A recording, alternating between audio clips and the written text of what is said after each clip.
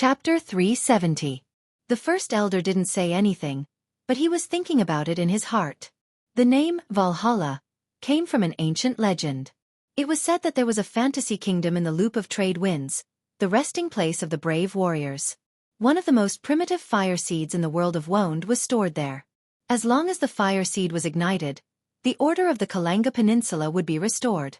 It was possible that a vast land as vast as the Cruz Empire would be formed. The Druids of the Deadwood Council had been guarding this secret for generations. This was also why they wanted to enter the loop of trade winds to find out the truth behind this strange atmospheric circulation phenomenon. However, Valhalla was just like a legend. It was there but also not there. Countless Druids passed through the loop of trade winds and entered the Kalanga Mountains, but they found nothing. The only thing they found was the ruins near the center of the loop of trade winds. However, the Great Elder knew that Andrew and the others had only found the outer area of the ruins. The center of the loop of trade winds was the center of the loop of trade winds, and no one could pass through it. Mr. Brendel, I'm sure Elder Greycrow has told you about the recent changes in the loop of trade winds? Greycrow looked up at Brendel and asked, I'm sure Elder Greycrow has told you about it before coming here? Brando nodded.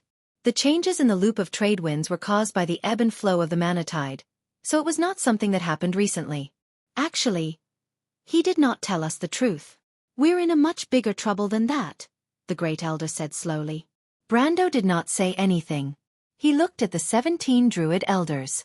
Including Grey Raven, there were 18 of them. They should be all the elders of the loop of the sky in this area, including the 3 great Druids. He suddenly understood why they were gathered here. The Druids were in trouble, and it sounded like it was not a small problem. Otherwise, they would not have come to him. However, he did not take the opportunity to ask for an exorbitant price. Instead, he nodded silently. The Great Elder seemed to be satisfied with Brando's attitude. The young man's humility made the Great Elder believe that he was a human he could interact with. The loop of trade winds. He quoted, This atmospheric circulation starts at the eastern end of the Karana Peninsula and surrounds the Karana Mountains. It is the most spectacular natural phenomenon in the southern part of Woned. On a clear day, even in Tonajil and Vlada, you can see this white wall of clouds running from east to west, hanging upside down in the southern sky of Erewhon. The geography of Lantern Island, the work of Master Tullman, Brando said, slightly surprised. He thought that these Druids really didn't care about worldly affairs, but it seemed that they still had some contact with the civilized world, just not known to the world. The Great Elder nodded. The Ring of Skies is a loose organization. The Druids have their own tasks and have been monitoring the movements of the Black Forest for a long time. And we, the Deadwood Council, have been guarding the secrets of the loop of trade winds for generations. The Great Elder turned his head and looked through the canopy at the white wall of clouds in the south. The thick layer of clouds was tens of thousands of meters high and stretched endlessly from east to west. Some birds were flying in the sky with the cloud wall as the background, but they were so small that they looked like a few black dots. The Black Forest south of Tonajil has always been called the wilderness closest to civilization in the Ring of Skies. It is the most stable Black Forest around the world of Woned. Not to mention that the border of Tonajil is rarely attacked by monsters. Even the areas deep in the forest border are rarely seen. Brando listened to the Great Elder's description and nodded in agreement. The Great Elder was telling the truth. The Black Forest at the border of Tonajil was indeed known for its gentleness. Otherwise, the players of Erewhon would not have ventured into the Black Forest from here for the first time.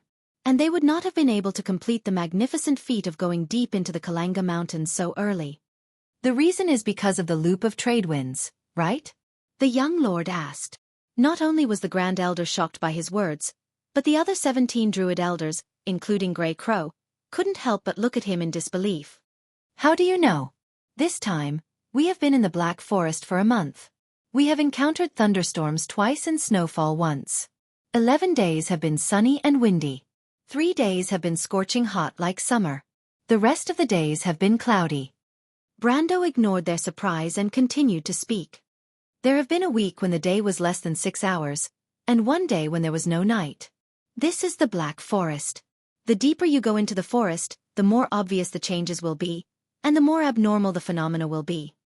But in this ever-changing wilderness, there is a huge atmospheric circulation that has never changed. The trade winds arrive at the Kalanga Peninsula every year, accompanied by abundant rain. Does this mean that there is a hidden order? He looked at the Great Elder. Clang! The Great Elder's cane fell to the ground, but he did not bend down to pick it up. Instead, he looked at Brando with a complicated expression. You do know this place very well. Yes, it is as you have guessed. The Great Elder paused for a moment before continuing Brando's words. We have discovered that the loop of trade winds has stabilized the order of this region more than 100 years ago. But recently, this situation has changed. What happened? Brando asked. Something strange has happened in the loop of trade winds, Mr. Brando. The area that we could enter easily in the past has become dangerous.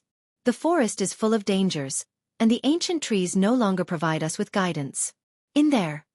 The Great Elder seemed to be searching for a suitable description. It is like being shrouded in a thick layer of fog. Nothing can be seen or heard. Is that all? No. Since a few weeks ago, those who entered the forest were attacked. Some were injured, but fortunately, no one died. Brando asked after hearing the Great Elder's explanation. So you are worried that this is a sign. The power of the loop of trade winds is gradually weakening, and it could be destroyed in an instant. Once the loop of trade winds collapses, the factor that stabilizes the Karana Peninsula will no longer exist. The violent mana brought by the Great Tide will corrode this region, and even Trentheim will be affected. The original guarded land will be reduced to nothing? Brando's words hit the nail on the head. The Great Elder nodded with a heavy expression. Their worries were not unfounded. The Kingdom of Erewhon did not have the strength to defend the south, and once the Kalanga Peninsula was destroyed, Tonajal and even the entire Ranna region would fall back into the wilderness. Your guess is correct. There is such a possibility. Brando thought for a moment and replied, but this problem is not unsolvable. There is a way? Andrew blurted out. The elders had discussed this matter for half a month without any results. How did this young man solve the problem with just a few words? He could not help but look at Brendel, wondering if he was just boasting. I am also curious, Brando replied. Since you know about the Great Tide, how can you not know about the connection between the two? You mean? The Great Elder was shocked. The weakening of the loop of trade winds is caused by the Great Tide? Isn't it obvious that the enemy is strong, and we are weak? But wait, Mr. Brando. The previous Great Tides only happened within the past 100 years. The magic moon did not have such a strong influence. The Great Elder exclaimed in shock. Brando slapped his forehead and suddenly realized where the problem was. You don't know about the Millennium Tide? What is that? The Great Tide that occurs once every 1,000 years. The last Great Tide ended the Year of Chaos, and this Great Tide is coming soon. The loop of trade winds is obviously affected by the Great Tide, Brando replied. The Druids no longer doubted that the young lord was boasting. Their expressions changed. I remember now, Andrew suddenly said. My lord, when we were in Abes, you told me that this era is coming to an end, and the magic moon is coming. The last Great Tide ended the Year of Chaos, and no one knows what will happen this time. Under such circumstances, it is impossible for you to suppress the growth of the dark forest. The burly Druid elder cried out in annoyance. Damn it! I didn't notice it at that time. I thought you were just talking about the normal Great Tide of the magic moon. Brando looked at the dozen Druid elders strangely. But didn't you ask for the opinions of the other members of the Loop of the Sky? I remember that although your organization is scattered, you still have a headquarters in the sacred land. Isn't there a lot of documents from before the Great Tide? Don't tell me that no one knows about the Great Tide? That's right, the Great Elder replied. He was not surprised that Brando knew about the secrets of the Druids. He guessed that the young man had some kind of relationship with the Druids. Otherwise, how could he know so much about them? We Druids rely on the wind of trade winds to transmit information. It takes at least one season for us to go back and forth. But the next season is spring, the season of the goddess. By the time we receive a reply, it will be summer. I see. Brando nodded. All right, he said, let's get back to the topic. Let's see how we can solve this problem. If we have to wait until summer, I'm afraid I can't wait that long. Then, my lord, do you have any ideas? The Great Elder changed the way he addressed Brendel. Nothing, Brando replied. We can only deal with the changes by sticking to the status quo. You mean? Valhalla. To be continued. If you want to know what will happen next, please go to www.chidian.com to read more chapters. Support the author, support the original reading. Chapter 371. When the tree elves saw the pale-faced human open the door and walk out, they couldn't help but greet him warmly and curiously. Hello, Nozidar. The weather is good today. Let's go out for a walk. Their chatter made Nozidar feel a little dizzy. If it was before, he would have been overjoyed to have so many beautiful elven girls talking and laughing around him. But now, he only felt that everything was unfamiliar. The sunlight that shone through the shade of the trees was unusually dazzling. The young man couldn't help but raise his hand to block the dazzling light. He had been cooped up in the house for a long time and couldn't adapt to the outside world. What's wrong? Are you not feeling well? The elven girl asked with concern. No. He shook his head and forced a smile. Then, he looked down at the residential area. The tree elves had arranged for him to live in the northeast area of the residential area between 3 tall trees. The scenery here was very good. The elves had built a platform to form a courtyard. Other than his room, there were a few other elven families living on the platform. Everyone treated him warmly. But Nozidar felt a sense of alienation. He felt that he didn't belong here. What's wrong? He looked down at the residential area and asked, Why is it so noisy? I heard that many people from the outside world have come, an elf replied. People from the outside world? Just like you, human. Not only that, there are also lizard men. They started chattering again. Why don't we go take a look together, Nozidar? Someone suggested. The young man was a little tempted. But at that moment, an elven guard came up from below. She was slightly surprised when she saw the young man and asked in a pleasant voice, Nozidar, you've come out? Lady Claire. The young man recognized the elven guard. She was the one who led him to this courtyard that day. I heard that people from the outside world have come in? Yes, there are quite a few, the elven guard replied. Why? Do you still want to go out? But normally, no one would go too far from the Green Tower. The druid elders would occasionally go to the outside world, but they wouldn't bring you along. She suddenly understood. I understand. You want to see if those people are your companions, right? Nozidar nodded. I heard that it's a lord, a human lord. Lord? Nozidar asked curiously, why would a lord of the human world come here? I thought the druids didn't want to interact with them? I don't know. Claire shook her head. But they seem to be guests of the elders. There are people from several countries. They seem to be from Cruz and Buga. Oh yes, there are also people from Erewhon. Erewhon? Nosida's eyes widened in shock. He suddenly became excited. Claire, can you do me a favor? I know. You want me to take you to them, don't you? The young man smiled awkwardly. What's so good about the outside world? The elven guard shook his head and sighed. All right, come with me. Nozida, are you leaving? Someone asked. The young man thought of his wife who might still be waiting for him to return and nodded. At the same time, Brando's discussion with the druid elders had just come to an end. The young lord told the great elder that the most direct way to solve the problem of the loop of trade winds was to find the primordial fire seed that was said to be preserved in Valhalla. According to the legends, once the fire seed was ignited, the Black Forest would gradually become a protected land, and all problems would be easily solved. But I'll have to wait for 3 days before I can confirm what I'm going to do. According to the Great Elder's description, he suspected that the creature that attacked the druids in the Loop of Trade Winds was a rare magical creature. He had fought with that thing before. Although it was only a few times, he still remembered the strange way it attacked. As he was thinking, he suddenly heard Amandina sigh beside him. So beautiful.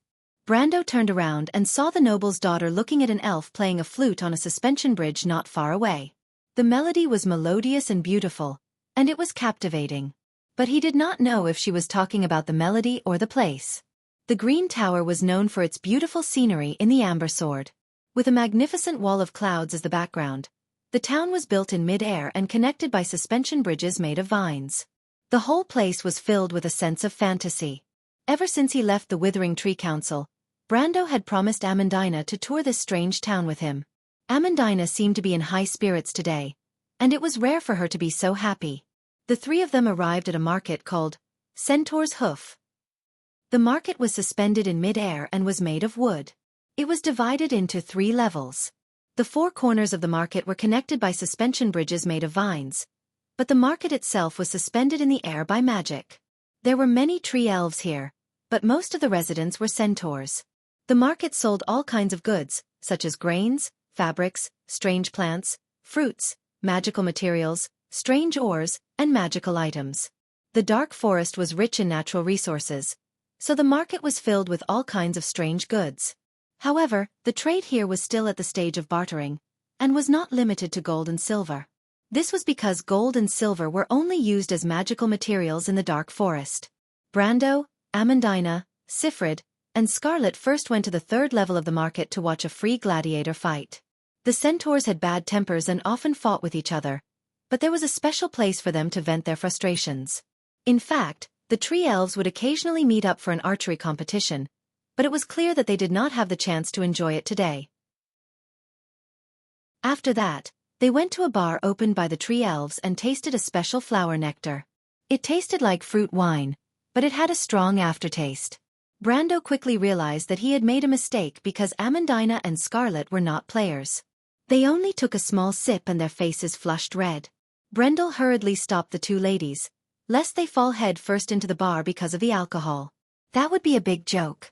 But Amandina was clearly not done yet. She had heard from the owner of the bar that there was a specialty of the Green Tower, tree gems. These gems looked like emeralds, but they were more crystalline and translucent. What's more, they were not expensive either. Amandina was tempted. She acted coquettishly under the influence of alcohol and pestered Brando to bring them to have a look. Brando looked at Amandina's flushed face and shook his head. He did not expect this calm and rational lady to have such poor alcohol tolerance. However, Scarlet's face was also red from drinking too much, and she seemed to be moved by Amandina's suggestion. Brando knew that he could not refuse. But he came to a conclusion. Women seemed to have no resistance to shiny things. This was similar to the habits of the Dragon Clan. Fortunately, Brendel had the foresight to take out some magic crystals from the 5-headed basilisk's nest. These things were hard currency in this place. If it was an ornament made of tree gems, a lesser moon crystal could be exchanged for a bunch of them.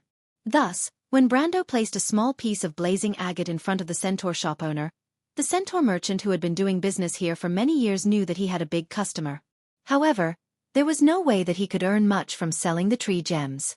The centaur merchant promoted the ornaments that he had personally crafted while trying to find out if the young lord needed any mysterious magical items. Brando was a little amused. He knew about this kind of magic shop. It was a place where you could buy a lot of cheap magic materials, but it was a little rare to see a finished product.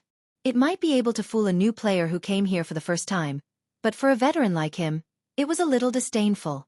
Brando, let him take it out for me to have a look. Amandina's face was red as she squinted her eyes and whispered, See if it's as good as yours, my lord. Brando suddenly felt that this noble lady was quite cute. He nodded. Take it out for me to have a look. The centaur merchant's face lit up with joy. If he could sell 1 or 2 accessories, he would not have to do business for the rest of the month.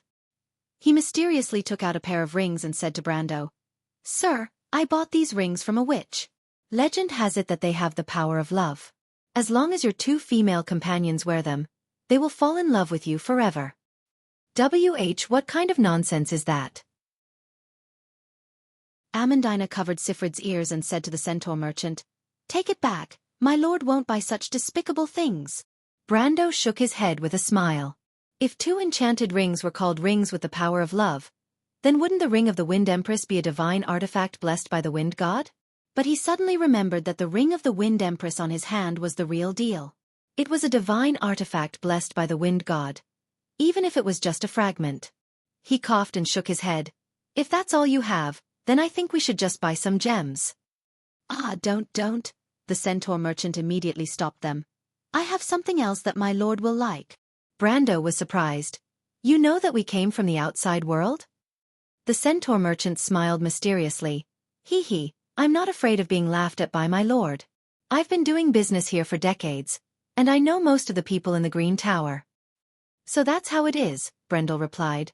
Then your business is really difficult. The centaur merchant's face immediately turned awkward. He realized that his little trick had been seen through, and he could only smile. "Don't worry, my lord, this time it's definitely not that kind of thing. I bought this from a witch. She came from the outside world just like you." The centaur merchant took out a box and opened it. Then he opened the box, and there was a shield-shaped stone piece inside. Brando's heart skipped a beat when he saw it. The stone key. P.S. Wrong name. Equals. Smiley face. Chapter 372. The Stone Key. Legend has it that it was used to open the portal between the elemental plane and the world of Woned. In the Amber Sword, its other function was to open an item to build a city in the wilderness. This thing and the Fire Seed were twins. The Fire Seed represented the rules of order, and the Stone Key was built on the basis of the elements. This was the law established by Lady Martha at the beginning of the world, using the law to restrain magic, and building the world with the elements. This thing was worth a lot in the game, and what was even rarer was that it was priceless. This was because most of the high-level quests that involved the elemental plane required it as a core item. For example, Brando had the quest to upgrade Halran Gaia. When the young man saw the shield-shaped stone in the box, the corner of his eyes could not help but twitch. There was only one voice that repeatedly echoed in his heart: "Wear out iron shoes in vain," only to find it by chance. "Little guy, you're in luck." Orthless seemed to have felt Brando's emotional fluctuations and woke up from her deep sleep. Brando nodded, but his expression did not change. He asked, "What is this?" "This is the stone key." The centaur boss replied, "Legend has it that it can be used to open a passage that connects our world to another world." Brando pretended to be impatient and interrupted him. "A passage to another world? What's in that world?" "Ah." The centaur boss was speechless. He had only heard this story from the witch who had received the goods. That wicked old woman had even taken away the best tree gem in his hands. "I heard that it's an elemental plane, right?" he replied, choosing his words carefully. "Elemental plane?" Brando was puzzled. His expression was innocent. "What am I going to do there?" "Little guy," Orthless could not help but shake her head in his heart. "You're just as good at pretending as Eloranta. If she saw you, she would definitely like you." "Elanta, great sage?" Brando asked in his mind. "Well, Orthless coughed softly. "Gretel, Fanzin, Lord San Orso, and Elanta. Elanta is the oldest. When they were young, she was the one who dealt with the employers and merchants." "Isn't that the commander?" "More or less." While Brando and Orthless were talking, the centaur owner was caught in a dilemma. It seemed like Brando was not as interested in this thing as the two rings, which made him a little depressed. "Sir, the witch told me that this thing is very beneficial to elementalists." Brando thought to himself that this was the truth.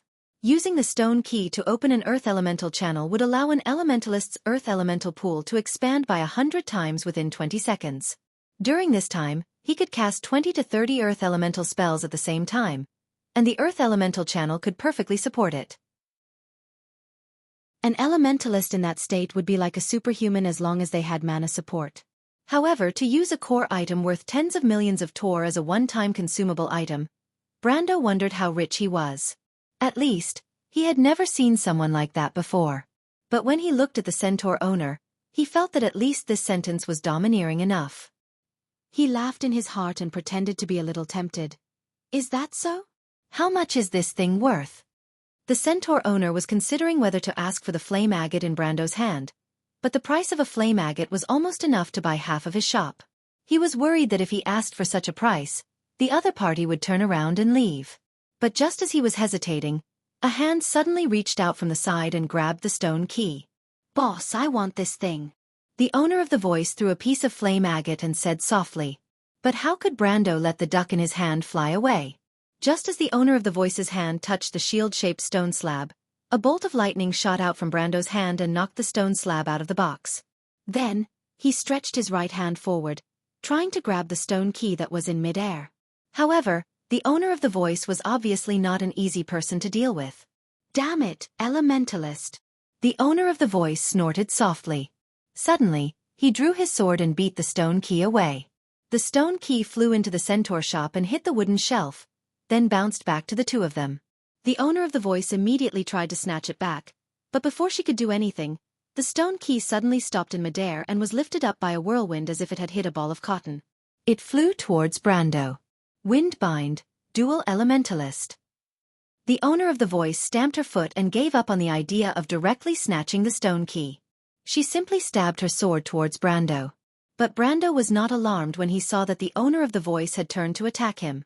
Because before the owner of the voice could make a move, vines suddenly sprouted from all directions and tightly wrapped around her. This was the druid's barrier spell. With a clang, the young lady's sword fell to the ground. It hurts. She squinted her eyes. Brando finally had the time to size up the opponent who came out of nowhere. He was slightly startled because the opponent was neither a Tanian nor a tree elf. She was a Kroo citizen through and through. Just by looking at the other party's long blonde hair and emerald green eyes, such obvious characteristics allowed the young lord to distinguish that the other party was definitely a noble of the Kurlutz Empire.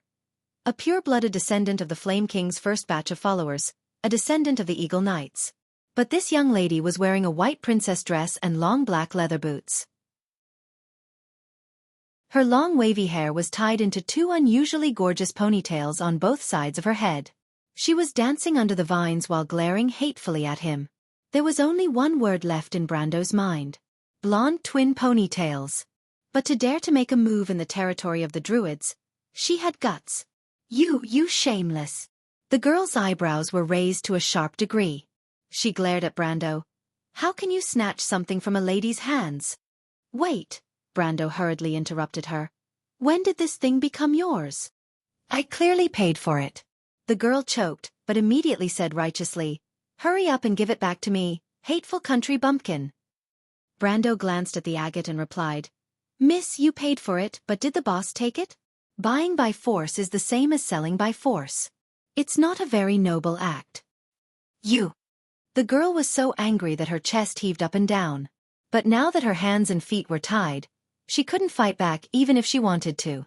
Besides, her companions didn't come up. She couldn't help but turn her head, but her emerald eyes immediately lit up. Faina, what's wrong? The first to come up was a black-haired youth. He was wearing a black trench coat unique to Cruz's Royal Alchemists. Brando was stunned when he saw him. The Cruz Royal Alchemists required level 10 alchemists to be qualified to join. How old was this guy?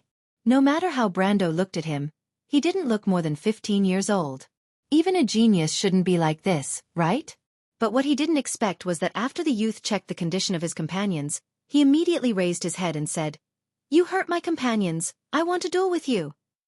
Then the youth looked up at the ancient tree above and said loudly, Spirits above, I promise not to harm this gentleman's life. I only want to teach him a lesson. This is a dispute between us. I hope no one will interfere. Just as he finished speaking, a green light flashed in the canopy. The agreement is established.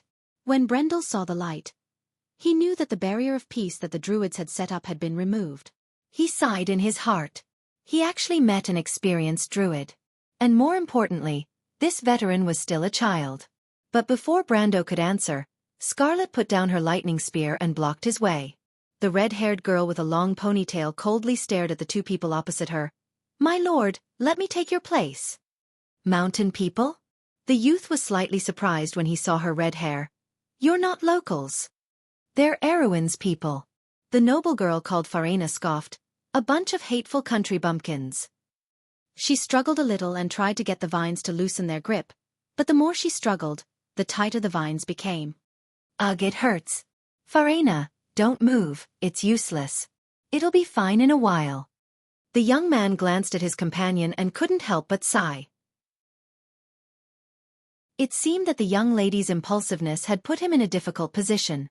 This is the effect of the druid's peace barrier. Who told you to be so impulsive? Damn it, it's all these country bumpkins' fault. The noble girl said with tears in her eyes. Rono, help me teach them a lesson. Let them know that the dignity of the Cruz Empire is inviolable. Amandina could not help but furrow her brows when she heard this. Brando heard the two of them calling them country bumpkins again and again. No matter how good his manners were, he could not help but feel a little annoyed. Besides, he did not like the Cruz Empire to begin with, and when he heard the last sentence, he could not help but raise an eyebrow. Well said. The young lord smiled coldly. Well said, The dignity of the Cruz Empire is inviolable.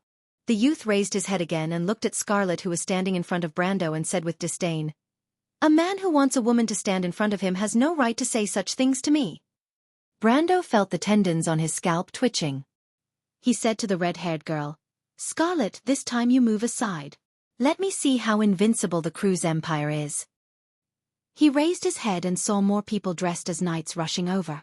They were all from the Cruz Empire. Strange, why are they here? To be continued. If you want to know what will happen next, please go to www.chidian.com to read more chapters. Support the author, support the original reading. Chapter 373. The knight was still far away, but the black-haired boy had already thrown 2 bottles at him. Alchemy bombs? Brando frowned and took a step back. Although it was said that the bombs were harmless, they were merciless. If the bombs were thrown at an ordinary person, they would either be dead or crippled. The bottle exploded in midair, and the boiling acid and glass shards scattered in all directions. But before they could touch his body, they were blocked by a bright and dark red shield-shaped flame shield that appeared in front of him. The Crimson Blessing spell automatically took effect. However, when the white smoke dispersed, Brando found that there were 2 strange humanoid creatures in front of him. They looked like meat golems. Their twisted and ugly bodies were covered with alchemy circles. They looked like a pile of flabby meat. But when he looked at them carefully, they were much weaker than meat golems and only slightly taller than an adult. They were called mutants. They were a kind of level 25 alchemy life.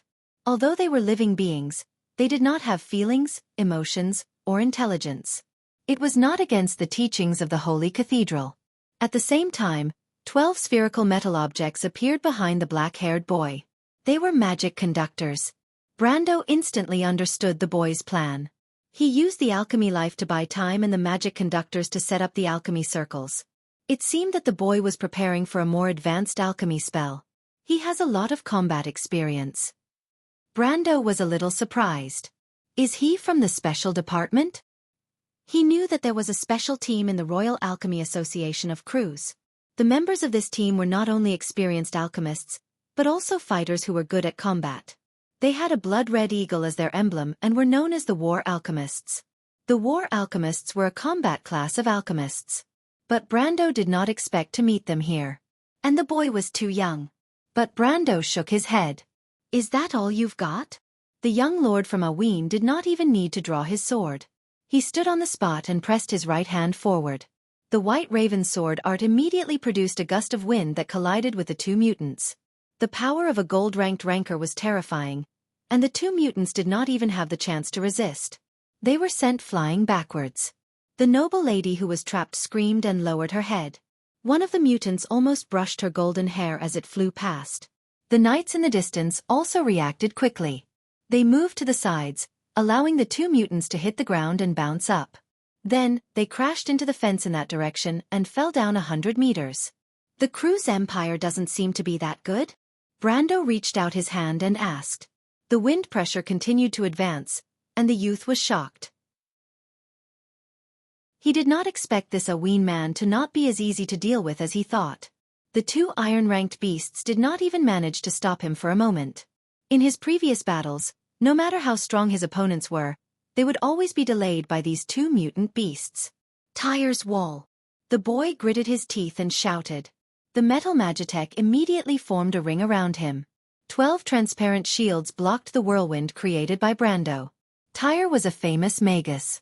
He was known for his expertise in defensive spells. He had invented many famous defensive spells and defensive magic devices. After blocking Brando's attack, the black-haired boy took a deep breath and prepared to counterattack. But at this moment, a large sturdy hand pressed down on his shoulder. The knight had arrived. "Rono, you're no match for him. Step back and use your alchemy to support us. Leave this guy to us." The knight who stopped the black-haired youth was clad in full armor and wore a full helmet with purple and green feathers. He spoke in a low, muffled voice, and Brendel could tell that he was a centurion just by looking at his attire. "Captain." The black-haired boy was shocked.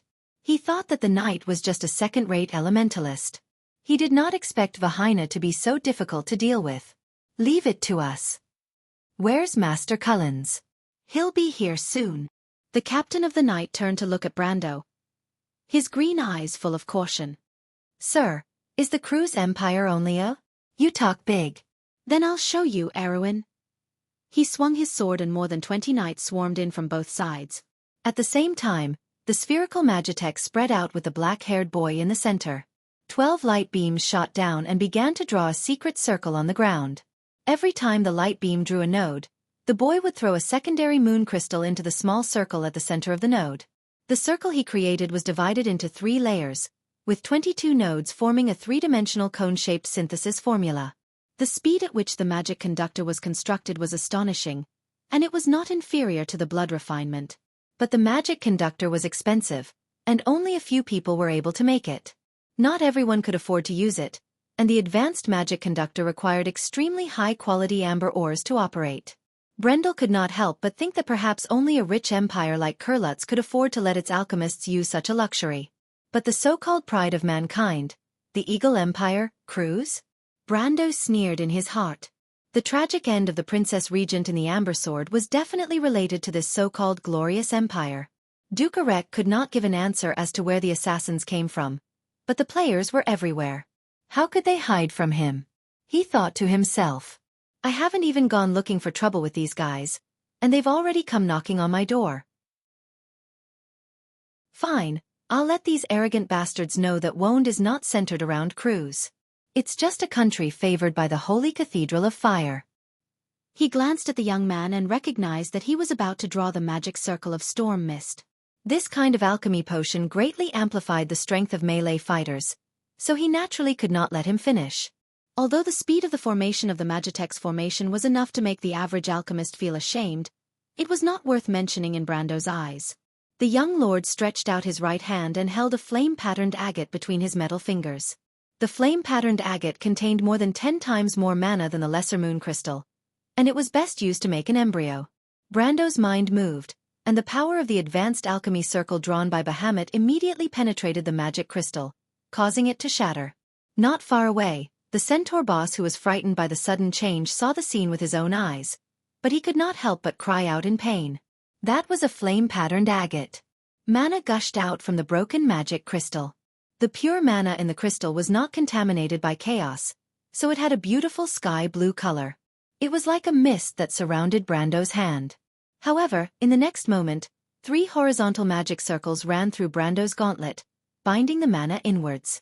The magic circles compressed forward, and together with the mana, they formed a sphere in Brando's palm. The blue mana pulsed slightly in the sphere, as if it was nurturing something to break out of its cocoon. Brando held the sphere in his hand and shot a dazzling blue light forward, passing through the 3 knight and shooting into the magic circle of the black-haired young man. The latter's expression changed drastically, and he could only watch as the magic circle that he had built turned into ashes in an instant. Counter-alchemy.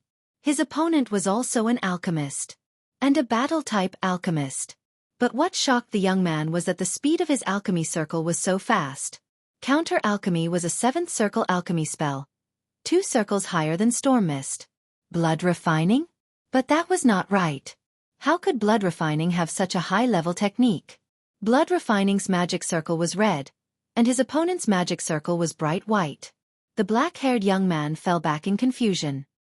He coughed out a mouthful of blood and hurriedly covered it with his hands, but the bright red blood still gushed out from between his fingers. Counter-alchemy had almost instantly damaged his internal organs. Rono! The noble lady who was entangled by the thorns was shocked and cried out. The knight was also stunned. They did not expect that the black-haired young man, who had always been known as the strongest alchemist in the empire, would be severely injured by his opponent. Moreover, his opponent was also using alchemy and was also so young. The captain of the night was shocked at first, but then he was furious. He could not imagine how furious His Majesty would be if he knew that such a genius was injured under his protection, and what kind of fate would befall him. Kill him! He shouted angrily, but the captain of the night immediately realized that he was in the territory of the druids. He quickly changed his words and said, "Capture that Erewhon man." "Capture me?" Brando sneered. "What right do you have to capture me?" He looked around. There were more than 20 knight present, and every one of them was at least a middle silver. On one hand, this showed Cruz's strength. On the other hand, it also showed that the black-haired young man and the blonde lady with double ponytails were not simple people. However, there were only a little more than 20 middle-level silver knights. Brando heard their conversation just now and knew that they might have more powerful reinforcements, so he did not want to waste any more time on them. He took a step forward. With the young Lord of Erewhon as the epicenter, an unparalleled wave of energy exploded in all directions. Driven by the power of a level 16 military swordsmanship and the power of a gold-ranked knight, the White Raven sword's aura was so sharp that it was almost tangible. Although Brando did not draw his sword, the white aura was already as sharp as a blade. The centurion did not expect that this young man had not only stepped into the gold-ranked knight, but also reached the level of a master in swordsmanship. A quasi-sword saint. The knights screamed, but they were already swept away in a fan shape. There was no way they could resist the power of a knight who was 3 whole ranks higher than them. In just one breath, the 20 knights of the Cruz Empire were completely defeated. Brando was not surprised at all. If it was before he went to Schaflund, it would have taken him a lot of effort to get rid of these people. But now, they were no different from chickens and dogs. He raised his head and saw the noble lady cowering back weakly. Don't come over. To be continued. If you want to know what happened next, please go to www.chidian.com. Chapter 374. Farina, what's going on here? Before Brendel could reply, a nobleman wearing a black ceremonial robe came out from the crowd of centaurs that were watching from afar. He looked at the young lady who was tied up, then at Rono and the other knight on the ground, and his expression changed. The middle-aged man raised his head and saw Brando standing in the middle of the field with Amandina and Scarlet behind him. His expression darkened, and he immediately pulled out his long sword and stabbed towards them. Brando felt a scorching aura along with the tip of his sword. Passive element. Gold domain. Brendel and Scarlet's eyebrows twitched. The elements in their bodies reacted at the same time. After the space stagnated, everyone felt the temperature plummet. Arcs of electricity danced on the lightning spear in Scarlet's hand. The middle-aged man's sword was blocked by a fire shield when it was 3 inches away from Brando. His expression changed, and he immediately retreated, cautiously looking at the 2 youths. "Who are you?" Cullens was shocked. He could tell that Brando and Scarlet were not Tanians, nor were they tree elves. Scarlet's striking red hair made it easy for him to tell that she was a Highlander. How come he had never heard of 2 gold domains at such a young age? Count Cullens, they're Erewhon's people. Farina patted her chest and sighed in relief when she saw the middle-aged man rushing over. They're the ones who injured Rono and the others. That young man, he even said that the Empire isn't worth mentioning. The Empire isn't worth mentioning? Cullens snorted when he heard those words. The glory of the Empire was the pride of every citizen of the Eagle Kingdom. In his eyes, Aween was just a small group of rebels. If it wasn't for the Wind Elves who were behind the scenes, Aween would have been wiped out long ago. Even if the Erewhon were recognized by the Holy Cathedral of Fire, the proud Cruz Empire was still unwilling to admit this. In their eyes, the Erewhon Empire was just a group of country bumpkins, and the nobles among them weren't nobles at all. The Erewhon Empire's king, Eric, was indeed from a noble family with a long history in the Cruz Empire. He looked at Brando with a dark gaze. "Young man, are you the one who said that?" Brando looked at the noble, and his impression of him ran in his mind. But there were too many nobles in the Cruz Empire, and the number of gold domains were as many as the stars in the sky. "I'm just telling the truth," he replied casually. "Well said." Cullens ground his teeth, but there was a cold smile on his pale face. "But I heard that your empire is in trouble right now." Oberg VII was defeated by Emir Madara, and he sent an envoy to beg the emperor for help. "Oh, that old man should be dead by now, right?" He pretended to think for a moment and sighed. "There's civil strife, and it seems that your empire isn't doing well, young man." "I don't know if the princess is interested in our 9th prince, or else our prince might be able to help. Even if the Cruz Empire isn't worth mentioning, it would be easy for them to solve the problem of the Erewhon Empire." The noble's words were filled with mockery, and it was jarring to the ears of any Aween citizen. It took Amandina a lot of effort to hold herself back from retorting. She was a girl after all, but she still gritted her teeth inwardly. Even Scarlet furrowed her brows. No matter how despicable Erewhon Empire was, it was still a country shared by everyone in this land. Being mocked by an outsider made her uncomfortable. As for Brando himself, the moment the man mentioned the princess, his face darkened. He placed his hand on the hilt of Halrangaya for the first time. He didn't draw his sword because he didn't want to kill anyone. But if someone wanted to die, he didn't mind helping them. A mere gold rancor. He could easily defeat Coden with his swordsmanship and strength, but that wasn't his full strength. Don't forget that Brando was also a planeswalker and an elementalist. He didn't even need Scarlet to interfere. He was confident that he could make Coden unable to utter a single syllable within 10 moves. Sifrit held Amandina's hand. She didn't have any feelings for the Erewhon Empire, but at least she knew that it was her brother's homeland. When she saw Brando's dark expression, she knew that he was unhappy. She raised her head and looked at the Count. "Who are you? You're not welcome here." Count Cullens was stunned. He didn't think that a child would dare to refute him. He was stunned for a moment, but he immediately sneered, "How uncultured." As expected of a country bumpkin's child. But before he could finish his sentence, he couldn't continue. He wasn't the only one. Even the centaurs around him felt the air suddenly turn cold.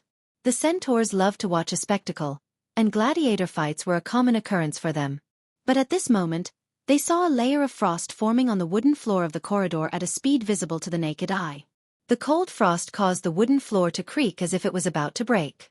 The frost was like a white snake that extended from Brando's feet to Cullen's. "Is this an element? What a high-level ice element." The Count of Cruz's expression changed in an instant. He raised his sword to block Brendel's attack, but at that moment, a low voice came from outside the crowd. "Stop!" Count Cullens was startled, but Brando didn't seem to hear it. He had already unsheathed Halrangaya, and the power of his element had reached its peak at this moment. It was as if the power of his element had reappeared in Grodden's hole. The white snake of frost shot towards Cullens like lightning, but this time it was destined to fail. An invisible force suddenly blocked Brando's momentum. It was like a transparent wall that suddenly cut off Brando's ability to sense his element. The young man raised his head in shock and saw the centaurs in front of him retreating to the sides. A woman wearing a red plush cloak and shining armor walked out from the back. Her long hair was as green as jade and draped over her shoulders like a waterfall. The woman was very beautiful. She was about 40 years old, but there were only a few wrinkles at the corner of her eyes. She only looked at Brando coldly. Brando was about to attack, but her glare froze him in place. Brando recognized this woman. She was Veronica, the commander of Cruz's Azure Firmament. She was one of the few female commanders in the Empire, and had participated in the November War. She was also the supreme commander of the Eastern Front in the Second Holy War. 30 years ago, she already had the titles of Supreme Sword Saint, Dragon Knight, War Sage, and Heavenly General. 100 years ago, she had already awakened her elemental power. As for now, no one knew how strong she was. But if there were any top experts in the Cruz Empire, then this woman was definitely one of them.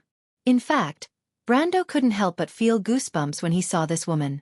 Although Veronica and Freya had a good relationship in the past, and could even be said to be half of the latter's teacher, in front of this powerful woman, the future Valkyrie was just a young girl. But no matter who she was, Brando didn't want to meet her in this place. Not to mention, he had just taught her a lesson. Although it seemed like the Cruz Empire was the one who started it, who wouldn't protect their elders? Isn't this the same as asking for my life? Martha above, who wrote this script? Brando almost choked when he saw the woman's distinctive green eagle-shaped earrings. Do you look down on the Empire? The woman's first glance at the young man was cold, and her tone was not polite at all. Accompanied by such words, the woman's aura seemed to have turned into an unsheathed sword, and the tip of the sword was pointed directly at Brando. This made the young lord from Erewhon choke, but he stared into the woman's eyes, took a deep breath, and replied. The ancestors of the Cruz Empire seemed to be used to solving problems with suppression and conquest, so they forgot the tolerance of civilization? Not only to his own people, but to outsiders as well?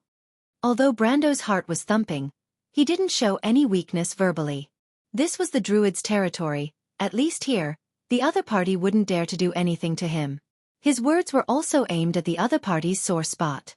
The Cruz Empire's cruelty and indifference had always been the reason why they were criticized by the Holy Cathedral of Fire. But fortunately, the Cruz Empire accounted for more than half of the 7 high priests of the Holy Cathedral of Fire, so they were still able to hold on to the religious power.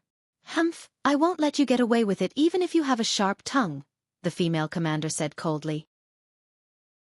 "Cullens, teach this Erwin a lesson." Cullens turned around and sensed that Brando had been locked on by the legendary commander. He couldn't help but smile sinisterly. He couldn't kill in the druid's territory, but he had no problem secretly making Brando's life difficult in the future. He was more than willing to destroy the future of 2 Erwin's outstanding youths. He immediately bowed respectfully to Veronica, then drew his sword and stabbed Brando's wrist. But how could Scarlet, who was standing behind Brando, let him do as he wished? She raised her spear and blocked Cullens's path of attack, but just as she was about to strike, the female commander glanced at her coldly. At that moment, the red-haired girl was struck by lightning, and the halberd in her hand fell to the ground with a clang. "You don't know what's good for you," Cullens sneered, the blade in his hand already close to Brando's body. P.S. What will Brando do when facing an elemental-level opponent? Next time, please listen to the breakdown. It's the end of the month. Where are the tickets? I'm begging for them. To be continued. If you want to know what will happen next, please go to www.chidian.com. There are more chapters. Support the author, support the original reading. Chapter 375. You're courting death. Cullens sneered. His sword was already close to Brando's body. Brendel looked at him with the same pitiful gaze. The young lord was completely suppressed by Veronica's aura and couldn't move at all.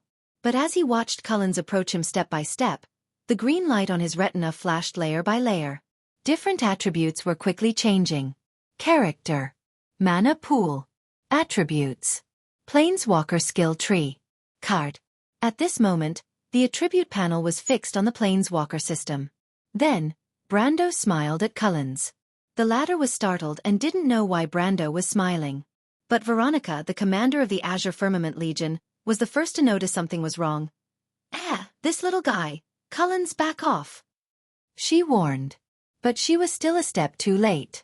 A white-gold flaming blade appeared in front of Brando. Sun Blade. This was the first time Brando used this card in a long time, and the unlucky Count Cullens became the first guest. He didn't expect Brando to be able to counterattack under Veronica's suppression, so when the blade of light condensed in front of him, the Count of Cruz could only stare in horror. He was hit head-on and flew back with a scream. He did a series of difficult 1800-degree turns in the air before falling heavily on the ground. "Lord Cullens," the blonde girl with twin ponytails exclaimed. Veronica raised her beautiful green eyebrows. She didn't expect Brando to still be able to retaliate under her suppression. She was surprised and dissatisfied. Ever since she became the commander of the Empire's Legion, no one dared to be so arrogant in front of her. Veronica reached out to grab her sword. Azure Firmament. But after thinking about it, she held back. As the commander of the Empire's Legion and the extreme sword saint who was over 100 years old, bullying a junior was a disgrace to the Empire's dignity. But no matter what, the Empire's dignity couldn't be blasphemed. She raised her hand and coldly said, "Take this guy down." Veronica stared coldly at Brando. She waved her hand forward, and more than 30 knights from the Imperial Cavalry Division behind her swarmed forward. When Veronica spoke, she released the pressure on Brando. Even though the knights of the Imperial Army were nothing more than embroidered pillows, she believed that they were more than enough to deal with a small noble like Erwin. She had seen Erwin's army before. Other than the Royal Knight Regiment of Corvado, who could barely be considered soldiers, the rest were just a bunch of rabble. But Brendel felt the pressure on his body loosen. He looked up and saw the Imperial Knights rushing towards him. At a glance, he recognized that the other party was the Kurlutz Guards. Although these guys were not Kurlut's frontline legion, they were much more difficult to deal with than the Knights of the Border Cavalry Regiment he had just dealt with. After all, the Border Cavalry in Cruz was an organization similar to Erwin's Guards. Brando calmly took a step back and drew his sword for the first time. As soon as the sword was drawn, the cold light reflected from the dark blade made Vahina, who was tied up by thorns, cry out. That sword. Be careful. It's the Crimson Blessing. but the black-haired youth's voice immediately covered her voice. Rono got up from the ground and wiped the blood from the corner of his mouth. One of his hands was pressed on his chest, and it was extremely uncomfortable. But even the churning of his internal organs could not compare to the shock in his heart at this moment. He saw the silver gauntlet on Brando's right arm and finally confirmed his suspicion. It was the Crimson Blessing, the grip of Bahamut. A true divine weapon in the eyes of alchemists. Brando's hand was ignited with true red flames. The flames surged up his arm and swallowed Halran Gaia in an instant. Brando leveled his sword and charged towards the knight. At that moment, he was like a demon from hell, leaving a trail of flames behind him. Veronica's face changed when she saw Brando's sword. This was not a quasi-sword saint at all. The youth standing in front of her was a true sword saint. And when she saw the sword and armor in his hand, she knew that she had made a huge mistake. She had underestimated her opponent. Veronica immediately grasped the hilt of Azure Firmament, but at this time, Brando was already like a burning phoenix, charging into the midst of the night. Attack from the front left. Orthlis's voice was cold and calm. She was fighting side by side with him. Take advantage of the gap between the knight's attacks. Don't let go of this opportunity to retreat. Pursue. It's best to block this attack first. Hey, little guy, how did you do that? Orthlis was suddenly startled. She found that sometimes Brando seemed to know the enemy's intentions better than she did. She relied on her thousands of years of experience, but it was a stretch to say that Brando had talent. Even Orthlis was surprised that a person could have such talent in swordsmanship. Even Gretel doesn't have such talent, she thought. But at this moment, Brando saw a different scene.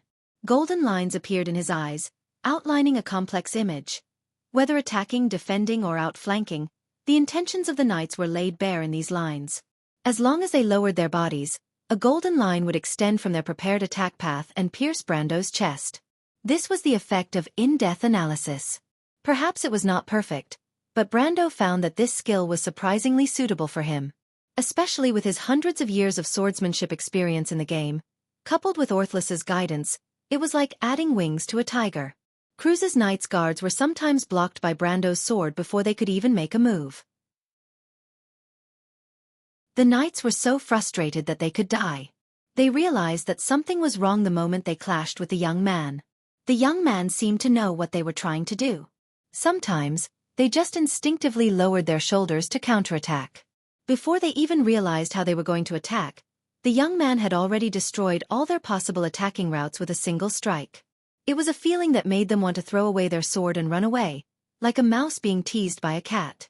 But Brando always stopped at the last moment, which surprised the knight. They knew that if he wanted to, he would have killed them long ago. But he didn't. Was he showing mercy? But it didn't seem like it. The knight didn't know why, but Veronica, who had unsheathed her sword, knew that Brando had long been paying attention to her. He knew from the beginning that she was going to make a move. But how did he know? She's about to make a move. Orthlis reminded. I'm curious. Brando looked at Veronica's direction while blocking the knight's attacks. Lady Orthlis, in your prime, who was stronger between you and this lady? She's just a little girl, Orthlis snorted and replied with some confidence. I don't even need to use my sword to fight her. She's not even as strong as your grandfather. What? Brando was shocked. Careful, she's coming. The young lord raised his head and saw Veronica appear in front of him in an instant. He was shocked and rolled away to avoid his opponent's sword. Veronica was slightly startled, thinking that this guy dodged quite quickly. It seemed like he already knew how she was going to attack before she even appeared. But while she was surprised, Brando was being scolded. Why are you dodging? Orthlis was dissatisfied. Meet her head-on. Lady Orthlis, I'm not afraid of her in terms of swordsmanship, but in terms of strength, I'm not even close to her. Brando explained as he dodged. Idiot, how can she use such a high level of strength here? Orthlis scolded him in his mind. Unless she wants to tear down this bazaar with her sword. Brando was stunned for a moment, then suddenly realized that this was the Druid's aerial bazaar. Although there was a barrier protecting it, it could only support a battle between two gold-ranked fighters. No matter how high the power was, the barrier wouldn't be able to withstand it. He was stunned and almost got hit by the sword, but at the last moment, he turned his head and dodged. Veronica's sword barely grazed his cheek. The sword's aura left a cut on his face. Brando felt a chill on his face, but Veronica was both angry and amused at the same time. This kid actually dared to be distracted during a battle with her. Even the famous sword Saint Cruz was not so daring. And what surprised her the most was that he actually dodged. This kid. Veronica couldn't help but think, if only Cruz was more powerful, I would definitely let him follow me and inherit my legacy. But of course, Brando didn't know what the female commander was thinking. After Orthlis's reminder, he decided to switch from defense to offense. He paused for a moment, then raised Earth to block the blade of the azure skies. Green and gray light intertwined, the azure skies was a wind fantasy weapon. In terms of level, it was not inferior to the Halran Gaia. However, the Earth was stable and naturally restrained the ever-changing wind element. Thus, Azure Firmament's whirlwind effect was almost completely suppressed. Brando only felt his arm go numb when the two swords collided. This woman is so strong, he thought to himself. But this time, he didn't retreat. Instead, he pulled back his sword and stabbed at the opponent. Counterattack. Everyone was shocked. The Imperial Knight who couldn't even intervene could hardly believe their eyes. The young man was actually counterattacking. How dare you? Veronica was also angry. Not only was this kid not afraid of her, he even wanted to suppress her in a direct confrontation. This was simply a fantasy. P.S. There seems to be a restless aura in the air. What is it? I don't know. But that monthly ticket? Dragged away. To be continued. If you want to know what happened next, please go to www.chidian.com to read more chapters. Support the author, support the original reading. Chapter 376. In a single breath, Brando and Veronica had exchanged 10 blows. It looked like the Lord of Erewhon was at a disadvantage, but everyone around, including the centaurs, were still stunned. Of course, they could see how terrifying this woman was. Even the barrier of peace was flickering because of her power. When Veronica let go of her sword, her power finally activated the barrier of peace to counterattack. However, the thorns that could easily bind Vahina into a ball were swept away by her sword aura before they could even get close to the female sword saint. Veronica did not even deliberately attack the vines, but they still could not get within 10 feet of her. Even so, Brando was still able to put up a good fight against her. Veronica started to feel anxious. This time, the Cruz Empire entered the Black Forest in the name of envoys to contact the Druids. In fact, their real purpose was to find out the details of the large-scale magic reaction a few months ago. The wizards had already predicted that it was a divine reaction, and it was very likely to indicate the whereabouts of the long-lost Lionheart sword. The results of the palace astrologer's divination also proved this point. The importance of the Lionheart sword to the Cruz Empire was self-evident. Although it had been stolen by King Eric of Erewhon for hundreds of years, the empire had never given up on searching for its whereabouts. It was the same this time. After all, they were not in the empire's territory. They had always been low-key, but this time, because of a mistake in her judgment, things had blown out of proportion. If she had used her aura to suppress the boy earlier, she would have taken him down directly. But now, the boy's sword aura had reached the peak. Even if she unleashed her aura, she still could not suppress him. Instead, it would cause the boy to violently resist. The female commander could not help but feel a little shocked. When did such a genius appear in Erewhon? Veronica was born in a family of swordsmen and had been a shining star in Cruz since she was young. But she did not think that she would be able to fight with him for such a long time when she was his age. For a moment, she even wanted to put down her sword and ask him if he was willing to go back to Kurlutz with her and be her student. Such a genius was too rare, and he was able to regularly predict her attack intentions. It was the first time she had fought with this young man, and such talent was simply rare in the world. But at this time, Veronica could not back down. She knew that this battle had to end as soon as possible. She did not have much time, and finally, she could not help but want to use her true strength. As for whether or not she would destroy half of the market, she did not care so much. In any case, the Druids couldn't do anything to her. At most, they would just chase them out of the city. She was the commander of the Azure Firmament army, so how could she be timid over such a small matter? Veronica made up her mind, and the long sword in her hand glowed with a green light. Be careful, Orthlis immediately warned. Brando also felt the terrifying power. He knew that as long as he dodged this attack, Veronica would not be able to chase after him. But how could he dodge? He turned around and saw Amandina and Scarlet holding Sifrid not far away. That crazy bitch. Brando was also angry. Holy sword named by the wind. With a wave of his hand, a pair of green wings appeared behind him. He pointed the Halran Gaia forward, and the wings of light retreated to reveal hundreds of swords of light floating behind him, pointing at Veronica and the group behind her. Veronica was about to attack, but she could not help but be startled when she saw this scene. What is this?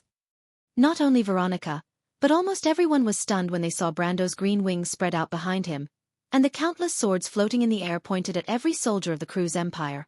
You can try. Brando looked at Veronica and said calmly. Are you threatening an empire's commander? Veronica's green eyebrows furrowed slightly. Do you think these little things can hurt me? They might not hurt you, but they are more than 200 attacks with strength above the silver rank. Commander Veronica, do you have the ability to protect everyone under this level of attack? Brando said casually. Veronica frowned. Rono was an alchemist and a knight. He was also the most talented alchemist in the royal family, and had been received by His Majesty many times. Farena's identity was even more special, and she could not let anything happen to them. Veronica was stunned for a moment. She did not think that her weakness would be used against her. How despicable of you to threaten a lady's life. Farena saw that the commander she worshipped was in a dilemma because of her. She could not help but gnash her teeth as she glared at Brando. If looks could kill, she would have pierced 100 holes in Brando's body. Bullying the weak with numbers doesn't seem to be something to be proud of. Amandina immediately retorted.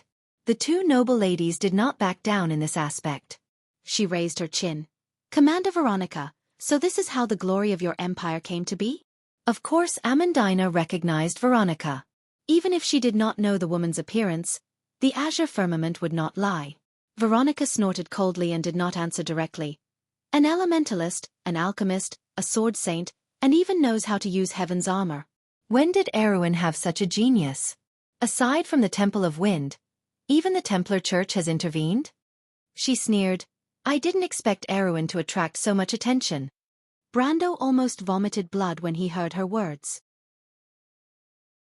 Of course, if there was a screen, this was just the effect of the wind spirit spiders combined with the Holy Sword card.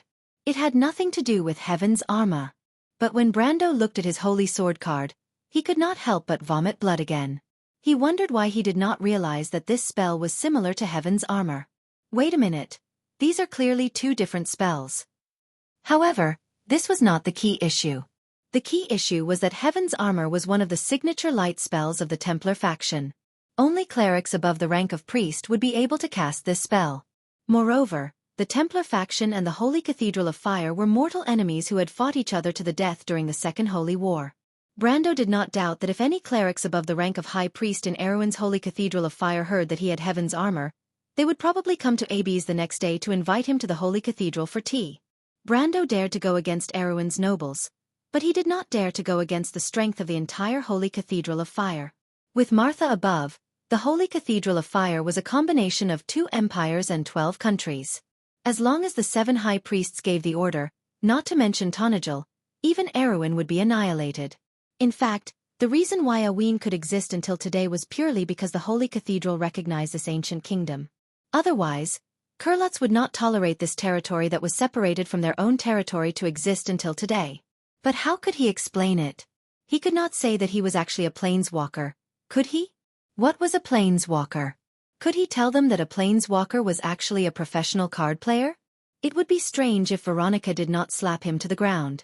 Therefore, Brando was a little depressed for a moment. He could only hope that this crazy woman's mouth would be virtuous and would not spread this matter to anyone.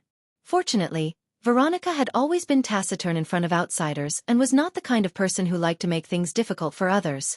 However, Veronica did not dwell on this topic. On the contrary, the female commander only coldly raised her sword and said with extreme arrogance, "But young man, do you really think that I won't dare to attack?" Brendel's breath caught in his throat, and he immediately felt a boundless pressure converging on his body. She has made up her mind to attack. Orthlis reminded. Crazy. Brando cussed in his heart. At the same time, his mind was frantically trying to think of a way to avoid the opponent's sword. But at this time, a majestic voice came from the sky. "Cruz's people, why don't you try attacking?" This loud voice seemed to echo in the sky, rumbling in everyone's ears. Everyone was stunned. Then they saw the surrounding green barrier began to flicker, and one by one, druids appeared from it. As soon as they appeared, they blocked in front of Brando, completely blocking Veronica's path of attack. The scene was silent. Veronica furrowed her brows and put down the sword that she had raised. The druids had finally arrived.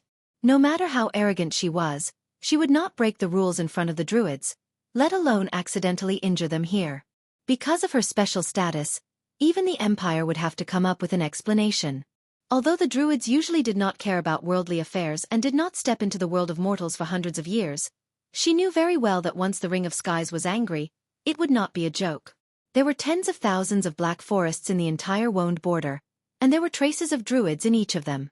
As for how many druids there were in the world, only Lady Martha knew. Not to mention that the forest country Atlanta was their ally. "Lady Veronica, you promised that you wouldn't cause any trouble here when you entered. You should understand that the Kurlutz Empire may be powerful, but it has nothing to do with the druids," the druid said coldly. Brando recognized the leading druid elder at a glance. He was one of the 17 elders in the morning, but the other party's tough tone made him speechless. This is clearly not giving face to the Cruz people. And the other party questioned Veronica first, which was obviously abnormal. He knew in his heart that the other party was actually siding with him. It seemed that these druids were very interested in his proposal. Veronica's face darkened. Of course, she could hear the hostility in the other party's tone. She originally hoped to use the identity of the Cruz diplomatic group to suppress the other party, and see if she could detain Brando from the hands of these people who played with turf. After all, in her opinion, Brando was just a small noble of Erewhon who came here for an adventure. Compared to the Cruz diplomatic group, it was self-evident which one was more important. But she did not expect these druids to be so inhumane and completely shut down this possibility. The female commander could not help but look at these druids carefully with her green eyes.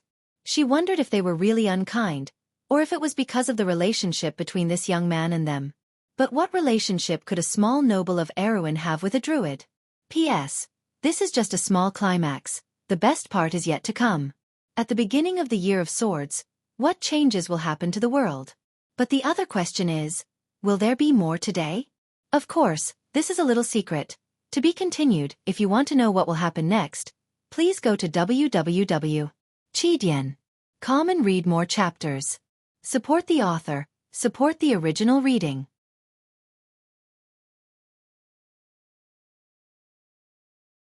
Chapter 377.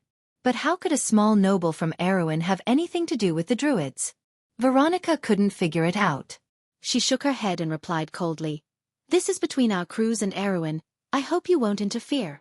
The moment the commander of the Azure Firmament spoke, the atmosphere turned cold. "Personal grudge?" The druid frowned and shook his head. "I don't care what grudges you have, and I don't care what reason you have. I won't allow you to make a move against him here." He paused for a moment. "But for the sake of the Flame King, we can let bygones be bygones. But if the Cruz Empire thinks they can cause trouble here, then don't blame us for being impolite." "Impolite?" Veronica snorted. "How impolite are you going to be?" Her tone was cold. Even if the 3 great druids of the Green Tower came together, they wouldn't necessarily be her match. "In other words, Commander Veronica, you're determined to start a war?" War, the black-haired youth's eyebrows twitched. A war with the druids wasn't a joke. It might even turn into a holy war. Vahina's eyes widened in disbelief. "You're going to start a war with the Cruz Empire over a person from Erewhon?" "No," the druids shook their heads. "You're mistaken, this is for our most respected guest." The most respected guest of the druids. What kind of title was that? Apart from Elaranta, the druids had never addressed anyone from the outside world in such a manner. Since when did they have such a close connection with the outside world? Everyone looked at each other in dismay, their strange gazes landing on Brando. Veronica couldn't help but fall silent. The druid might be serious, because she had no choice but to take a step back. "All right, then what if this little guy hurts my people?" "Hurt people? What's going on? The druid elder turned around and asked Brando. Let their people speak. Brendel said magnanimously as he pointed at Farina, who was tied up into a ball. It was not because he was being magnanimous, but because the druids understood what was going on the moment they saw Farina being tied up in thorns. In the barrier of peace, whoever made the first move would be attacked first and their movements would be restricted. Although some people could be ignored, not everyone was as strong as Veronica. Veronica had obviously thought of this as well. She cursed the little fox in her heart. But in all fairness, Veronica felt that she admired this young man a little. He was calm, witty, and not aggressive. More importantly, he had such outstanding talent. She could not help but glance at Brendel, thinking that it would be great if this little guy was from Kurlutz. Speak. Vahina. She glanced at the bundled-up girl and said softly. The female commander of the Azure Firmament army thought that since things had already come to this point, there was no need to hide anything. She was actually very clear about the cause and effect of the matter, but she had to represent the dignity of the Empire here. Brando thought that the bad-tempered noble girl would exaggerate the entire incident to gain sympathy, but she would have fallen into his trap. But to his surprise, she didn't lie. Instead, she narrated the entire incident in a simple manner. As she spoke, she raised her sharp eyebrows at Brando as if to say, "There's no need for me to lie about such a trivial matter." Commoner. Of course, whenever Brando was mentioned, she would viciously insult this young lord from the Erewhon Empire. She would say that he was a country bumpkin from the Erewhon Empire, an impolite man, and a man who lacked the spirit to judge others. Brando's veins were bulging from his forehead. But after the druids learned the cause and effect of the incident, the matter was easily resolved. The Crew's Empire was the one in the wrong, and they didn't gain any advantage in the subsequent battle. After compensating the centaur boss for his losses, the Knight of the Empire had no choice but to carry the heavily injured Count Cullen and dejectedly leave the scene. It felt like 100 years ago, when the Crew's Empire suffered a crushing defeat at the hands of the Hazel Empire. The Knight of the Highland Army lowered their heads and left the place of sorrow. Even the white tassels on their heads drooped weakly on their shoulders. But it made sense. Ever since that crushing defeat, the Empire had never suffered such humiliation outside of its borders. Even Legion Commander Veronica was unable to save face here. The knight could not help but glare hatefully at the young lord from the Erewhon Empire. It was all because of that young man, that damned Erewhon Empire. Veronica also looked at Brando and said, "I will remember you, young man." "It is the Crew's Empire that will remember me," Brando replied calmly as he sheathed his sword and looked at the Legion commander. "Are you a noble?" the female Legion commander asked again. Brando nodded. "Lord. Pioneer Knight." Although the woman before him was tough, she could be considered a true hero. She was also half a teacher to Flay. Thus, Brando looked at her and answered seriously. Veronica was silent. "It seems," she looked at him and said, "Erewhon Empire will become a legend." Brando did not answer. "Young man, let me ask you," Veronica said. Her tone became gentler. "Are you willing to join the Crew's Empire and become a knight of the Crew's Empire? I can give you everything you want." Brando smiled. He did not expect that a legendary person would appreciate him so much. "Thank you," he replied. "But I am Erewhon Empire's man." Veronica looked at him one last time and nodded. She turned around and patted the shoulder of the noble girl who managed to escape from the brambles with the help of the druids. "Let's go." Wait a minute," the girl's thin eyebrows shot up, her blonde hair in two ponytails pointed at Brendel in shock. The stone key, you're giving it to that rude fellow just like that?" Veronica glared at her in annoyance. "Don't you think you have embarrassed yourself enough?" But. The girl was shocked. She lowered her head and muttered in a low voice. "That is a necessary item for my advancement exam. Let's go. I will go back and have a good talk with your grandmother about your discipline." Veronica sighed and shook her head. When the young girl heard this, her expression changed. She immediately lifted the hem of her dress and ran after him, begging, "Army Commander, this matter is not my fault." "It's all that guy's fault for being too rude, isn't it?" Brando looked at her from behind and put away the holy sword. Then he heard Amandina and Scarlet approaching from behind. The noble girl from Bragg's looked at him and said helplessly, "My lord, we have offended the Crew's Empire again." She sighed. "It was worth it." Brando opened his left hand and looked at the stone key in his palm. Worth it? My lord. Do you know who that woman is? Veronica, Brando nodded. I know her. Then how dare you fight with her? Amandina said in annoyance. She suddenly became a little angry. My lord, when will you do something that is not so worrisome? Brando was startled. He turned around and looked at the noble girl. Amandina looked at him with a worried expression. You scared me to death. Amandina looked at Brando for a long time without speaking. After a while, she closed her eyes and sighed in relief. I'm sorry. Brando felt warmth in his heart and sincerely replied. Please don't always say sorry. The noble girl said in annoyance. I'm sorry. Brando smiled this time. But the Kurlutz Empire's people left early. At least this young lord was relieved.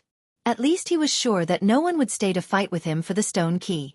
The Kurlutz Empire's financial resources were strong, and if the young lady insisted on staying to gamble, he found himself in a dilemma. On one hand, the stone key was very important to him. On the other hand, he was not willing to bear too many unnecessary expenses. After all, he did not have as much wealth as the Eagle Empire. Tonajil was still very poor. In the end, in the absence of competitors, Brando finally used 2 flame agates to exchange for the stone key. The centaur boss naturally thought that he earned a lot. He even thought that the Cruz Empire brought him good luck. Otherwise, this rich man would not be willing to pay so much money. Brando also thought that he earned a lot, excluding the fact that he offended the Cruz Empire. Therefore, this result could be considered a happy ending for everyone, except for the Kurlutz Empire. However, no one knew that when the conflict in the Green Towers Bazaar ended without a victor, 2 pairs of eyes had witnessed the entire process of the conflict not far from the bazaar. 2 pairs of eyes with silver pupils filled with wisdom and experience. The Silver Sparrow Bar was located between 2 ancient trees in the Green Tower called Odra, Elder in Tree Elven language, and Taser, Evergreen in Tree Elven language. It was a building that looked like a bird's nest. Although it looked strange on the outside, the interior was very warm. The bar was made up of a circular wooden corridor. Apart from the verdant vines hanging down from the ceiling, the bar's main feature was that it floated in the air like the Centaur's Hoof Market in the Green Tower. The only difference was that the Centaur's Hoof Market was built by the fiery centaurs and was filled with their wild and unrestrained style. The owner of the bar was a tree elf, so the bar's aesthetic was deeply embedded in the mysterious and delicate beauty of the elves. In the seats near the west, one could see the Centaur's Hoof Market through the round window. One of the 12 Grand Mages of the Buga Mages, the Silver Leader, the Recorder of 10,000 Spells, an old man in a silver robe with a snow-white beard that almost touched the ground was looking away. That little girl seems to be from the Cruz Empire, the old man said. Veronica, the commander of the Azure Firmament Army. Another old man sitting opposite him answered. That's true. The Lionheart is their inheritance, so it's no wonder they sent people in such a hurry. But Gretel's descendants are getting worse with each generation. What about you, William? Me? Eric was a good friend of mine when he was alive. Now that his sword has appeared, it's only natural for me to come and see what kind of person he chose. The old man smiled. They say that the Buga Magi are cold and heartless, but it seems that's not entirely true. I wish I could be like that. I want nothing but time and knowledge, but no one can surpass this shell, not even the Silver Race. What about the undead of Madara? Those skeletons can't do much, but there's been something strange lately. What's going on? The Silver Candle Association's surveillance of the Dark Border seems to have been interrupted.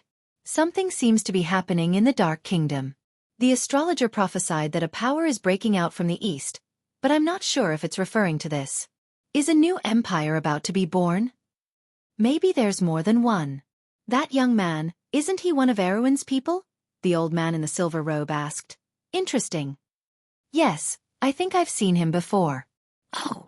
Also, I found a magic imprint on that little guy's body. Even he didn't seem to notice it. That magic imprint has a very familiar aura to it.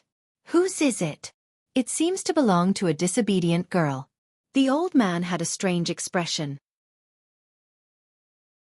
Author's note. I'll be releasing a free chapter in a bit to include the main character's attributes. I'm dying because of these attributes. Also, thank you to everyone in the group for your help. I'm in tears. To be continued. If you want to know what's going to happen, please go to www.chidian.com.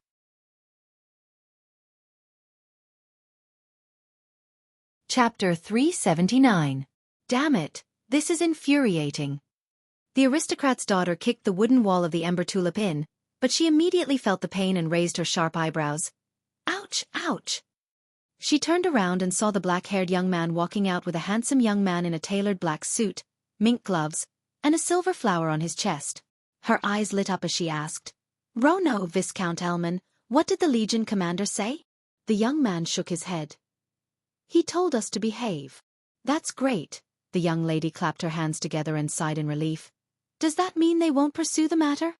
The handsome young man listened to their conversation and looked at the young man who was half a head shorter than him with a faint smile. He then turned around and asked, "Miss Farina, what's going on?" Elman knew that the Duchess scolded the few knight captains from head to toe because of what happened this afternoon. However, the knight captains would not disobey a military order. If there was a problem, it would definitely fall on this troublesome young lady. He was the one who suggested to keep Farina, who secretly followed them. Lady Veronica did not object because of the Empress, but today, he was the one who bore the brunt of the blame. In the end, he was the one who did not fulfill his duty as a guardian. However, Elman was not in a hurry and looked at Farina with a smile. "Humph," Farina snorted as soon as she heard about the incident. "It's all that country bumpkin's fault." She angrily described the entire incident. "That guy is very powerful. Count Cullens was defeated in a single blow. Even the Imperial Knight is not his match," the black-haired young man added. But even so, Rono did not take this matter to heart. After all, Count Cullens was one of Erwin's people.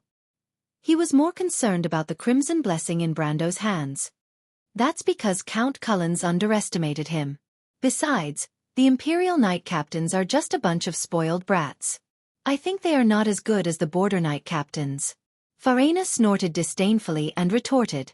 Elman was also a knight, but he did not get angry. Instead, he smiled and asked, "Is there such a genius among Erwin's people? He can at least fight the Duke head-on." The black-haired young man replied, "That's only because he can't use it in that place. Besides, that guy has Halran Gaia. It's an unfair advantage." Farina was still unconvinced. "That may be the case, but it's already not bad for any one of us to be able to stand under the Legion commander's aura," Rono said objectively. Farina glared at the black-haired young man. "Rono, why are you always going against me?" "I'm telling the truth, Vahina." The black-haired youth was stunned for a moment before answering after some thought. Farina was not angered to death by this idiot. She snorted heavily and did not say anything else. "I remember that Erwin's people aren't having a good time recently," Elman smiled and said softly. "But it seems like they haven't learned their lesson yet." "Elman?" The young man turned around and frowned at his companion. "Don't worry, Rono. Offending Miss Farina is not something I can tolerate no matter what," Elman replied gracefully. Farina's heart skipped a beat when she heard this. Although no one dared to go against the commander's will, Viscount Elman was a rising star in the Empire's political scene. He was also known as Cruz's new eagle. This was not the first time she heard her father praising this young man for his intelligence, cautiousness, and vigilance. He was one of the best among the younger generation. She knew that her father rarely praised others, but since even her father had such high praise for him, she could not help but think that he might have a way. In any case, the fact that Viscount Elman was willing to help her at this time made her feel very comfortable. She could not help but look at him with admiration and anticipation. "What should we do, Viscount Elman?" she asked. "Even Viscount Elman can't go against Lady Veronica's orders, can he?" "Of course," Elman smiled. "But there's no need to go through so much trouble. There's no need to inform Lady Veronica about such small matters." "But that guy has at least the strength of a gold domain. None of us are his match." Rono frowned and said, "If we rely on numbers to win, the Druids might interfere. The Druids value him quite a lot." The black-haired young man did not finish his sentence. Everyone present knew how serious the consequences would be if Commander Veronica was alerted. "It's not that troublesome," Elman smiled. "Isn't Aween's diplomatic group here as well? Since that young man is a noble, he might be one of them. But even if he isn't, let's just leave it to them to deal with their own matters." Vahina's blue eyes lit up when she heard that. That's right, she praised. Why didn't I think of that? In front of the Empire, those Erewhon officials will have no choice but to submit. She then snorted, let them teach their subordinates a lesson. But who's going? She asked again. Elman shrugged. Even though he was a viscount of the Eagle Collar, he was still a captain of the Night Guards. It was not appropriate for him to interact with foreign diplomats. I can't do it either, the black-haired young man beside him shook his head. Royal alchemists are not allowed to interact with foreign diplomats. You don't want me to go personally, do you? Vahina's eyes widened as she pressed her chest. I don't have any experience in this area. I'll go, a voice said softly. Vahina turned around and saw a woman in a purple dress walking out of the hall. She stood there and answered softly. Her aura was quiet and mysterious, and she looked like a purple mandala that grew in the darkness. The woman smiled and her gaze stopped on Viscount Elman for a moment. Sister Delphian, Vahina exclaimed in surprise. You're willing to help? That's great. Do you have any ideas? Lord Elman's idea is very good. The woman in the purple dress looked at the young man beside her. Besides, Vahina agreed, didn't she? But you're the daughter of the Prime Minister, the flower of wisdom of the Empire. Compared to Viscount Elman, I trust Sister Delphian more. Besides, everyone knows that you're in love with Viscount Elman. Who knows if you're speaking up for him? I'm worried. Elman chuckled and looked at the woman beside him with a playful look. Then he turned around and looked at the young lady. Delphian shook her head and replied softly. If that's the case, then the Holy Cathedral of Fire should also put pressure on Erewhon. Viscount Elman raised an eyebrow and looked at the Prime Minister's daughter. Vahina noticed his gaze and looked up at him with a faint smile. The Holy Cathedral of Fire? Vahina asked in confusion. Will the Holy Cathedral of Fire listen to us?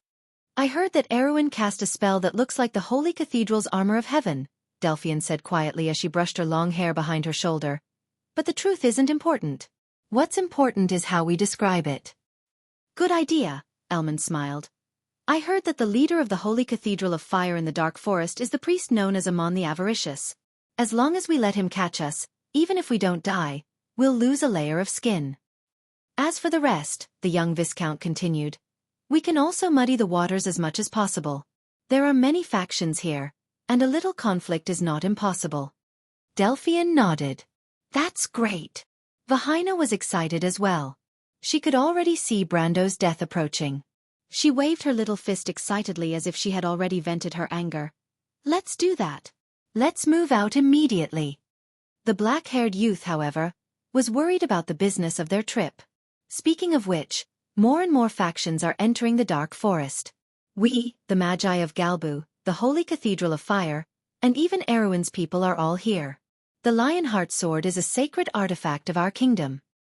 Why are you worrying so much, Rono? Vahina sighed as she felt her enthusiasm being dampened by Rono's words. With Lady Veronica around, what are we afraid of? The Magi of Galbu are only here to watch the show, Elman replied. As for the Holy Cathedral of Fire, the Lionheart Sword can be said to be closely related to the Flame King. As for Erewhon's people, do we need to care about what those country bumpkins think? The black-haired youth nodded. But does the Lionheart Sword really have anything to do with the loop of trade winds? The black-haired youth asked again. The astrologers detected that the divine artifact's reaction was to the southeast of Randner, not far from Chablis. The divine artifact's reaction has too many implications, and there is no way to pinpoint its exact location, Delphian finally spoke up. That's why it's normal that we didn't find anything when we entered the dark forest from the south of Chablis. Could it have been taken by those skeletons?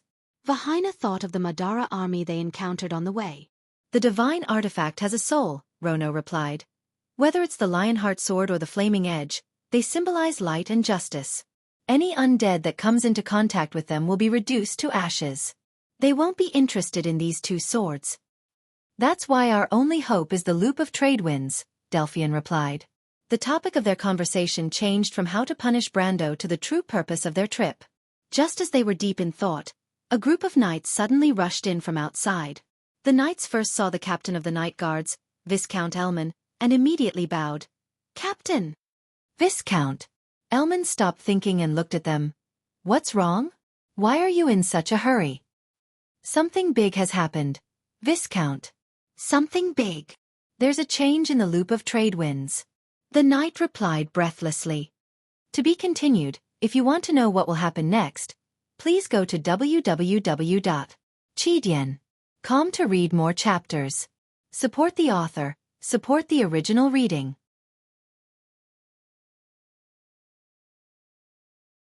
Chapter 380.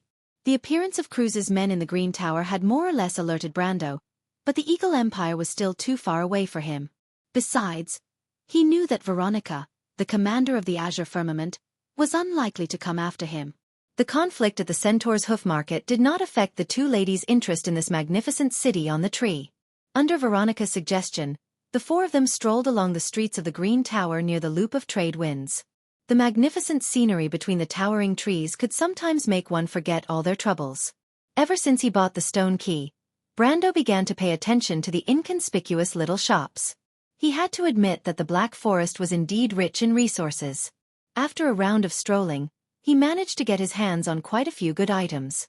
Not to mention most of the precious magical materials, there were even binding wind, ancient tree branches, wyvern blood, and other rare high-grade items with brass tags. Unlike equipment, most materials were white in quality before they were extracted and recast. After the extraction process, most materials would be alchemy, black iron. Meanwhile, materials that were born with mana, such as magic crystals, were extremely rare. Brando thought that he was lucky enough to get the blood of a 5-headed basilisk and 20 blessed scales. He did not expect the Green Tower to have so many unexpected benefits. Binding wind could be used as the core material for strengthening crystals. However, unlike the Ghost Knight's crystal, binding wind could allow one to master a wind-related spell. The ancient tree branches were a good material for crafting an ancient grade staff. Although Brando had no use for it, he could sell it to others or exchange it for something more useful in Ampere Seal. Besides, he also had a backup priest who would be a great help in grooming him. Healers were highly sought after in any game. If it was not for the fact that he was unsure of her reliability, he would have considered making a set of equipment for her. Even if it was not top-notch, it would at least be top-notch equipment. As for the wyvern blood, it was also a high-grade material for the dragon's strength potion. Brando had already refined a large batch of dragon strength potions and was just waiting to distribute them to his subordinates. However, the unexpected harvest he received from the Green Tower left him puzzled. He had never bought anything good from these shops in the game before. Although there were plenty of materials available, he didn't get much of a bargain. Those centaurs were not natives of the countryside. Each of them was as smart as a ghost. However, Brando suddenly realized that this was not a game after all. In the game, he was just a newbie who started out late. By the time he arrived at the Black Forest south of Tonajal, the place had already been explored by other players. And now, this was still a virgin land that hadn't been reclaimed. Perhaps some adventurers would occasionally visit, but overall, it was still in a primitive and uncivilized state. After figuring this out, Brando couldn't help but feel elated. He couldn't wait to visit all the markets in the city within a day. And it turned out that he was right. It didn't take long for Brando to find some really good stuff. A wandering magician from Tanya was openly selling a strange card to passers-by. Brendel almost thought he was seeing things when he saw the card that no one was interested in. But it was indeed a card of fate. A basic land card called Draw's Wilderness. It was a mature land card that gave 2 Earth EP and 1 Light EP when tapped. After a short negotiation, Brando agreed to exchange a lesser moon crystal for the card. The wandering magician was overjoyed. As if afraid that Brando would go back on his word, he repeatedly told Brando that the card must contain some secret, but he couldn't detect any magical reaction from it. But the wandering magician solemnly stated that just because an item didn't contain any magical power, it didn't mean that it was worthless.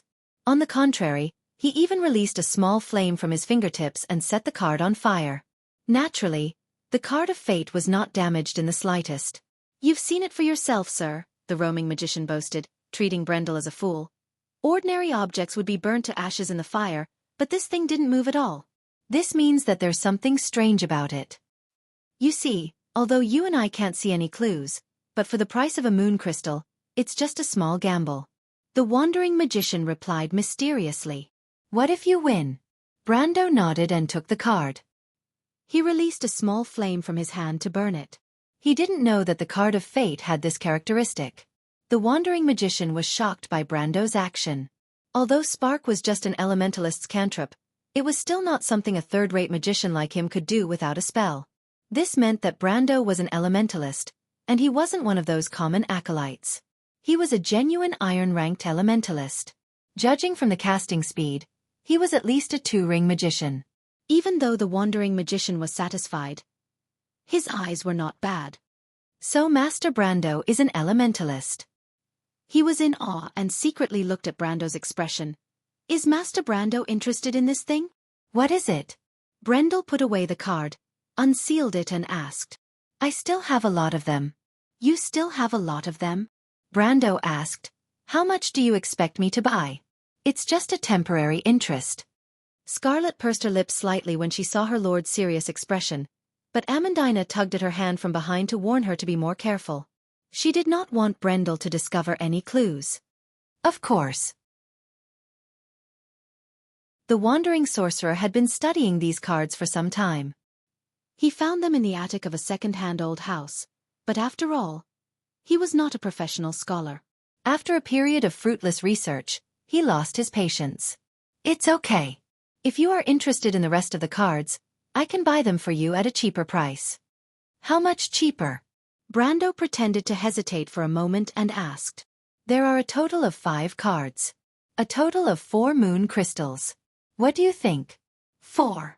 All right, 3. The wandering magician felt that 3 moon crystals was already a profit for him.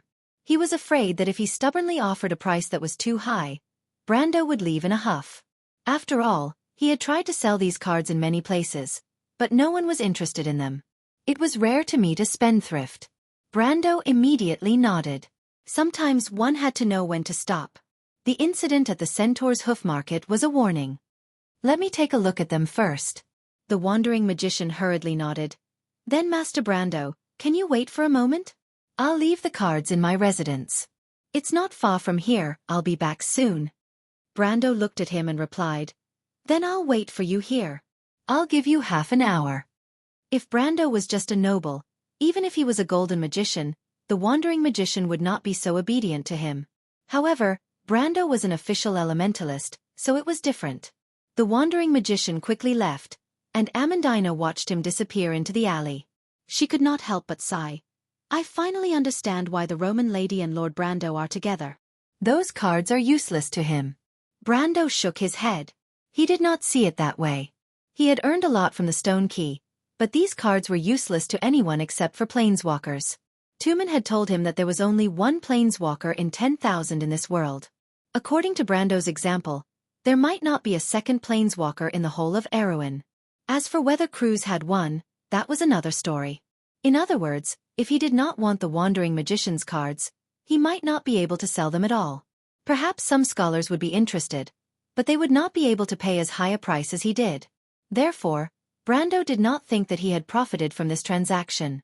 Moreover, in his opinion, there were many cards of fate in this world. It was just that the rare cards were rare. Thinking of this, he suddenly smiled. Compared to this, the next business is more important. Next business? Amandina did not understand. I plan to buy that guy. Ah! Amandina was taken aback, wondering when this young lord became a human trafficker. That guy is an elementalist, and he has a good foundation, Brando replied. In the future, I plan to separate the spellcasters from the night guards to form a young group of magicians. But this group only has Maria and Mordenkainen, so it's not enough. Official wizards will not be interested in a small temple like mine, and even if they join, they won't be able to control it in a short period of time. The young lord did not hide his thoughts in front of his aides. But this kind of third-rate spellcaster is much easier to deal with. Is this okay? Amandina was a little worried that her lord's method of picking up trash would leave behind any hidden dangers, but she did not know that Brando had a way to train a normal person into an official wizard, let alone someone with talent. And the point is, the other party might not be willing, right? She asked again. Brando shook his head. Amandina did not understand much about the world of spellcasters. There was no spellcaster who did not want to remove the word apprentice behind their title. In Wonde, there were all kinds of apprentices everywhere, but official wizards were rare. Once one stepped into the real wizarding world, it meant that they were a cut above the rest. So he pointed at himself, I'm also an official elementalist. With this opportunity, the other party will not give it up. They can't wait to be happy. Amandina was stunned for a moment. Scarlet smiled at the side. That's why you must be careful when doing business with my lord. Otherwise, you might accidentally put yourself in danger. When she said this, she glanced at Brando. That's right. Amandina nodded. Of course, Brando knew that the two of them were making fun of him, but he did not mind enjoying this rare leisure time. He shrugged and did not mind. P.S. Tickets, students, WHO. To be continued. If you want to know what will happen next, please go to www.chidian.com. There are more chapters. Support the author, support the original reading.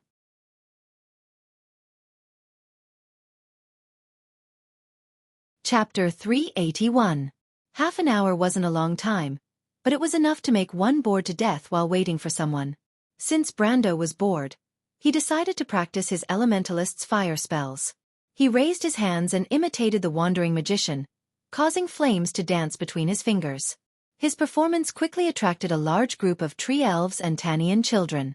They surrounded Brando and stared at Brando's magic without blinking. It was as if this young lord was an artist performing magic. Amandina was worried that Brendel would lose his temper because of this, but not only did he not lose his temper, he even got along well with the children and became the king of the children in a short time. She didn't know why, but when she saw the scene of Brando playing with the children, her heart was slightly moved, as if something had touched her. She opened her mouth, wanting to say something, but no sound came out. My lord is a good person. The red-haired girl had bought a beautiful silver ring from a Tanian. She used it to tie it into her ponytail, and her fiery red ponytail swayed gently in the breeze, looking very much like her temperament. I never knew that nobles could be so approachable. Yes, Amandina replied. Is he a friend of yours? Suddenly, a thick and deep voice asked.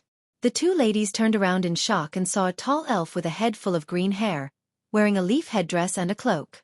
His upper body was almost naked, revealing his shiny muscles.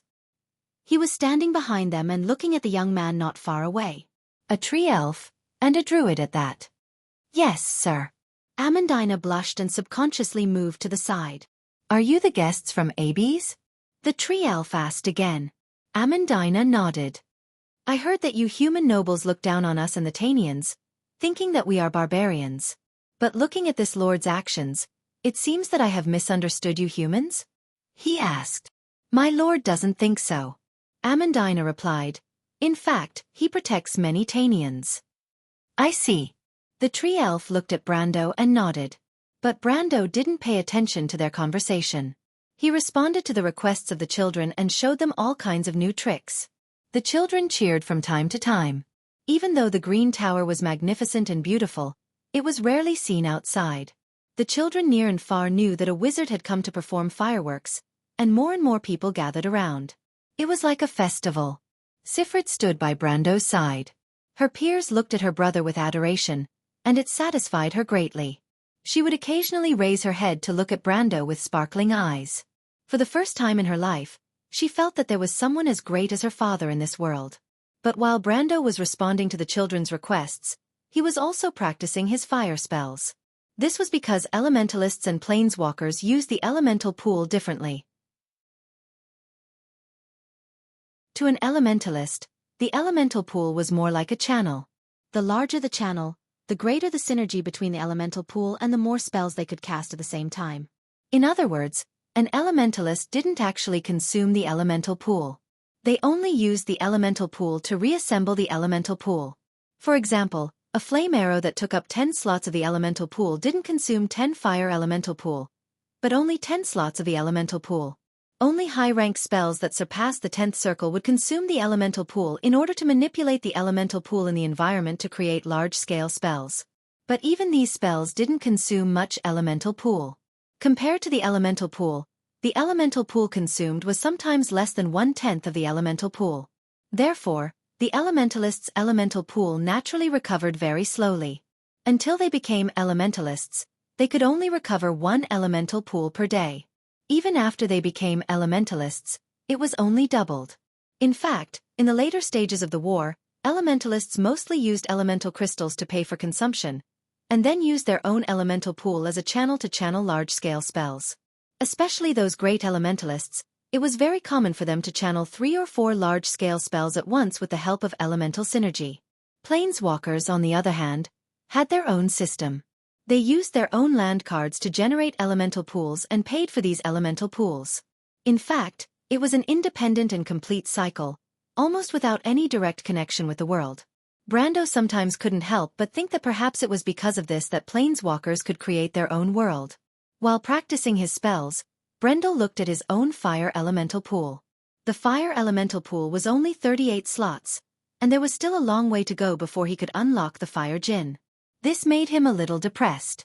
But when Brando saw the fire elemental pool on his hand forming a ring shape, it was as if a bolt of lightning flashed through his mind. Something occurred to him. The young man hurriedly rummaged through his pocket and found a necklace at the bottom. Star of Flame, Magic. Fire elemental pool expands by half. Fire elemental pool strengthens by 10. This was the reward he got when he killed Ekman. Because he didn't have any fire elemental cards at that time, he kept it at the bottom of his chest for who knows how long. He even forgot about it for a while. If it wasn't for the fact that he was bored and practicing his spells here, he wouldn't have thought about it at all. But with this thing, Brando immediately took off the ghoul necklace and equipped the Star of Flame. Then he opened his elemental pool to take a look. The 38 slots of the elemental pool immediately became 57 slots, which greatly exceeded the fire djinn's requirement. He suppressed the excitement in his heart. Although he couldn't help but want to laugh 3 times, he immediately opened the card book to unlock the fire djinn. Fire djinn, Scorching Hell X, 15 fire. Creature, Elemental Djinn, level 36 creature. Tap the fire djinn to deal heavy damage to your opponent and shuffle it back into your deck. When the fire djinn is on the battlefield, pay 2 fire per day. On the scorching earth, the fire djinn always strikes fear into the hearts of its enemies. But before Brando could appreciate the new card, he suddenly heard someone calling him. The young man raised his head and looked over the heads of the children. He saw a familiar figure standing in the crowd not far away. It was the old swordsman, Coden. The old man was waving at him. Brendel was not surprised when he saw Coden. When Veronica and the others left, he asked the Fireclaw Lizardman Lord Ropar to find this old swordsman and ask him to investigate why the Kurlutz people were here. Compared to the Fireclaw Lizardmen, Coden, as a human, was obviously more inconspicuous. But he did not expect the progress to be so fast. Brendel thought that the old man was quite capable. It had only been an hour or 2 since they left the Centaur's Hoof Market. He immediately stopped his spell, calmed the children, and told them that he had something important to do. It had to be said that he already had a great reputation among the children of the Tanians and Tree Elves. Although they were reluctant to part with him, they still parted to let him go to Coden. "How is it?" Brando asked as soon as he got close. Coden sat down on a tree by the side of the road. Even though the entire street was made of wood, he raised his head and looked at Brendel. "Guess what happened, boy?" "How am I supposed to guess?" Brando said in annoyance. "Anyway, it can't be for the same reason as us. Judging from the time, they left much earlier than us. So unless the druids informed them beforehand, they wouldn't be here for this reason. Besides, the crew's empire wouldn't care about the loop of trade winds unless there's a divine artifact hidden here." But when the divine artifact was mentioned, Brando suddenly had a thought. He couldn't help but wonder if there was news about Valhalla being leaked. "Forget it, just say it." Brando frowned. "Divine artifact?" Coden was surprised. "You're pretty close to the mark. They're here for the Lionheart." The Lionheart. Brando almost choked on his own saliva. What was going on? Why would the Lionheart be here? "Yes. You know about the strange phenomenon that happened in Chablis half a year ago, right?" Brando's expression became strange. Not only did he know about it, but he also knew that the strange phenomenon was caused by him. He suppressed his doubts and asked, "But didn't that happen in Chablis?" It said that the divine artifact is related to the Lionheart. But it's strange. Isn't the Lionheart in the hands of the royal family? Coden frowned. "No matter what, those people came all the way here." I heard that they entered the Black Forest from the south of Chablis, but it seems like they didn't find anything. Brando immediately understood.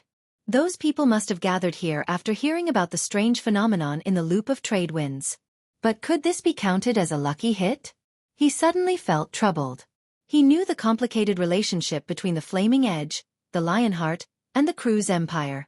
The fact that they sent a duke to take charge of this matter was enough to show the importance of the empire.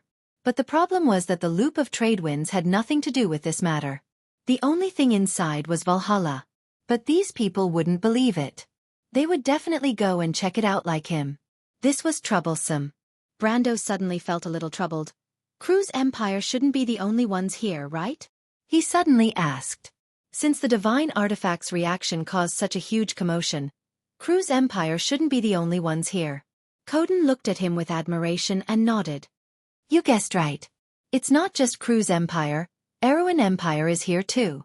They came under the orders of the royal faction, but Erewhon Empire wasn't divided yet when they entered the Black Forest. I don't think they know what's going on outside. It's fine if they don't know. Brando shook his head. There's more. Buga's wizards, the Holy Cathedral of Fire, and some other random forces. Coden replied, but the Druids only allowed Erewhon Empire, Cruz Empire, and the Holy Cathedral of Fire to enter the city. Buga's wizards entered the Green Tower as individual units. How did you find out so much? As long as there are bars and adventurers, this information can't be hidden. Brando nodded. This is a huge commotion. I wonder what's going to happen next. But he did not show any signs of panic. At the very least, he still had a few advantages. The first was his relationship with the Druids, the second was his relationship with Sifrid, and the third was his familiarity with the Black Forest. Especially the third point which no one could compare to. But as he was thinking, he suddenly heard a cry of surprise. The crowd started to panic, as if something terrible had happened. Brendel raised his head and felt Coden nudging him from the side. Boy, look at the sky. What's wrong? Brando raised his head in confusion. Then, he saw a scene that he could not believe. Right in front of his eyes, that majestic and seemingly endless cloud wall, the loop of trade winds, was slowly moving to the sides, as if it was opening a giant door that had existed since ancient times. Time seemed to slow down and accelerate at the same time. It was as if a crack had appeared on the wall of clouds. The crack was only a thin line in the sky, but it was easy to imagine how big it was. The path in the clouds. Brendel blurted out subconsciously as he stared at the wall of clouds with his mouth agape. To be continued. If you want to know what will happen next, please go to www.chidian.com to read more chapters. Support the author, support the original reading.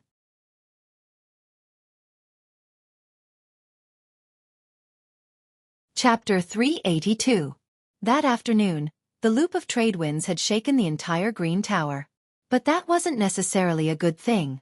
The Druid Council became tense almost overnight, and the small town became turbulent. That night, the envoys from the Kurlutz Empire visited the inn where the members of Aween and the Holy Cathedral of Fire were staying. Privately, some groundless rumors began to spread. There was a rumor that pointed out that the large-scale magic reaction in Chablis was due to the awakening of a legendary holy sword. It was said to be King Eric's Lionheart sword, and the person who spread the rumor claimed that Aween had already grasped the method to enter the loop of trade winds to obtain the holy sword. However, another rumor pointed out that the secret was in the hands of a young Erewhon. This young man had gotten into a serious conflict with the Cruz Empire in the afternoon and was rescued by the Druids. The second piece of news piqued the interest of the spies. The mighty Kurlutz Empire actually suffered a loss at the hands of the Druids because of an Aween citizen. The subtext of this was enough to make any busybody speculate. At the same time, a Lion Mane mercenary group from the Barbarian Mountain region received a piece of news. According to a legend in their hometown, the Halran Gaia that the Lion Mane Empire and the dwarves fought over had reappeared in the world, and was witnessed to be in the hands of a young man. Another rumor said that the Cruz Empire had gotten into a conflict with the young man to obtain the Halran Gaia. More news quickly spread among the bars, and some even claimed that Aween had already surrendered to the Holy Church. In short, all kinds of rumors spread like wildfire, and some of them were true and some were false. Perhaps not everyone believed them. But sometimes, a conspiracy doesn't require you to truly believe it. because people are always willing to consciously pass on those strange messages. In just one night, the Green Tower was filled with a restless aura due to the changes in the loop of trade winds. Brando didn't know about the changes in his surroundings because he had left the Green Tower the moment the loop of trade winds changed and entered the Witherwood Council with two great druids. At this moment, the Witherwood Council had received the exact information. The loop of trade winds had undergone a drastic change. A tunnel with a width of dozens of kilometers had opened up outside the cloud wall. For the first time, the loop of trade winds had opened its door to travelers other than druids. However, no one knew what was happening in the center of the mountain range. Ever since the mist had retreated, the depths of the Kalanga Mountains had become a very dangerous area. The activity of magical creatures in the mist had become more frequent. In fact, the druids had already lost a few observation points. The front line was collapsing. The situation seemed to have become tense. There were at least 100 elder-level druids gathered in the plaza where Goddess Naya was worshipping. The outer circle members who had turned into gray crows were perched on the branches nearby. The entire Witherwood Council was filled with a sense of nervousness as if a storm was about to come. All the elites were deployed. Brendel raised his head and looked at the dark red sky above the Green Tower. Countless crows were circling around the 6 ancient trees, and they were so dense that they almost covered half of the sky. Looking down from this direction, there were even more druids draped in cloaks of grass climbing up the vines between the ancient trees. They almost formed a long green dragon that extended outwards. Yes! Tens of thousands of druids were rushing over from the dark forest near the Green Tower. Naturally, this was a warning to everyone. A war was about to break out. Victory or defeat, it all depended on this. For the first time in 100 years, the druids of southern Tonajul came out in full force. Everyone! The demons seemed to have come out in full force. A druid elder's voice was as loud as thunder and lightning in a storm. Our brothers and sisters at the front line can't stop their attacks and are retreating. From the sky, the monsters in the forest look like a black ocean. The edge of the black ocean is flowing down the forest. It has already drowned the circle of thorns, the wall of roses, and the ring of storms. Another druid flew down from the tree and turned back into his human form from the gray crow, and said loudly, "We will counterattack immediately. We have to stop these magical creatures. They will destroy all the observation points at the front line. Our 100 years of hard work in the Black Forest will go to waste." The druids roared. The Grand Elder knocked on the ground with his wooden staff. The crisp sound caused the chaotic scene to calm down. "How many magical creatures are there?" the Grand Elder asked. "Countless," the first druid replied. "Countless." Brando stood behind the Grand Elder's back. No one noticed him for a while. He turned his gaze away from the blood-red sky and looked down at the city below the Green Tower. The city seemed so far away from the Witherwood Council. All that was left was a dazzling light. Of course, he didn't know what was happening there, but the druid's reply reminded him of something. "Countless." Brando looked up and saw a leaf falling from the sky. He caught it with his hand and turned it over. He watched as the leaf slowly drifted into the night. It drifted into the endless black abyss below. "My lord," the Grey Crow Great Druid was dissatisfied with Brendel's absent-mindedness. "What do you think of the changes in the loop of trade winds?" "May I ask a question?" Brando raised his head and looked at the druid. At this time, the First Elder also happened to hear their conversation. He thought for a moment, rolled up his sleeve and took a step back, then nodded slightly to Brendel. "Please." The scene fell into silence. It was as if someone had just noticed the presence of a human. "Who's that young man?" "He seems to be a guest of the council." "But he looks like a human." "He seems to be Lady Sifrid's relative." "I see." The druids began to whisper among themselves. "But what is he doing here?" Brendel did not decline the Great Elder's gesture. Instead, he took a step forward and raised his head to look at the druid elder who had been reporting to him. "Where did the magic beasts come from?" The Great Druid was taken aback. "From the mist." "Endless?" "Endless." "Uncountable?" "Uncountable." The Great Druid did not understand why Brando would ask such a question. "The demonic wave," Brando answered with certainty. His memories seemed to overlap, and the experience of two different dimensions merged into one. Like the rising of the moon, the first demonic wave will last for 7 long nights. The withering of the flower buds signifies the withering of life. The howling of the wolves under the moon signifies the arrival of a calamity. The first calamity of civilization is the calamity of the wolves. This is the calamity of the wolves, Brando answered. The magical creatures you see are black wolves. Calamity of the wolves. The druids' faces changed as they began to discuss among themselves. The calamity of the wolves was said to be a calamity that would bring chaos to the world. But how could it be related to the changes in the loop of trade winds? The changes in the loop of trade winds are related to the demonic wave. The calamity of the wolves is just the beginning. But the beginning is equally fatal. The demonic wave will soon pass through here and sweep through the entire loop of trade winds. Then they will hibernate until the true arrival of the demonic wave. Then they will return and bring destruction to the world. As Brando spoke, his thoughts seemed to have returned to the exciting era in the game. The demonic wave brought about the beginning of chaos. The ancient empire was on the verge of collapse, and the flame of civilization was like a candle flickering in the wind. This was the core of the second chapter, War and Chaos. However, heroes appeared in wound like stars, igniting sparks of fire that burned the land. He seemed to see flags struggling to move forward in the light of the fire. Valkyrie Freya, Duke Aranja, Running Wolf Walter, King of Fury Kanan. Heroes from different eras and races appeared one after another. They led the players and their people to break through the thorns in the darkness.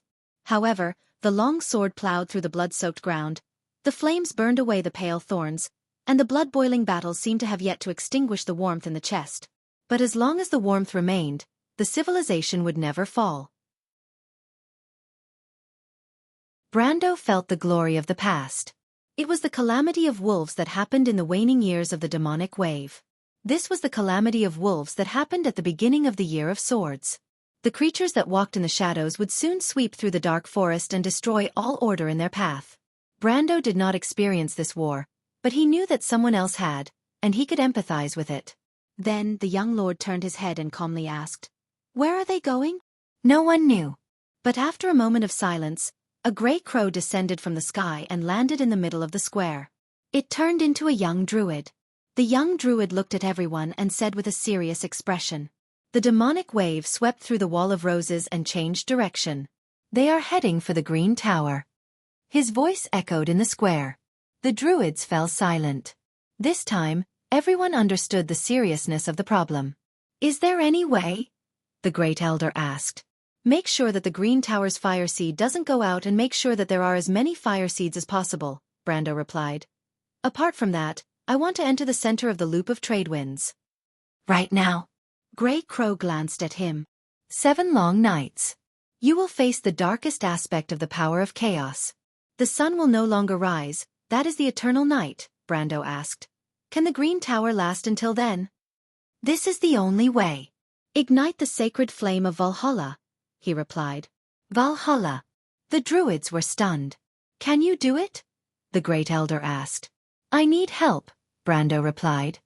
To be continued. If you want to know what will happen next, please go to www.chidian.com to read more chapters. Support the author, support the original reading.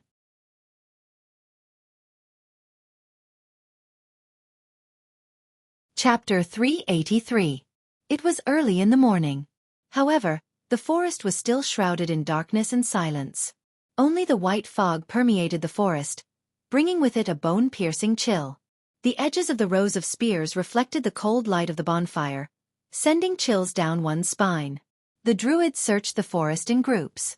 The rustling of leaves could be heard from afar, breaking the deathly silence. Someone coughed, and the air was filled with the choking smell of blood.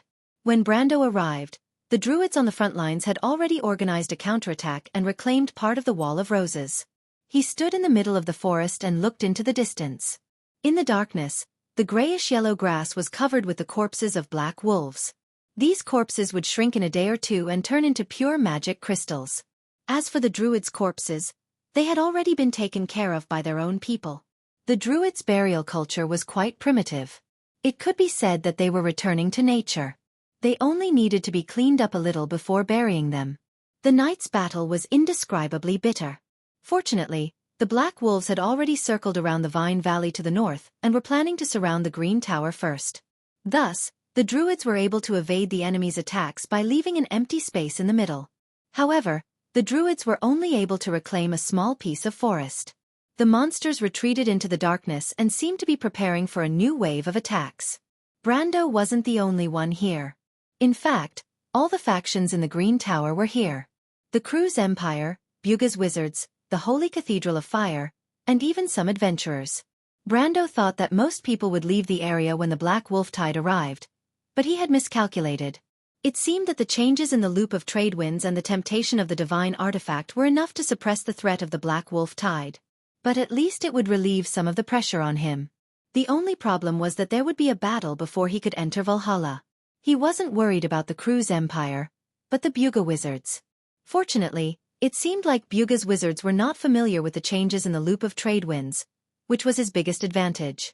Brando looked into the darkness in the distance. He knew that the sun would never rise again. For 7 long nights, the Green Tower would have to face an endless number of monsters. There were 3,000 players in the Green Tower, but now he was the only one. It was still a question whether he could reverse history on his own. Scarlet and Amandina sat beside him while Brando leaned against a white poplar tree. He listened to Amandina's report on the movements of the other factions in the Green Tower last night, while he opened his interface to make his final preparations. Although the calamity of wolves at the beginning of the Year of the Sword was limited to the Black Forest, as the first large-scale storyline in the Amber Sword, the difficulty was beyond imagination.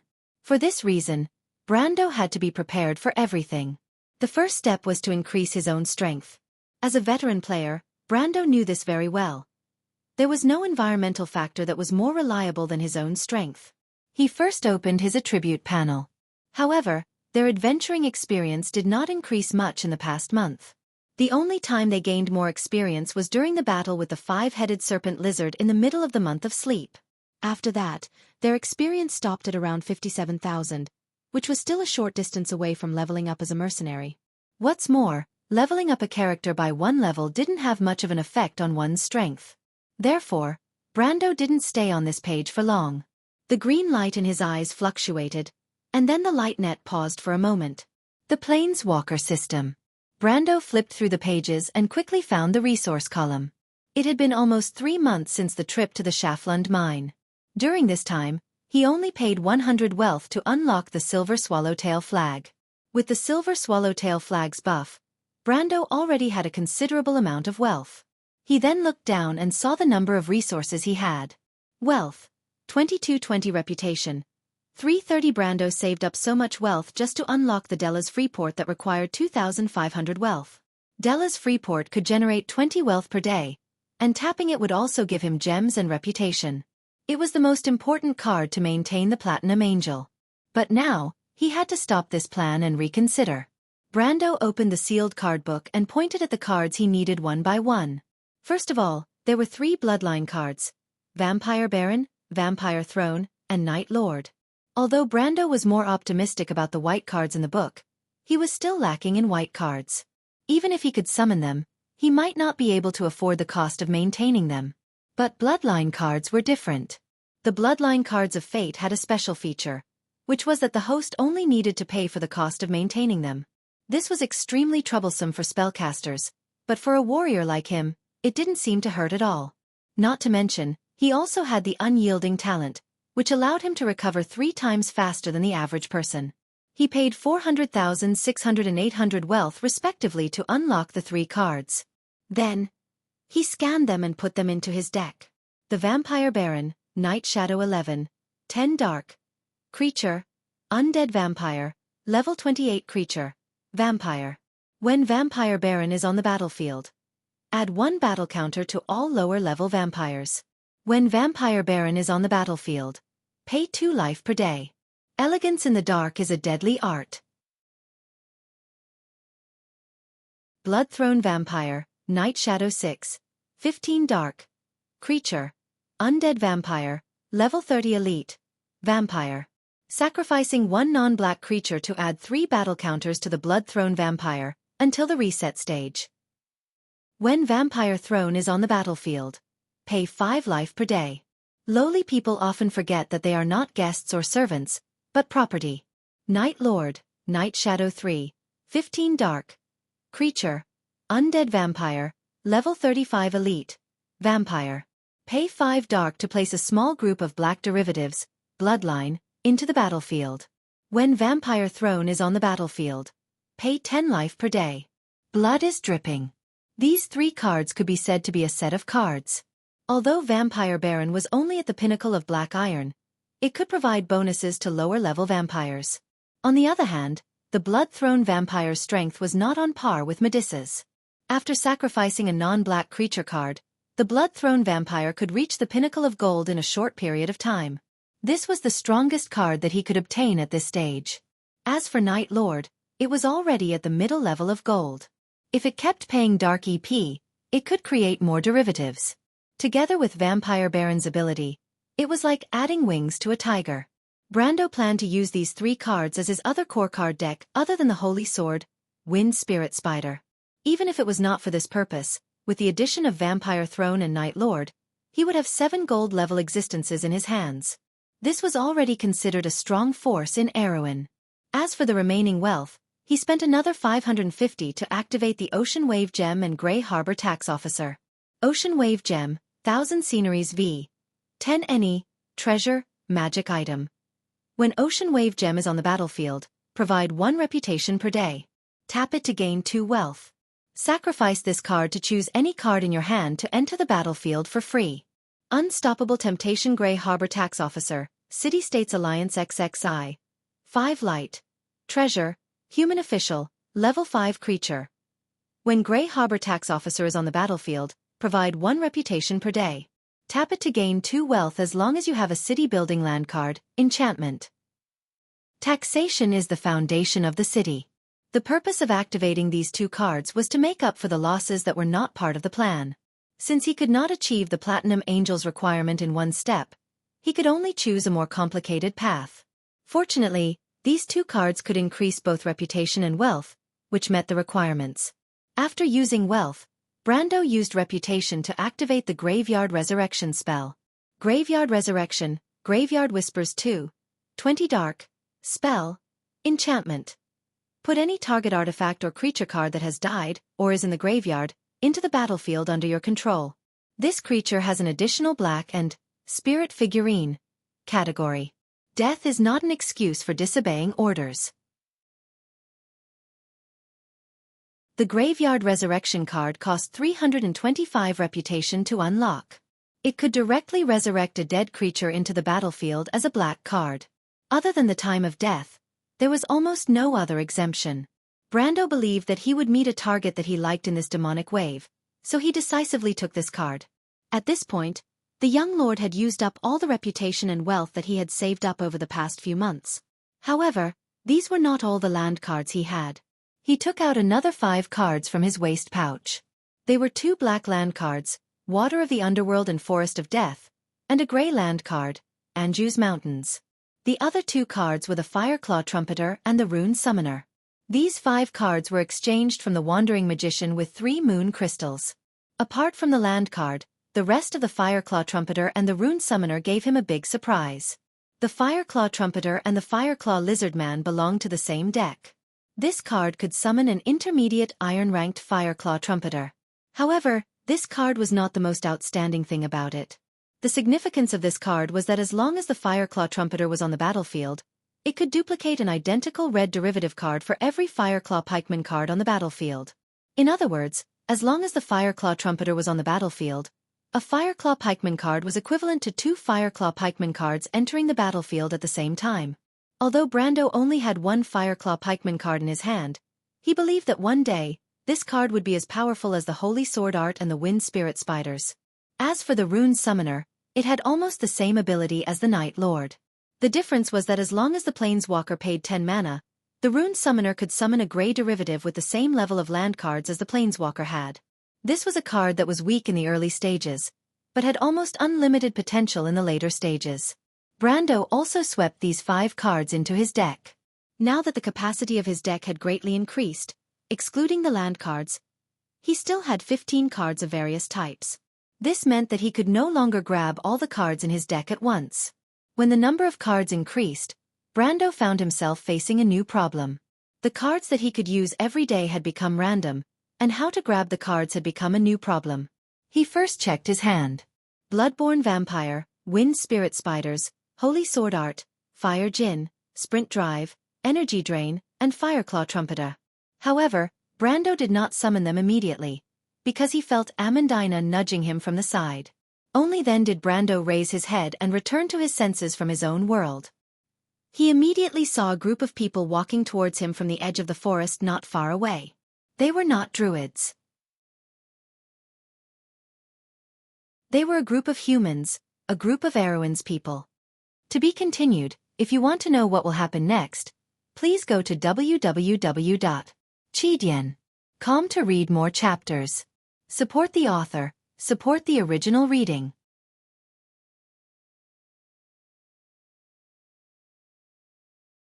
Chapter 384. What are they doing here? Brando thought to himself. The Erewhon nobles slowed down not far from Brando, and they seemed to be observing him. Brando recognized these people. The leader was a middle-aged man with a thin face and a slight limp. He seemed to be called Count Audine, a high-ranking officer of the Northern Legion. The 6 men and 2 women behind him were probably nobles with no real power. Brando could not remember their names, but he had an impression of their faces. These people were basically from the royal faction, or at least the centrist faction. However, there were some who were from the traditional faction of the kingdom before the split. This made Brando even more certain that these people were sent into the dark forest before the internal strife in Erewhon. But how did they know about the Lionheart?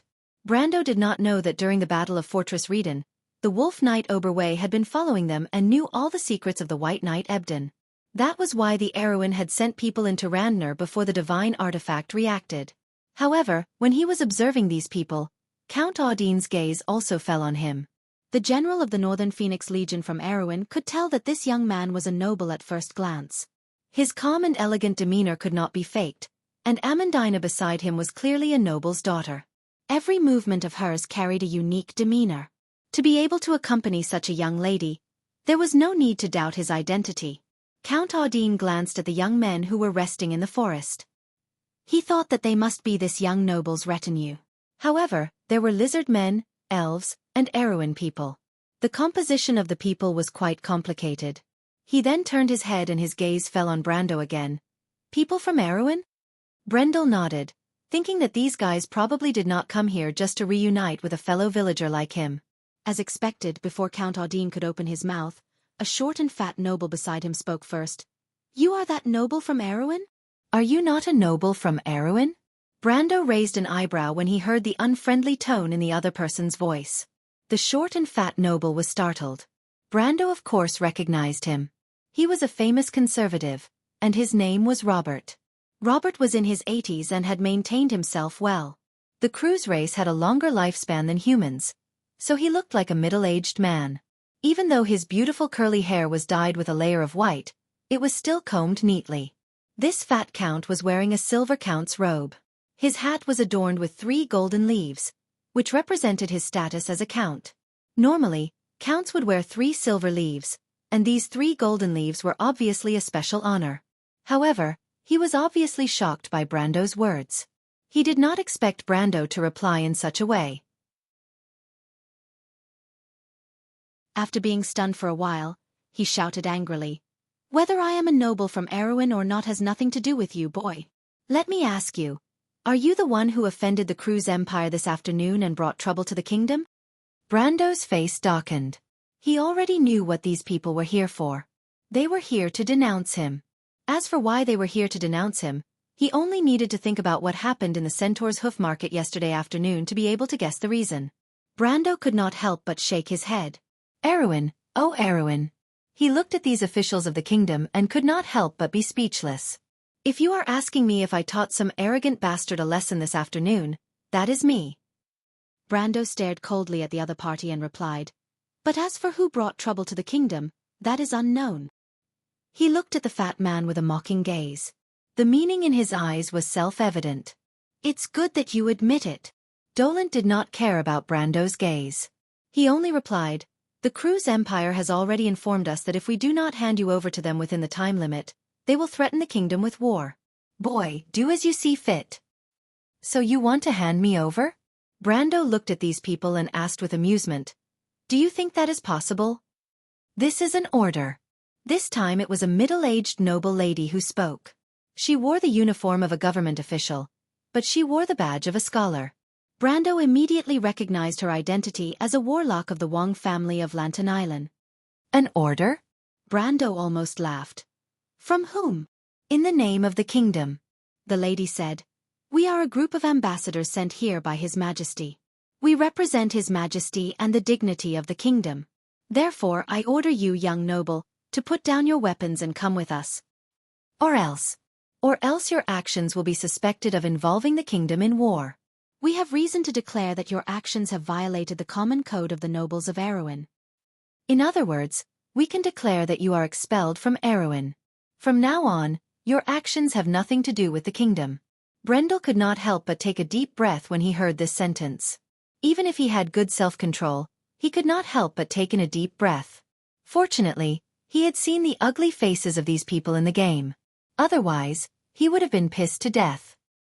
He turned to look at Count Audine, a high-ranking general of the Northern Legion and a die-hard supporter of the Princess Regent. He asked, As a soldier, do you think so too, Count Audine? But Audine did not answer. He only frowned slightly. Firstly, he was dissatisfied with Dolant's words. Secondly, he did not like Dolant's carelessness. Although Cruz's envoy threatened him with war, as a soldier, he was not afraid of war. But now that Erewhon was facing both internal and external threats, he had no choice but to stand on the same side as these nobles. Count Audine's silence disappointed Brando. He had thought that the future leader of the Reformist Party would at least support him. But now, Brando realized that he was right to jump out of Erewhon's rotten circle of nobles and start a new life. The nobles of the kingdom were hopeless. He finally managed to suppress his anger and looked up at the female scholar with a smile. So you're saying that you want to expel me from Aween? That depends on your choice. The last noble answered. Brendel almost pulled out his sword and slashed these bastards away. He immediately calmed himself down and looked at them with an angry smile and replied, You're right. Very well. Then you can tell the Lurts that I have been expelled from the kingdom. Maybe they will accept it. The nobles of Erewhon were stunned. They were threatening Brando, but it would be strange if the Cruz's people would accept it. Those nobles would only accept it if they saw it. Don't refuse a toast only to be forced to drink a forfeit. Count Robron said angrily. He raised his hand and prepared to have the envoy's guards subdue the young man. The envoy's guards were the kingdom's knights and were the elites of the Corvado royal family. Subduing a young noble should not be a problem. He had observed Brando's retainers beforehand. They were either youths or of other races. This kind of ragtag group could not be that strong. On the other hand, although the Cruz's people said that Brando had offended them, they did not mention Brando's glorious deeds in order to save face. They only vaguely mentioned the conflict that happened in the afternoon at Centaur's Hoof Market. This caused the Erewhon's envoy to misjudge Brando. They thought that Brando had some strength, but that was all there was to it. Before the calamity of wolves, they tried to preserve their strength as much as possible. But Brando was determined to resist, so they could not be blamed for taking action. Robron, Audine, and the female scholar had the same idea. No matter what, they could not let the kingdom be involved in a new war. But as soon as he finished speaking, he saw Brando smile at him. It seems that you want to force me to submit? He asked. Naturally. Then it seems that the Cruz's people did not tell you the truth. Brendel laughed. If you really know the cause and effect of the whole thing, I'm afraid you'll be more cautious with your current actions. Stop bluffing. Robron snorted. Bluffing? Brando shrugged. Well, Cruz's people did not tell you. First of all, I offended the only heir of the Empire's Grand Duke of Flower Leaf. I made this noble's daughter lose face in front of everyone. Count Audine was stunned. He thought that Brando had a conflict with Cruz's people, but he did not expect it to be like this. Count Audine immediately felt troubled. According to the Grand Duke's temper, he might really start a war. But Audine did not expect that Brando was not done yet. The young lord continued. Also, Cruz's people did not tell you that I also offended the Empire's Border Knight Regiment. I beat up a whole squadron of their people. The female noblewoman was about to say something, But her face changed when she heard this. One person beat up a whole squadron of Cruz's border knight regiment? She looked at Brendel and thought to herself, this guy's bragging too much. The Kurlutz people didn't tell you either. I also offended the Empire's flower of knights, Count Cullens, who was known as the swordsman of the new generation 10 years ago. I remember that I used a spell to send him flying. I don't know if he has recovered yet, Brendel said with a smile. I hope there aren't any scars on his face. I also offended the Imperial Guard's Knight Regiment. I disarmed their entire squadron. Oh, and their Royal Alchemist Association. I almost killed one of their geniuses, a 15-year-old war alchemist. The young man nodded. Also, I seem to have offended someone. Veronica, the commander of the Azure Firmament Regiment. You should know her. I fought with her for 10 moves. In the end, I threatened her with the daughter of the Grand Duke of Flowerleaf and forced her to retreat. He turned around and looked at Roburn's people. If Cruz's people told you this, would you still want to take me away by force? Then he stopped and looked at these people. Also, you want me to apologize to the Kurlutzians, he asked. Then may I ask, which of the Kurlutzians do you think I should apologize to for the above? Author's note. I came back a little late. Sorry, OTL. To be continued. If you want to know what happened next, please go to www.chidian.com and read more chapters. Support the author, support the original reading.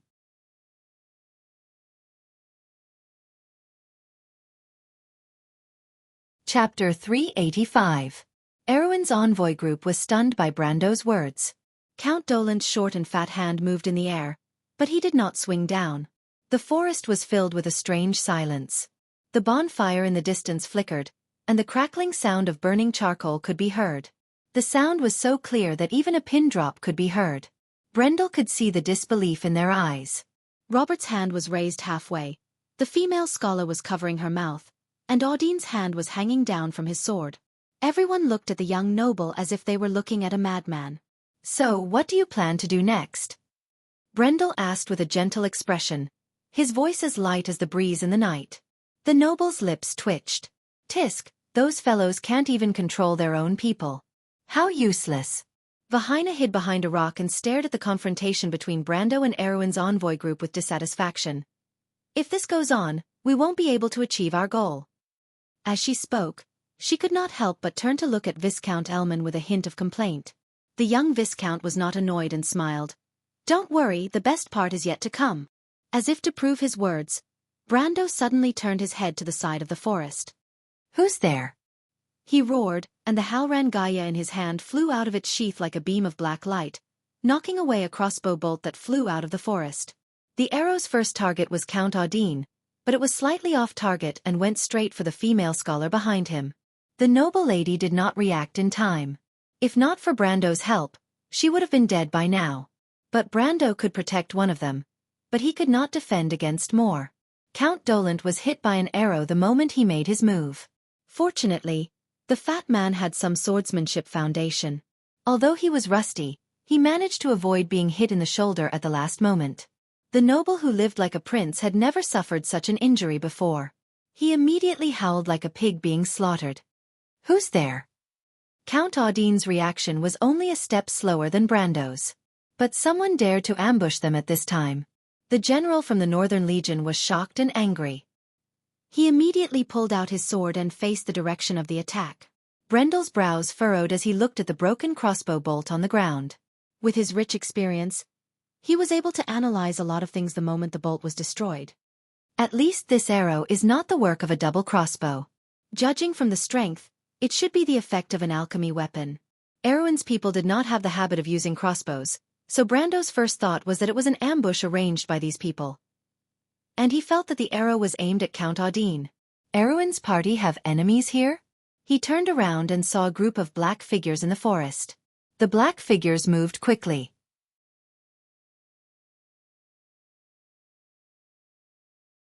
It was as if they had surrounded the party as soon as they appeared in the forest. There were at least a few hundred of them. Brando squinted his eyes and saw the appearance of the attackers. He could not help but be stunned. They were humanoid creatures with the backs of bears and the waists of bears. Every one of them had the head of a lion. Gray gold manes hung down from the lion's face like whiskers and fell to the inlaid leather armor below. Their palms were also furry claws, but they were much more slender than their four-legged cousins. They wore leather boots and carried all kinds of weapons. Toquinen's golden mane lion men. Count Audine called out. The hundreds of golden mane lion mane beast men stopped. Then, two burly golden mane lion mane beast men, who were almost a head taller than the ordinary lion mane beast men, walked out.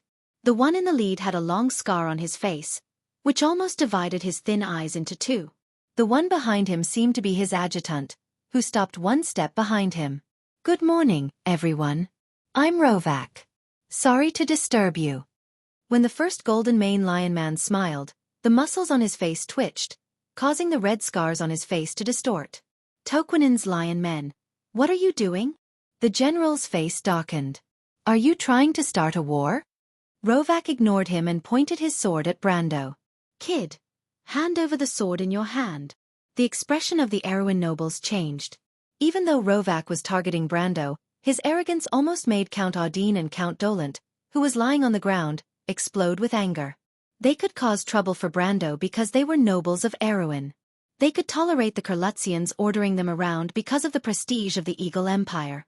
But who the hell were these barbarians? When Erewhon was founded, the Golden Mane Lion men were just a small tribe on the northwest border of the kingdom. They fought with the Erewhon for many years and suffered many losses. In the end, they were tamed and retreated to the mountains. Even though the kingdom had been declining for the past 100 years, and the Golden Mane Lion men on the border had been acting strangely, they did not expect them to be so arrogant. Not only did they surround and attack Erewhon's envoy, but they were also fearless. The first thought that came to Audine's mind was that these unevolved beasts had found someone to rely on, but he could only think of the Cruz people. This was obviously not possible. Compared to Toquinen, Erewhon still believed in the Holy Cathedral of Fire. In the eyes of the Cruz people, these guys were real beasts. They would never stand behind these beasts to fight against Erewhon. That would be against the teachings of the Holy Cathedral of Fire. But other than that, Audine could not think of any other reason for these beasts to be so arrogant. Of course, he did not act rashly.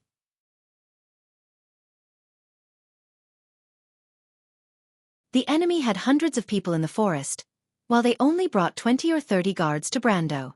It was obvious who would be at a disadvantage if they fought. He exchanged glances with Dolent. Although both of them thought that they had to teach these uncivilized two-legged cats a lesson, they knew better than to fight when the odds were against them.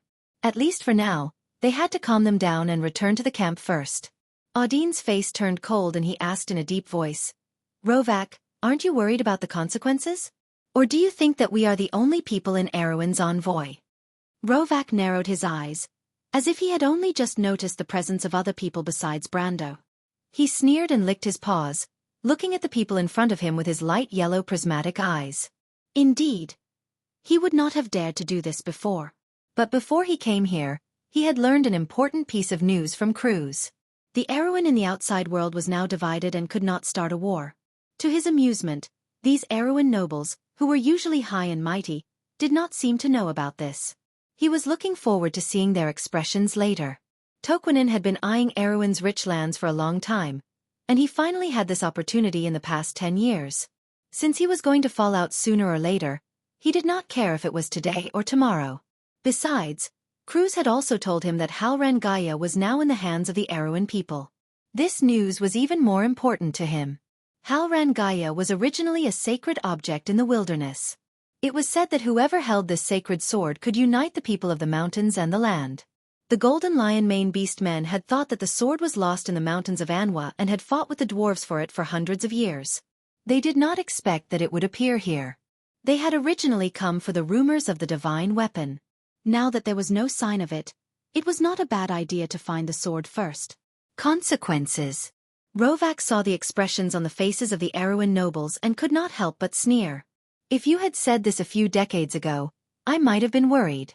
But now it seems that you do not know the situation in your country, do you?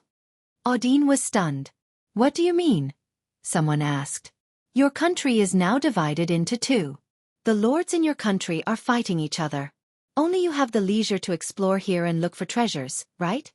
The tall Golden Lion Mane Beast man smiled. Its words were like a bolt of lightning that struck all the Aween nobles present, causing their faces to turn pale. Of course, they knew the situation in Aween. The old king had ordered them to search for the Lionheart sword in the south in order to save the kingdom's fate, but they did not expect the kingdom to fall into discord before they could do anything. What was going on? Was this really the will of Lady Martha? But just when everyone's hearts were in a mess, Brendel finally spoke up. "I'm sorry," he replied softly. "I didn't hear what you said to me just now. Can I trouble you to say it again?" Brando's hand that was holding the Halran Gaia sank slightly, and his face was as cold as water.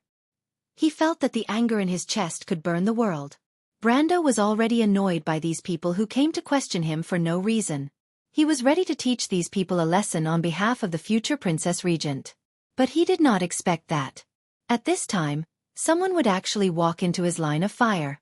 When the tall golden lion-mane beastman pointed his sword at him and asked him to hand over the Halran Gaia in a disrespectful tone, he almost could not help but cut this guy in half.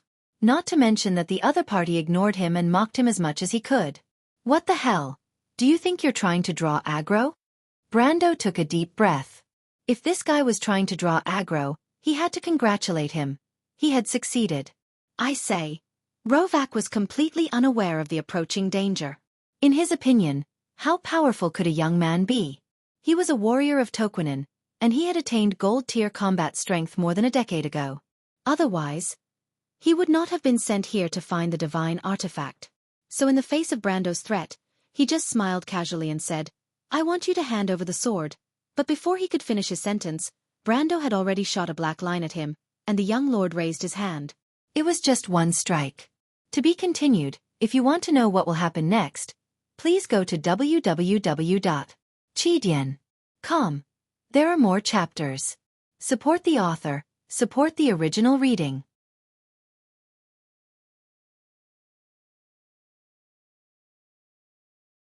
Chapter 386.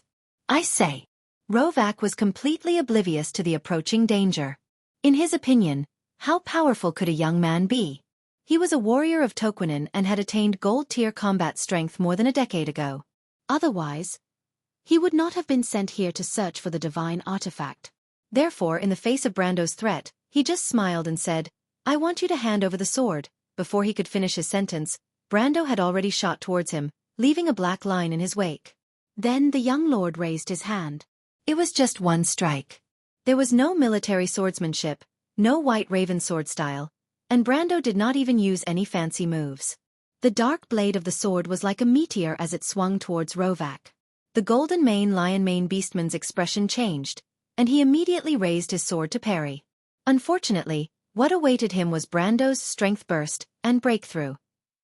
Brando, in a fit of rage, used these two extremely exhausting skills without reservation for the first time. The master-level strength burst increased his strength by 3 times in an instant, pushing his strength to the peak of gold tier at 443 ounces. The Ghost Knight's crystal also increased his strength to the elemental realm by 30%. Everyone saw that at that moment, Halran Gaia in Brando's hand bent automatically as if it was refracted in the air. Then with a loud clang, it collided with Rovak's broadsword. It was a sound that made one's teeth ache. At that moment, time seemed to slow down. The tall golden lion-mane beastman watched as the broadsword in his hand bent to the limit, cracked, broke, and then shattered into pieces. The metal fragments shot back like steel needles and hit the golden lion-mane beastman. Normally, these fragments would not be able to hurt his gold-tier body. But at this moment, these steel needles seemed to contain the same power as they pierced into his body. He screamed in pain. But as soon as the scream came out of his mouth, it stopped abruptly.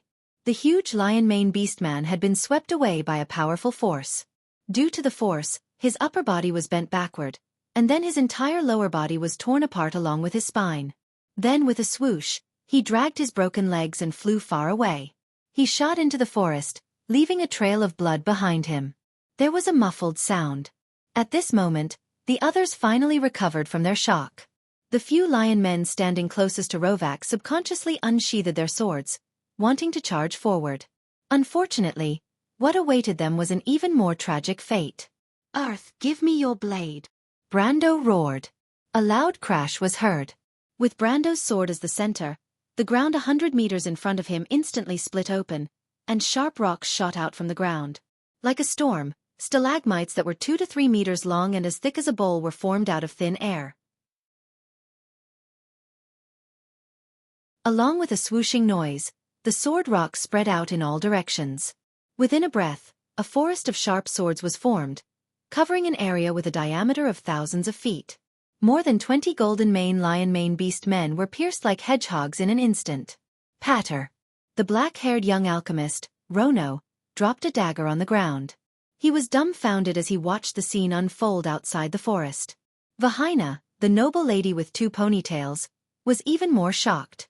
There were still a few spots of blood on her white face, left behind by the golden mane lion mane beastman's corpse when it flew past her. If it was any other time, Vahina would be disgusted to death. But now, she did not even have the courage to make a sound or blink her eyes. Of the 3, only Viscount Elman was slightly calmer, but when he saw that sword, his heart couldn't help but skip a beat. The only thought in his mind was that he was thankful that he didn't go looking for trouble with that guy himself. He had seen Duke Veronica's swordsmanship before, but even though her swordsmanship was impressive, it still lacked the power to shock people. When Brendel drew his sword, the unstoppable force was so strong that even though they were hundreds of meters away, they could almost feel the wind and rain of blood that assaulted their faces. It was as if the sword had pierced through their hearts, causing their hearts to stop. It was a kind of extreme pressure when faced with power. This. Rono was almost speechless. Sword and curse dual cultivator. Elman's expression also changed several times.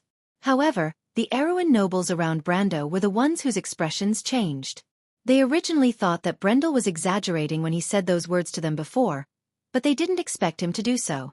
But now, these people stood there as if they were petrified. Their expressions were strange, and no one could make a sound. The fat Count Dolan, who was lying on the ground, opened his mouth as if he wanted to say something, but his voice was stuck in his throat for a long time. Count Audine had been in a posture ready to draw his sword. He was prepared to attack if Brando's tone changed, but when he saw Brando draw his sword, he felt as if the sword in his hand weighed more than 1,000 pounds. He could not pull it out no matter how hard he tried. This guy was a noble of the Erewhon? Since when did the Erewhon have such a crazy person? Brando maintained his posture for almost 2 seconds before he let out a sigh of relief. Using power burst and charge at full strength consumed too much energy. If it were not for his innate talent, he would have been frozen for more than 2 seconds. But even so, not a single golden mane lion mane beastman dared to surround him while he was frozen. They could still accept the fact that Shi Feng had killed Varrock with a single slash, but the terrifying Gaia blade was simply too terrifying. Nearly 100 meters of the ground was instantly lifted up, and countless stone teeth rose from the ground. This scene shocked everyone to their very core. A demon warrior? Or a sword and curse dual cultivator? Brando put down Halran Gaia, and the stone teeth that rose from the ground disintegrated and turned into dust. He then coldly looked at the golden mane lion mane beast men, who wanted to surround him but were scared off. Hundreds of golden mane lion mane beast men formed a crescent around him, but no one dared to take a step forward. When the late King Eric was still alive, he would never have thought that one day his descendants would be mocked by a group of beasts. Brando turned around and looked at the emissaries of the Erewhon Empire and said, "The glory of the Erewhon Empire's lost flag, the shining glory that flew on the battlefield of the past, do you think you can pick it up?" Brando's voice was not loud. It could be said that his tone was flat. However, the nobles realized that they could not say a single word of rebuttal, whether it was the fat man on the ground, Count Audine, or the female scholar. Dolan looked at the golden mane lion mane beastman of Toquinen, and then looked at Brando. He was unwilling to admit defeat, but he could not say a word. The female scholar lowered her head and did not answer. Only Audine silently drew his sword. At this time, the surviving golden mane beastman finally reacted. Although Brando's sword had shocked everyone present, it had also revealed his strength. Gold tier. Although the strength of a gold tier warrior in his early 20s was shocking, it did not change the balance of power on the battlefield. 1 or 2 gold tier warriors could not change the situation. The golden mane beastman knew that there were at least hundreds of silver tier warriors behind him, not to mention that he and his captain were also gold tier warriors. Among the humans, only this young man and Count Audine were gold tier warriors. The others were not even worth mentioning. The golden mane beastman thought. He had to end the battle before the druids arrived. Kill them. Avenge Lord Rovak. It let out a roar. The roar awakened all the Golden Mane Beast men. After a moment of commotion, the Golden Mane Beast men once again surrounded them. This time, however, they were not just facing Brando alone. The youths in the forest had already noticed the commotion when the emissaries of Erwin clashed with Brando. People like Carglass, who wanted to see the world in chaos, had already rushed over. When Brando drew his sword, they knew that the battle was about to begin. The sound of swords being unsheathed could be heard. Count Audine walked to Brendel's back and tossed the scabbard aside. Let's deal with these troubles first. There's a conflict here, and my men will be here soon. We just need to hold on for a while. Brando replied without turning his head. Hold on. Count Audine was stunned. But Brando had already looked at the Golden Mane Beast men. Carglass, Coden, Ropar, Scarlet, he shouted, pointing his sword forward. Kill them all. As you wish, my lord. This was Carglass' reply. My lord. Scarlet seemed to have been waiting for this order. She stood in front of Brando, the lightning spear in her hand flashing with electricity. Another gold tier elemental awakening. The Golden Mane Beastman felt his eyelids twitch. But he soon realized that Scarlet was not the biggest threat on the battlefield. Ropar, the lord of the Fireclaw lizard men, remained silent as usual. He only took a step forward, turned around, and used his huge tail to sweep the Golden Mane Beast men who rushed up from the left flank. Then, the tall lizard man swung his double-ended sword horizontally, and a row of Golden Mane Beast men were turned into charcoal at the same time. In just one exchange, the Golden Mane Beast men had lost a team. Then, he raised his head and stood like a tall wall on the battlefield.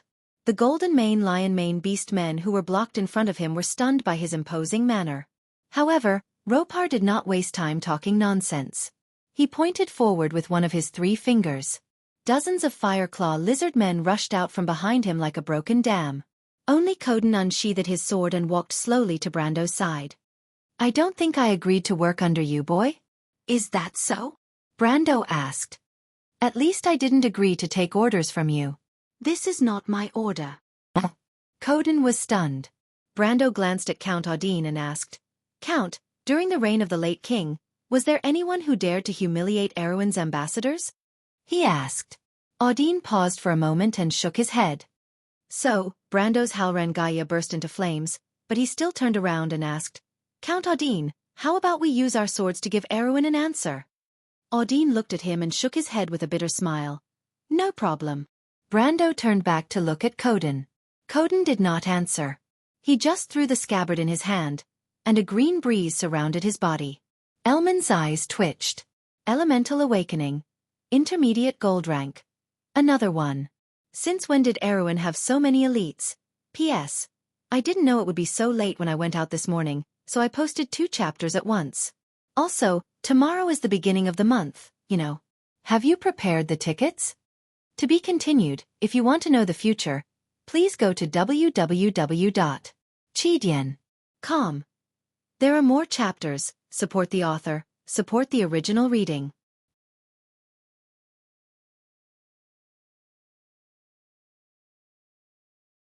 Chapter 388.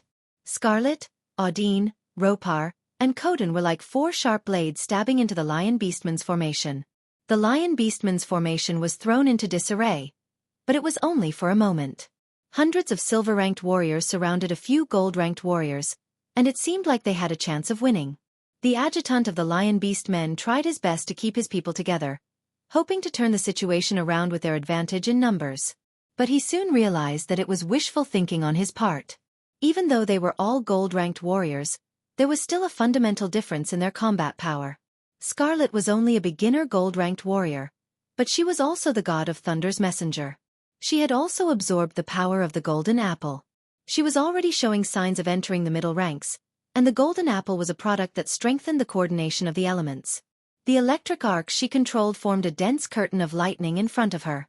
The red-haired girl held an electric spear in her hand. She looked like a legendary knight who could control lightning. With a swing of her spear, several bolts of lightning would sweep into the group of lions. The lightning arcs crackled as they crossed a distance of over 100 feet, leaving a charred hole in the chest of the people who were pierced by them. But this was not the end. Scarlet became braver and braver as she fought, and she seemed to have entered the state of a god. White lightning surged out of her blazing eyes, and she was as majestic as the god of thunder. She did not even use her spear. She only needed to point her finger, and a bolt of lightning would turn a lion beastman into charcoal. Looking from the forest afar, one could only see the white lightning dancing outside. Scarlet stood in the middle of a group of lion beast men, like a god. The duke's daughter stared at all of this with her mouth agape, completely forgetting what they were here for. She only stuttered, "Is that the Lord of Thunder, the daughter of the King of Wind Elves, Cossus?" What a strong elemental perception. The black-haired boy's eyes reflected the white lightning. Elman's expression also changed. Although the red-haired girl looked like she was only a lower gold-ranked warrior, her combat power had already surpassed that of a middle gold-ranked warrior. At least, she was much stronger than the middle-aged gold-ranked swordsman. However, what really made him gasp was not Scarlet, but Ropar and Brando. If Scarlet was the god of thunder, then Ropar was the god of fire. The double-headed sword in the hands of this tall lizard-man lord was like dancing flames. Even his body was set ablaze during the battle. However, Ropar did not mind at all. He was originally a creature from the fire elemental world. The Fireclaw lizard looked like a physical existence, but half of its body flowed with fire elements. Moreover, elemental life forms had long lifespans. Those who could become lords were all outstanding individuals who had stood out from countless battles. Ropar, the overlord of the scorching plains, had accumulated a wealth of battle experience in the fire elemental plane. As long as he drew his sword, a lion man would fall. The lion man tried to block the god of war with his gold-rank combat strength, but he did not expect the lizard to not dodge at all. Instead, the lion man took the lion man's sword head-on. The lion man raised his head in shock and saw the flames in Ropar's eyes rising. This was the characteristic of the Fireclaw lizards. They loved to fight and used damage to increase their strength. Ropar's HP dropped to less than half, but his strength also increased to the upper gold rank. The lion man swordsman probably did not expect his opponent's strength to increase by 2 ranks in an instant. At that moment, he only wanted to pull back his sword to block Ropar's attack. Unfortunately, he did not manage to pull back his sword. Then, the flaming sword descended and turned him into a pile of charcoal. Ropar pulled out his sword without saying a word, bringing out a flame, and then casually threw the sword away.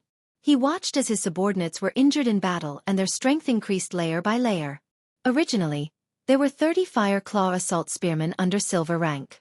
The 30 Fireclaw lizards had now reached the peak of silver rank. The lion men could not stop them at all. The lion man's left wing was forced to retreat, and for a moment, it looked like it was about to collapse. But at this moment, the lion man's adjutant did not notice the death of his companions and the pressure on the left wing. He was sweating profusely as he dealt with Brando's attack. In his opinion, the young man was a monster. His aura was clearly that of a lower gold rank, but his combat strength was even more terrifying than that of a peak gold rank. If other people attacked with their sword aura would at most kill 1 or 2 meters away. But Brando raised his sword and created a fire dragon that was dozens of feet long. The young man raised his sword high, and the fire dragon climbed up his silver gauntlet like a golden whirlwind that wrapped around the Halran Gaia. Then, he swung his sword down, and a fire pillar that was dozens of feet long instantly engulfed the 34 lion men in front of him and crushed them into ashes. Even if a few escaped, there was a loud bang as the ground cracked inch by inch, and stone teeth pierced out, turning the survivors into hedgehogs. He only used one sword to open a hole in the center of the lion men's formation. Brando took a step forward, and the lion men from Toquinen immediately collapsed and retreated. The lion man's adjutant immediately screamed and ordered the lion man crossbowman to prepare to shoot. He intended to use long-range attacks to kill this terrifying guy. The lion men who came with Toquinen were all elites of the Altar of Earth, and even the crossbowmen were equipped with magic crossbows. When they heard the order, they took a step back and drew their bows. The arms of the bows were surrounded by a faint yellow glow, and it was obvious that the crossbows were enchanted with the power of the earth. Attack! The lion man's adjutant waved his hand. Accompanied by a sharp clanging sound, dozens of pale yellow rays pierced out of the forest in an instant. Their target was Brando, but unfortunately, before they could get close, a fiery red shield suddenly appeared and turned them into ashes. The Lion Man's adjutant was stunned when he saw the flames around Brando and the failure of all his attacks. If he had the consciousness of a player, he would have cursed. By the name of Martha, just how good is this guy's equipment? Indeed, although Brando was only a lower gold, he could not withstand the buffs of his equipment and skills. At this moment, he was only a little over level 30 in the Amber Sword, and was not even considered a first-rate player. However, the quality of his equipment and the number of skills he had were probably only comparable to the RMB warriors of the same era. Halran Gaia, Crimson Blessing, Warrior's Ring, and countless brass and black iron weapons. His defense and constitution alone were better than the knight of the same era, not to mention his attack power. Brando's current attack power was probably enough to put a berserker class to shame. After taking a round of crossbow bolts, Brando finally found the Lion Man's adjutant. He looked up and saw the sneaky guy. He forced the Lion Man to back off with his sword, then took out the shale longbow from his back and aimed at the Lion Man. Dust to dust, earth to earth, petrification arrow. Brando's archery skills were originally inherited from the experience of a level 100 warrior. Back in Fortress Redan, he was not familiar with weapons, but now that he had the weapon mastery of mercenaries, he was confident that he could hit the target at this distance. He released the bowstring, and the arrow shot out like a meteor towards the Lion Man adjutant. The Lion Man adjutant's reaction wasn't slow. He immediately raised his sword to deflect the arrow, but the moment his sword touched the arrow, he turned into a stone statue. Petrification bow. The black-haired youth in the distance almost shouted, if Elman did not cover his mouth. Other than the Viscount, the other descendants of the Cruz nobles could not help but sweat a little. Brando was hiding too much power, and it was a little too much for them to take in. However, Rono did not realize that the shale longbow could only create one petrification arrow. He thought that it was the legendary Medusa's petrification bow, which was a legendary fantasy longbow. Coupled with the Crimson Blessing and Halran Gaia, it was really a deadly combination. At this moment, the Lion Men finally couldn't hold on any longer. Although they still had the advantage in numbers, Coden, Ropar, and Audine weren't experienced in battle, so they didn't have the chance to utilize their advantage in numbers. Coupled with the death of two of their commanders, the Lion Men were like a headless dragon. Their defense line was shaken and finally collapsed. The first to run was the left wing. Under the attack of a large number of pinnacle silver-ranked Fireclaw lizard men, they suffered heavy casualties. When they saw the death of their adjutant, they immediately turned and ran. Except for a few who were sent to hell by Ropar, most of them quickly disappeared into the vast black forest. When the left wing collapsed, the center immediately felt the pressure and began to retreat. This retreat led to a large-scale collapse, and in the end, Aween's side was like a duck herding ducks. Even the youths joined the ranks of the ranks to chase after them. However, Brando did not let his men chase too far. He saw that the Lion Men were stopped by the Druids who rushed over. Hundreds of silver-ranked Lion Men could still hold on for a while in front of Brando, but in front of the Druids, who were much more numerous, they were captured in a flash. Therefore, except for a few who escaped into the forest, the rest were all tied up like rice dumplings by the Druids. The result of the battle was not out of Brando's expectations, but it greatly surprised Erwin's ambassadors. When Audine returned to Brando's camp, the Erwin nobles finally realized what they had done. Roland sat there with a gloomy face and did not say a word. Maria helped him treat his wounds. The female scholar and Count Audine came over to thank Brando. They were a little embarrassed because they originally wanted to deal with this young man, but they did not expect to stand on the same side because of the Lion Men. However, Brando saw that they did not know how to deal with the current situation. The Lion Men's words left the nobles in a mess. If the kingdom was already divided, then they did not know what was the point of staying here. Moreover, Cruz's men were also pressuring them. How could they capture Brando? They looked at the young man. Everything that had happened before made them feel that it was just a delusion. Audine even began to suspect that Cruz's men were trying to kill Brendel with a borrowed knife. At this moment, Brando turned around. He heard Carglass calling out to him as he came back from the forest. Although the second son of Lord Maxon was only close to becoming a silver-ranked, his outstanding swordsmanship and clever mind allowed him to defeat two enemies in the previous battle. Compared to Scarlet and the others, this result was not shocking, but compared to the other youths who did not gain anything, he was like a crane in a flock of chickens. Now that Carglass had gained a firm foothold among the youths, Brando had the intention to train him to be the deputy of the Knight's Guard. P.S. As a piece of equipment, the Ghost Knight's crystal's output is similar to the attribute bonus of potions. Therefore, it is also affected by the explosive strength. This is the reason why the price of equipment like the Ogre's Ring is different. To be continued. If you want to know what will happen next, please go to www.chidian.com. There are more chapters. Support the author, support the original reading.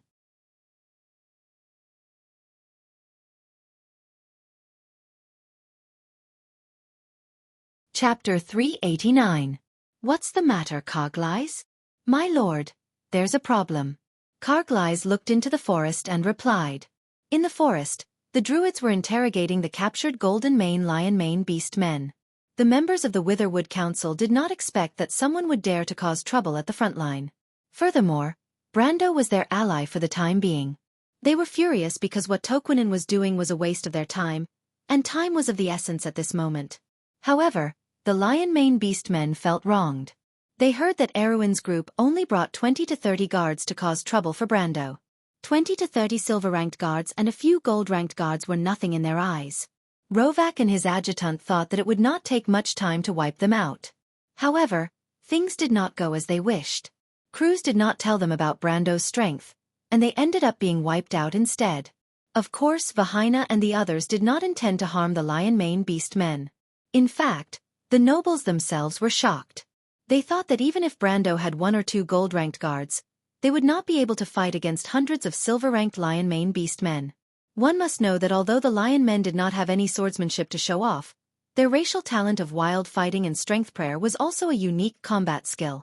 Therefore, the Lionmen's combat power was extremely strong, and ordinary human silver-ranked beings might not necessarily be their match.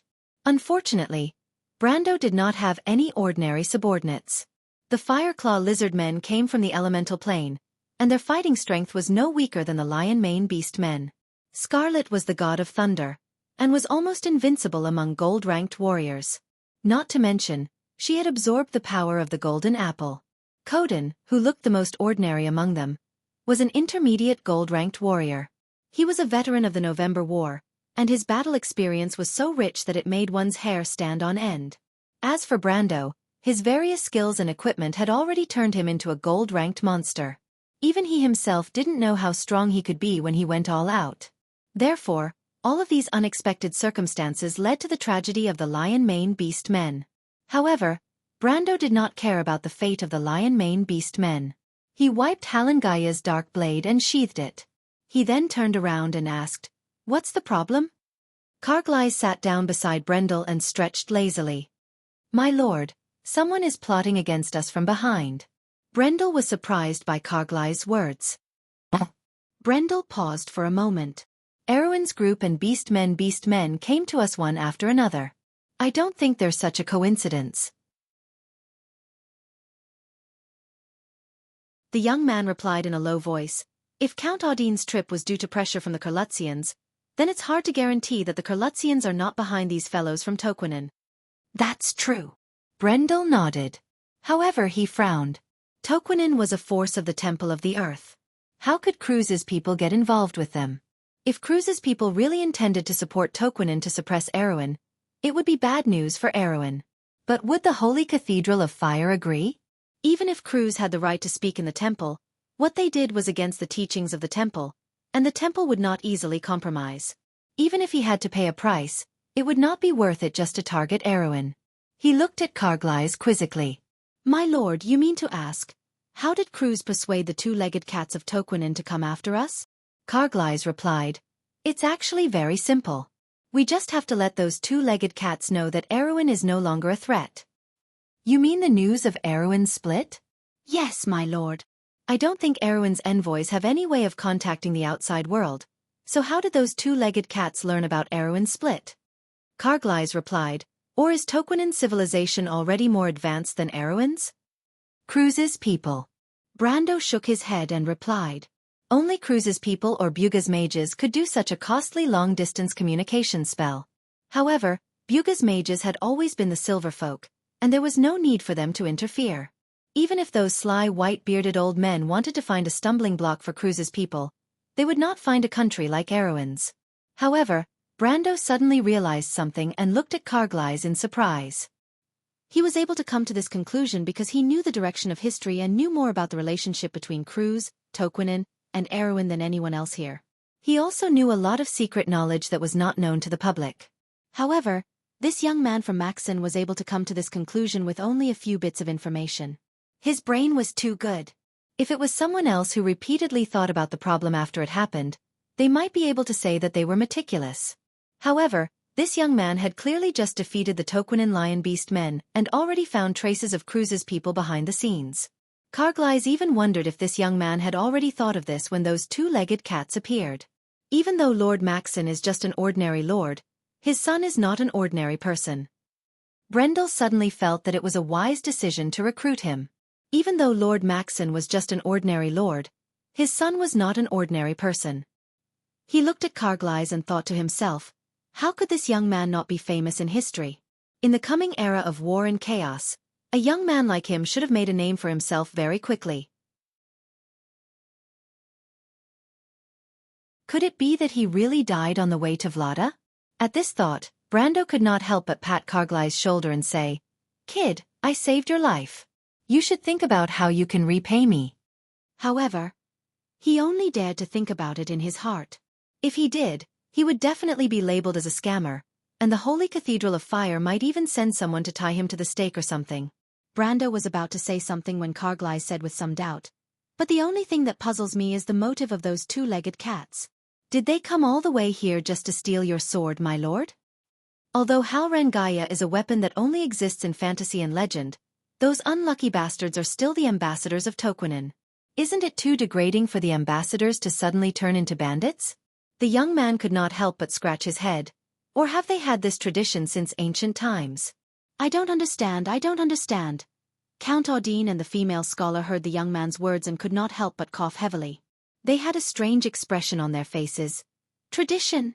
If the lion beast men of Toquinen knew that this young man had turned Toquinen into a nation of bandits, they would not know if they would immediately send an army to kill him. However, Amandina answered Brando's question. She waited until the battle was over before walking up to Brando.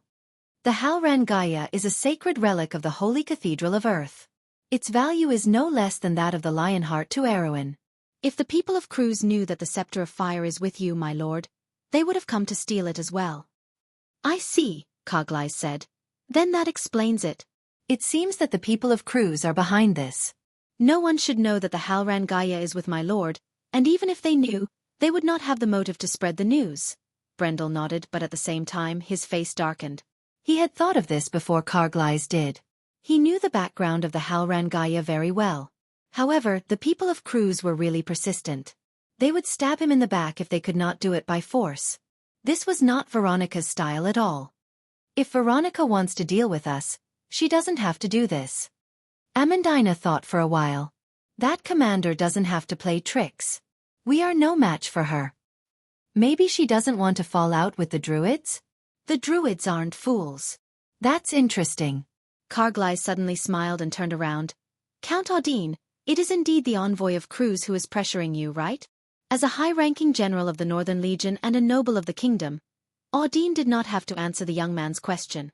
But Brendel had fought side by side with him before, and he was dissatisfied with the Kurlut's obvious use of them as cannon fodder. I know the person who came. She is the daughter of the current Prime Minister of the Cruz Empire.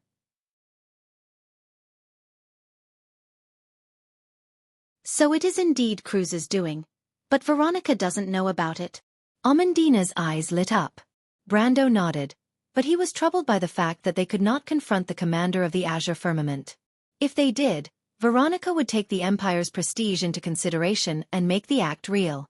Even if she wanted to punish her subordinates for acting on their own, she would not let Erewhon's people off easily. So no matter how you look at it, Cruz's people are not going to let this go. Brando said. He was not happy with the fact that he had to deal with the calamity of wolves while dealing with the schemes behind his back. Don't worry, we can fight back, Carglass lowered his voice and whispered. My lord, Cruz's people are not making a move themselves. They are probably waiting to see our trump cards. Brando was stunned. My lord, Amandina whispered. Coglize means that they should be nearby. Brando immediately reacted, but he did not act immediately. Instead, he quietly signaled to the people around him and quietly threw out a wind spirit spider card. Brando threw the card on the ground, and the translucent spiders appeared from the bushes without attracting anyone's attention. Then he whispered, "Continue, let's see what they plan to do next." Coglize was stunned, but he immediately understood that the young lord had already made his move. The young man smiled as if he wanted to see the world in chaos. Since they want to see where our bottom line is, they will naturally raise their cards again and again. But as for a stronger force? The Holy Cathedral of Fire, Amandina replied. Cruz's people have the right to speak in the Holy Cathedral of Fire. If they can use Erewhon's envoy to pressure us, then it is impossible that they did not consider the Holy Cathedral of Fire. Audine and the noblewoman's expressions changed when they heard about the Holy Cathedral of Fire. But the Holy Cathedral of Fire does not completely listen to Cruz's words, Amandina replied with a frown. She was grateful that Brando had saved her life, so she said, "If the priests want to make a move, they need a reason." A reason. Brando felt his eyelids twitch slightly. He might have thought of the other party's excuse, heaven's armor. He could not help but take a deep breath. He only hoped that his guess was not true. Otherwise it would be troublesome. Author's note. Second update. I'm looking for a magical item that can speed up a rabbit's digging speed. It only exists in the past and fantasies. You know what it is. To be continued. If you want to know what will happen next, please go to www.chidian.com. There are more chapters. Support the author, support the original reading.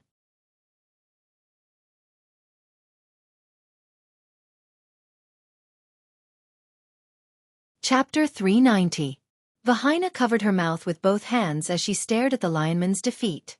She wanted to complain about how useless those bastards outside were. A few hundred of them couldn't even deal with a small group of Erewhon's ambassadors, but in the end, she didn't make a sound. Brando had truly frightened her. She now knew that the country bumpkin had held back, or she wouldn't have been able to wait for Veronica and the others to arrive. However, Vahina's heart started pounding again. She had seen Brando's cold gaze from afar, not daring to even breathe. Her heart was pounding, and she was suddenly afraid. "Elman, Elman," Vahina whispered. He won't notice us, right? Don't worry." Elman frowned and comforted her. "He won't be able to react that quickly, and even if he guessed, he won't be able to notice us." He frowned as he looked in the direction of the battle.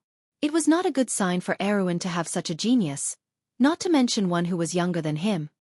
He looked at Brando with an inexplicable sense of enmity. He patted Vahina's shoulder and said, "Let's go, let's leave." Elman was not confident either. The young man's strength was too terrifying. "Aren't we going to wait for the people from the Holy Cathedral?" Rono took a deep breath and whispered. "The Holy Cathedral won't act as hastily as those beasts. Dohar is greedy, but he's not stupid." Elman shook his head, but when he saw Vahina's mouth open, his expression changed and he quickly covered her mouth. "Don't make a sound." "Ugh." Vahina's eyes widened. He's looking over." Elman's movement stiffened. He raised his head and saw Brendel's gaze casually sweeping over in his direction. He immediately felt his scalp go numb. "Impossible, this is a coincidence." "Lower your head, Rono. Don't let him see you," Elman shouted in a low voice. But what he didn't know was that a wind spirit spider was silently passing by him.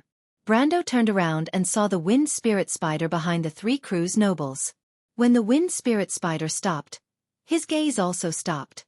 He found out.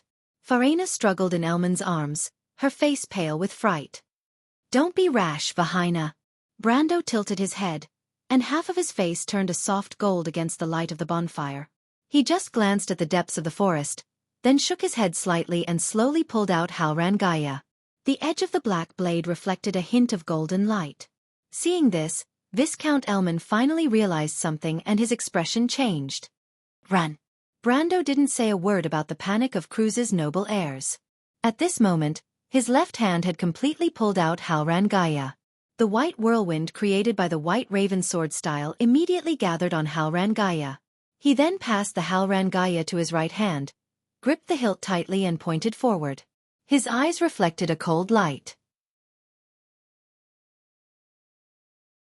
In this cold light, the three Kurlutz nobles who were running away were reflected in his cold eyes. Brando pulled back his sword and swung it backward. One strike. It was as fast as lightning. A white sword aura emerged from the blade of the Halrangaya with a sharp howl. The majestic white sword aura instantly spread out from the blade of the Halrangaya. As though a pair of white wings had spread out, the wings moved forward. A white cyclone separated the air from both sides, and the wind pressure swept through half of the forest in an instant. The trees fell forward layer by layer, and a roar like that of a giant beast's awakening echoed in the night sky. It was the sound of the wind under the night sky. At that moment, the adventurers, envoys, mercenaries, and druids who gathered near and far in the forest subconsciously looked up. Veronica was discussing the next plan with her officers, but when she heard the distant sound, her expression changed. She immediately looked up from the map in front of her. The wizard in the silver robe put down the crystal ball in his hand and looked up. He looked in that direction. The roar shook the entire forest.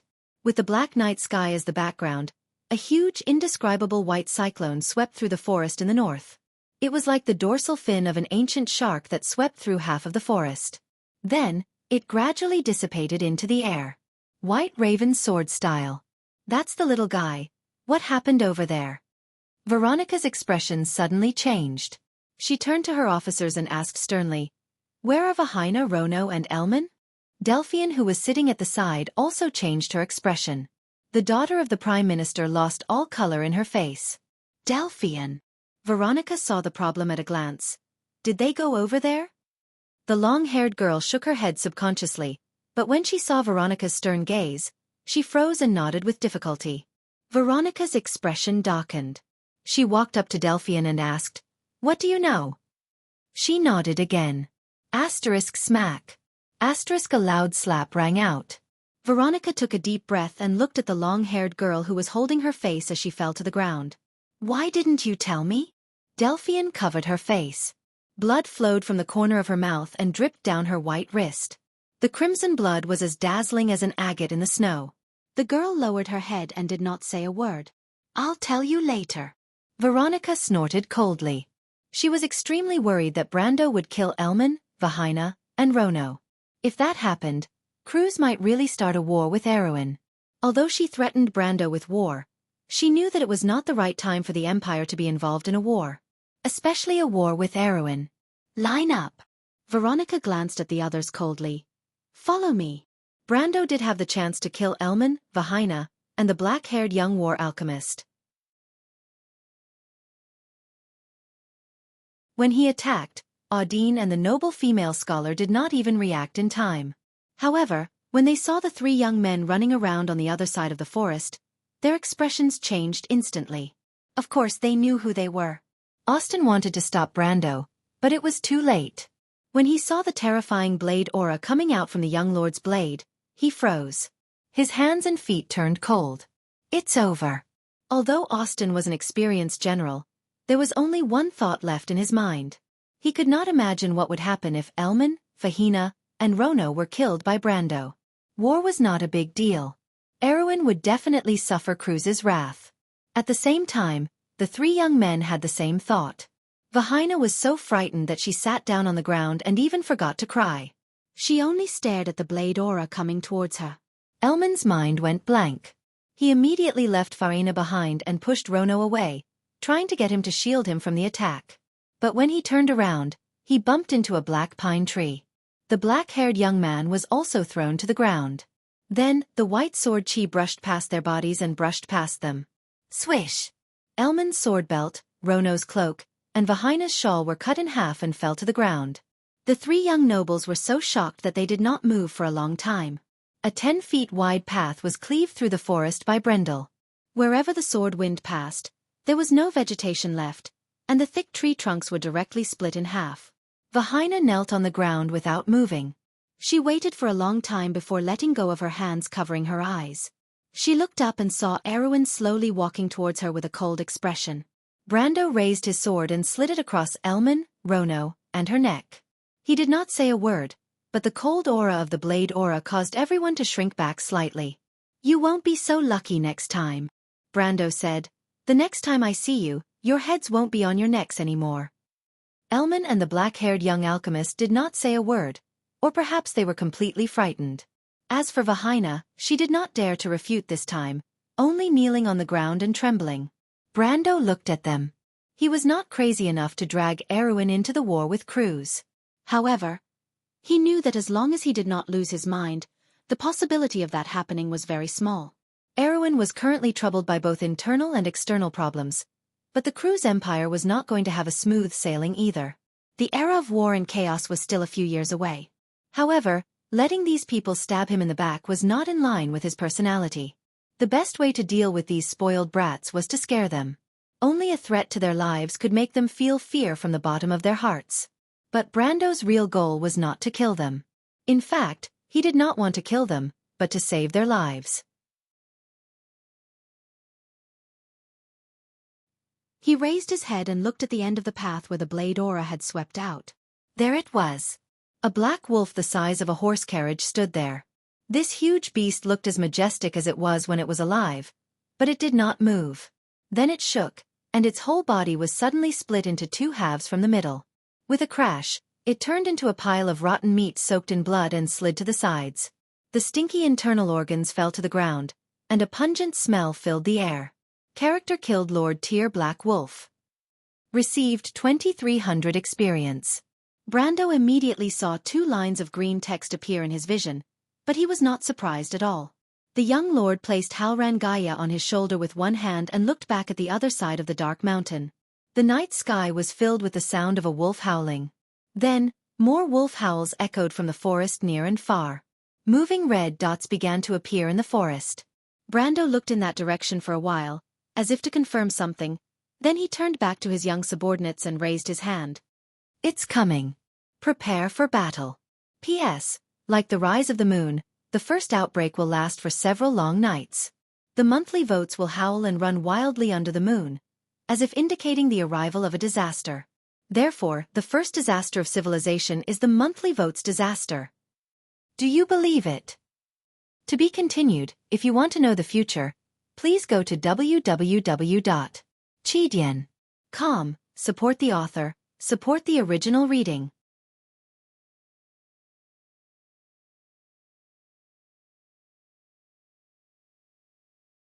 Chapter 391. The black forest stretched as far as the eye could see under the night sky. The howls of the wolves echoed in the forest, echoing from afar. The howls got closer and closer, and the air seemed to be filled with the low growls of the beasts. The black creatures moved through the forest. They would occasionally stop and raise their heads to sniff out the scent of life. Their hard noses were filled with white mist in the cold air. A red light appeared in the darkness, and then specks of scarlet light appeared. The specks of light were densely packed together, like an endless ocean. The youths sucked in a breath of cold air, and the faces of the Aween nobles who did not manage to leave in time changed. Prepare for battle. Count Audine knew that they could not escape in this situation. The general made a prompt decision and ordered his knight subordinates. At this time, the young men under Brando were already in formation. Maintain the formation. Someone shouted. Brando turned around and saw that the leaders of the groups were maintaining the formation. Most of the young men looked pale, but the leaders were doing well. Although they were not calm, they were at least calm. Use the spears first. Coden shouted beside the young men. Quick, pick up the spears. A phalanx of spears appeared in the open space. Level the spears. Level them. Spread out the formation. The shouts of the team leaders rose one after another. The spears were slowly leveled.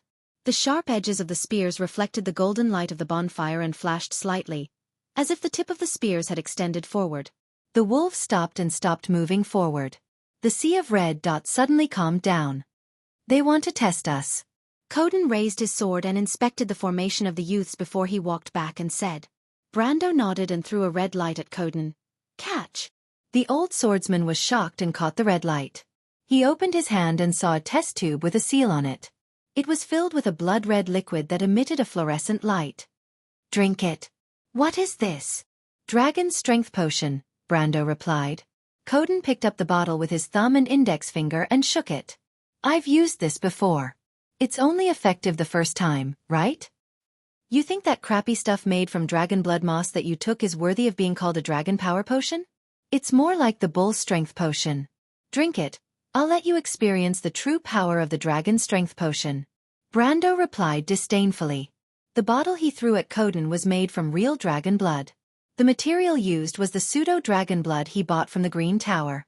Although it was not as good as real dragon blood, it was still better than the blood of the five-headed lizard.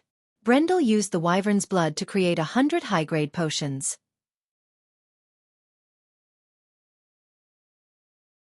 Other than the ones he gave to the youths, there were more than enough potions for each of his subordinates.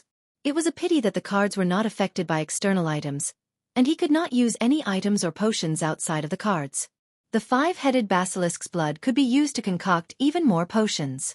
Randolph planned to use some of them on the White Lion Legion in the future, and some on the subterranean dwellers to appease Tajiv and make it more loyal to him. Coden looked at the dragon blood potion in his hand and doubtfully drank it.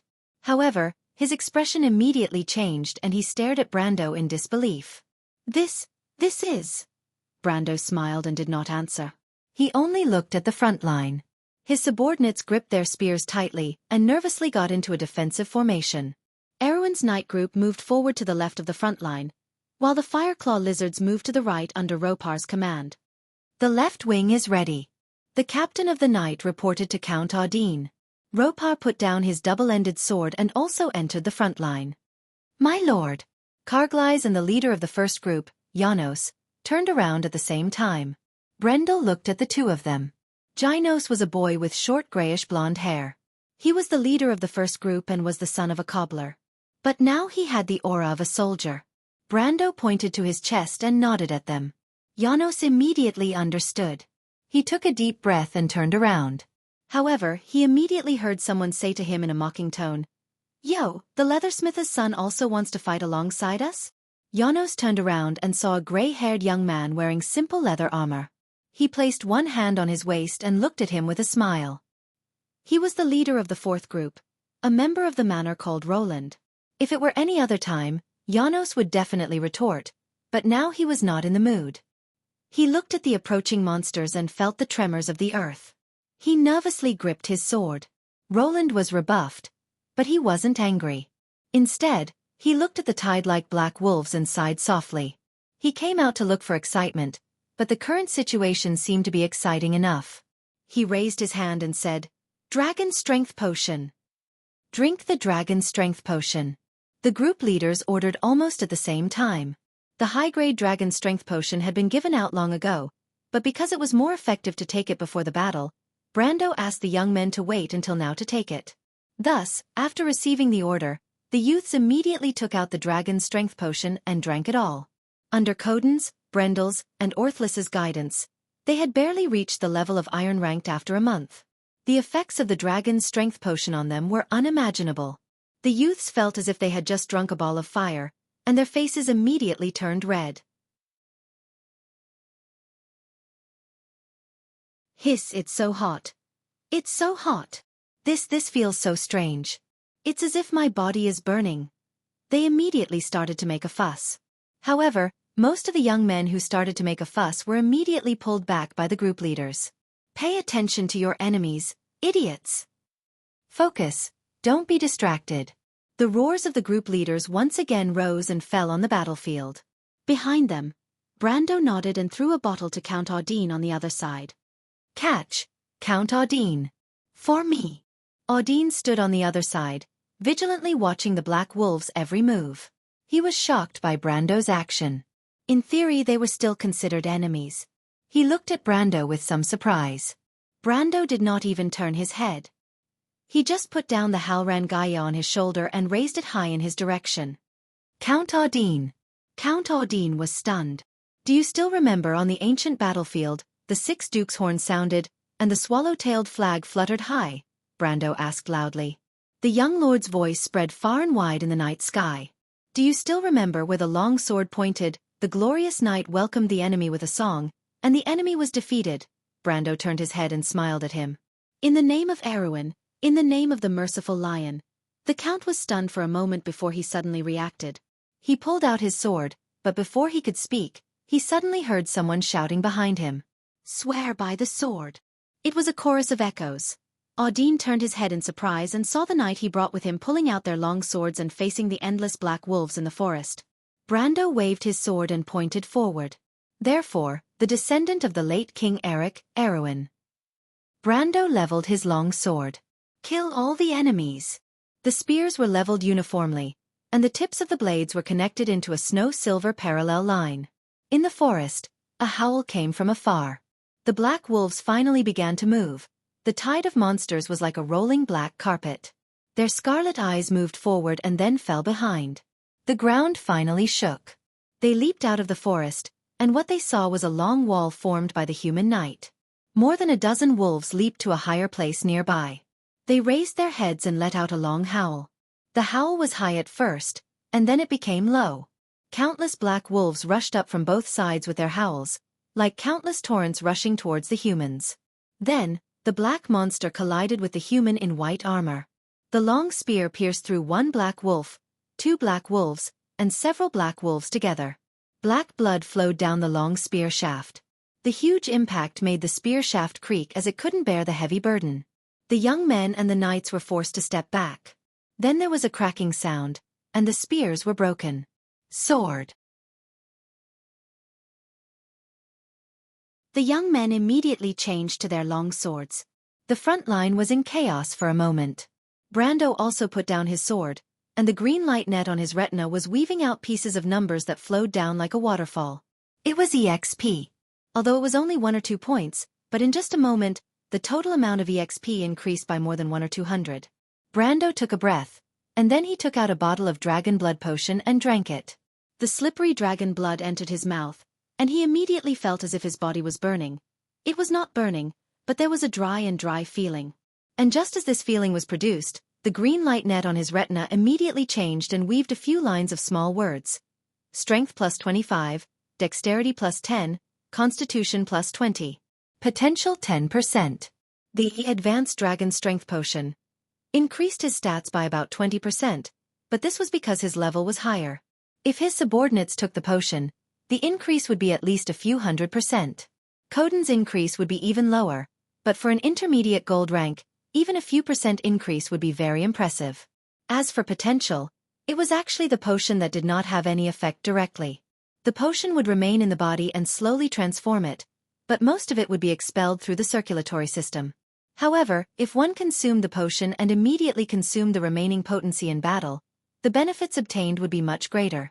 Therefore, Brando swung his wrist and looked at the endless black wolves in front of him.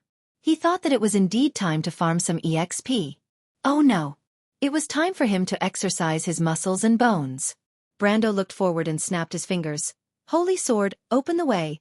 A pair of huge green transparent wings that almost spanned the entire battlefield opened behind him. P.S. This is the first update of the day. Why would I say that this is the first update of the day? Strange. To be continued. If you want to know what will happen next, please go to www.chidian.com to read more chapters. Support the author, support the original reading.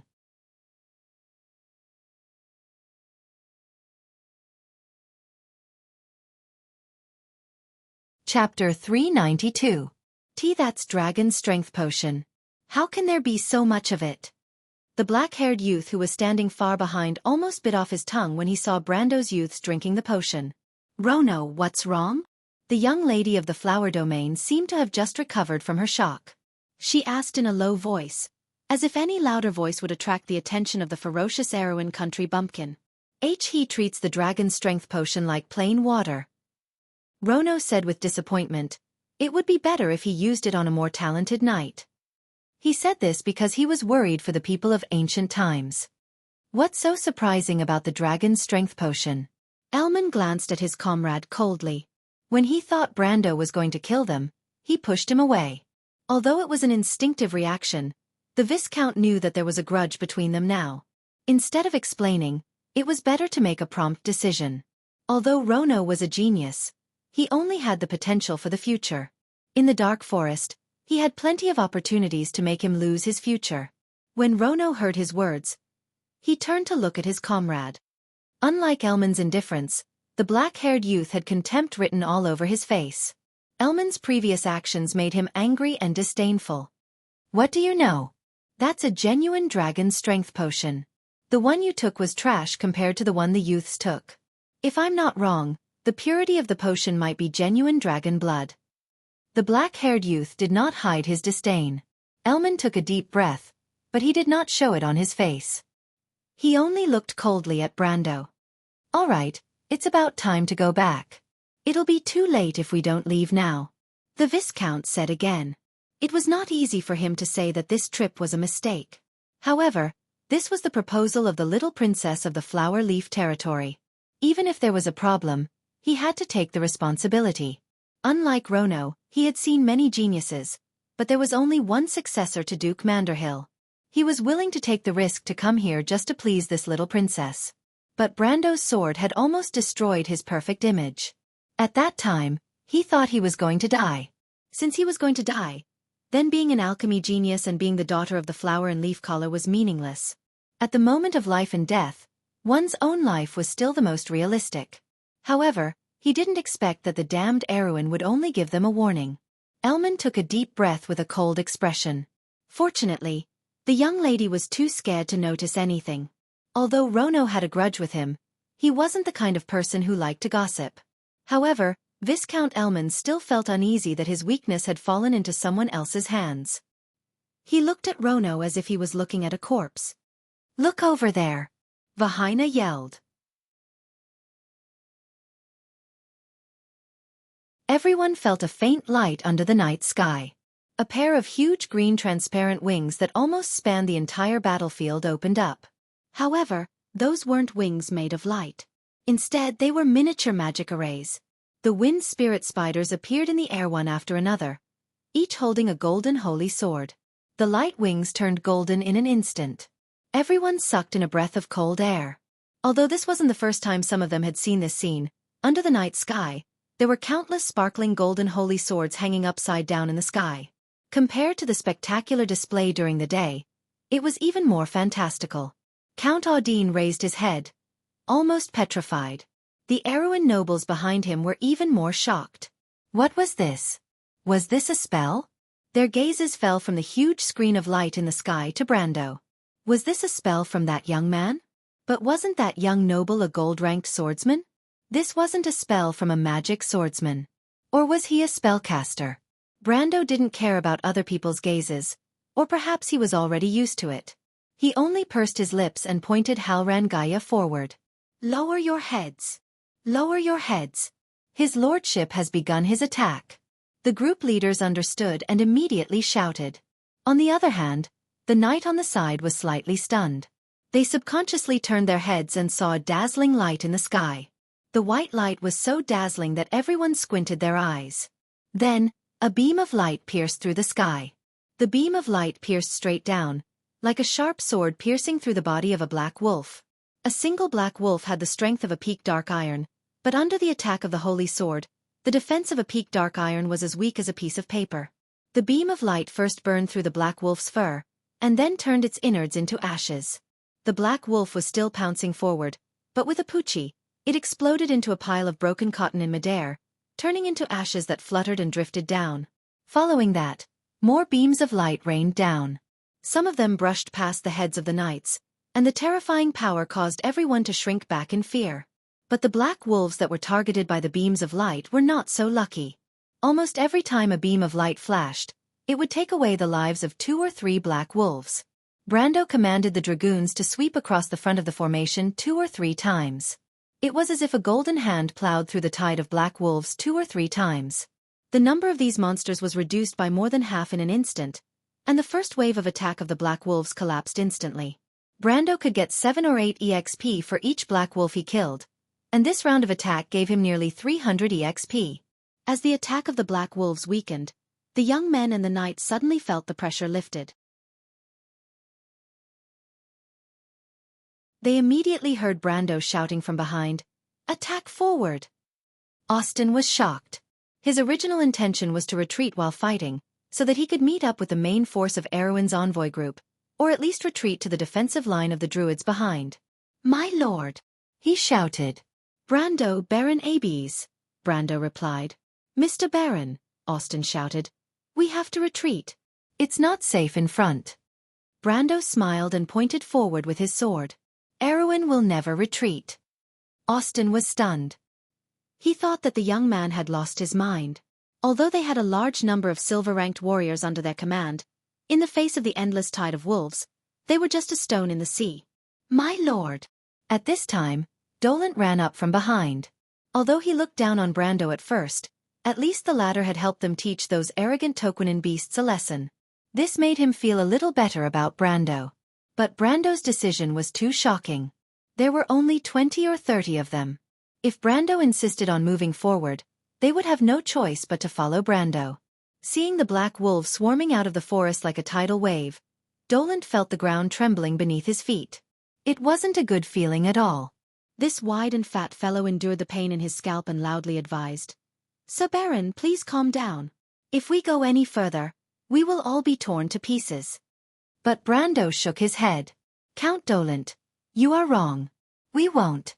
He pointed to the right. "Look, our reinforcements are here." Dolent was startled. He quickly looked in that direction. In that direction, a small group of black wolves had bypassed their camp and tried to outflank them. But at this moment, they seemed to have been attacked head-on and were fleeing in panic. There was a flash of light in the forest. It was a silver spear that reflected the light of the torches. The earth shook as a group of snow-white centaurs charged out of the forest. They wore silver armor, carried spears on their backs, and held bows that humans had never seen before. They chased after the black wolves and shot them down. Every arrow. A black wolf rolled on the ground and stopped breathing.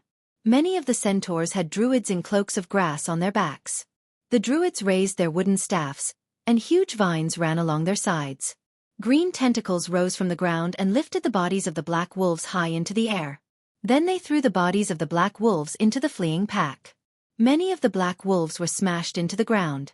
They struggled to get up, but the centaurs caught up with them and killed them with a single shot. There were at least a few hundred centaurs. When they charged at the edge of the forest, they were like a group of heavy cavalry. They cut into the flanks of the black wolves with a heavy rumble, and the situation of the battle changed in an instant.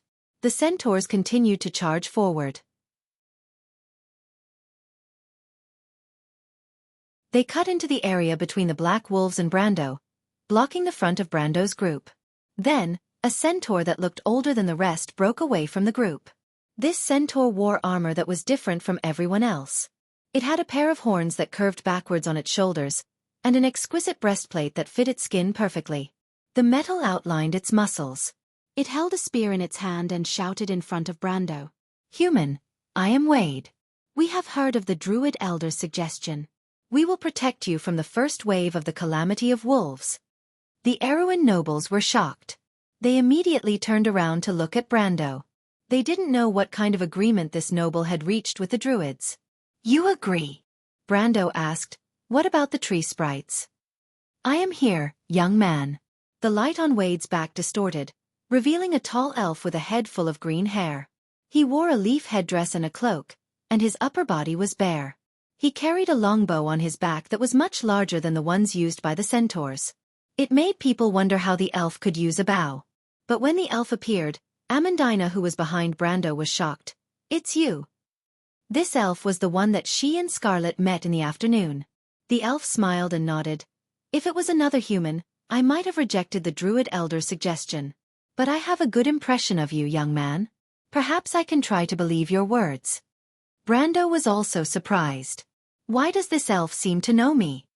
But when he saw Amandina's reaction, he guessed something and nodded. "There's no time for small talk. Let me explain the plan first." To be continued. If you want to know what will happen next, please go to www.chidian.com to read more chapters. Support the author, support the original reading.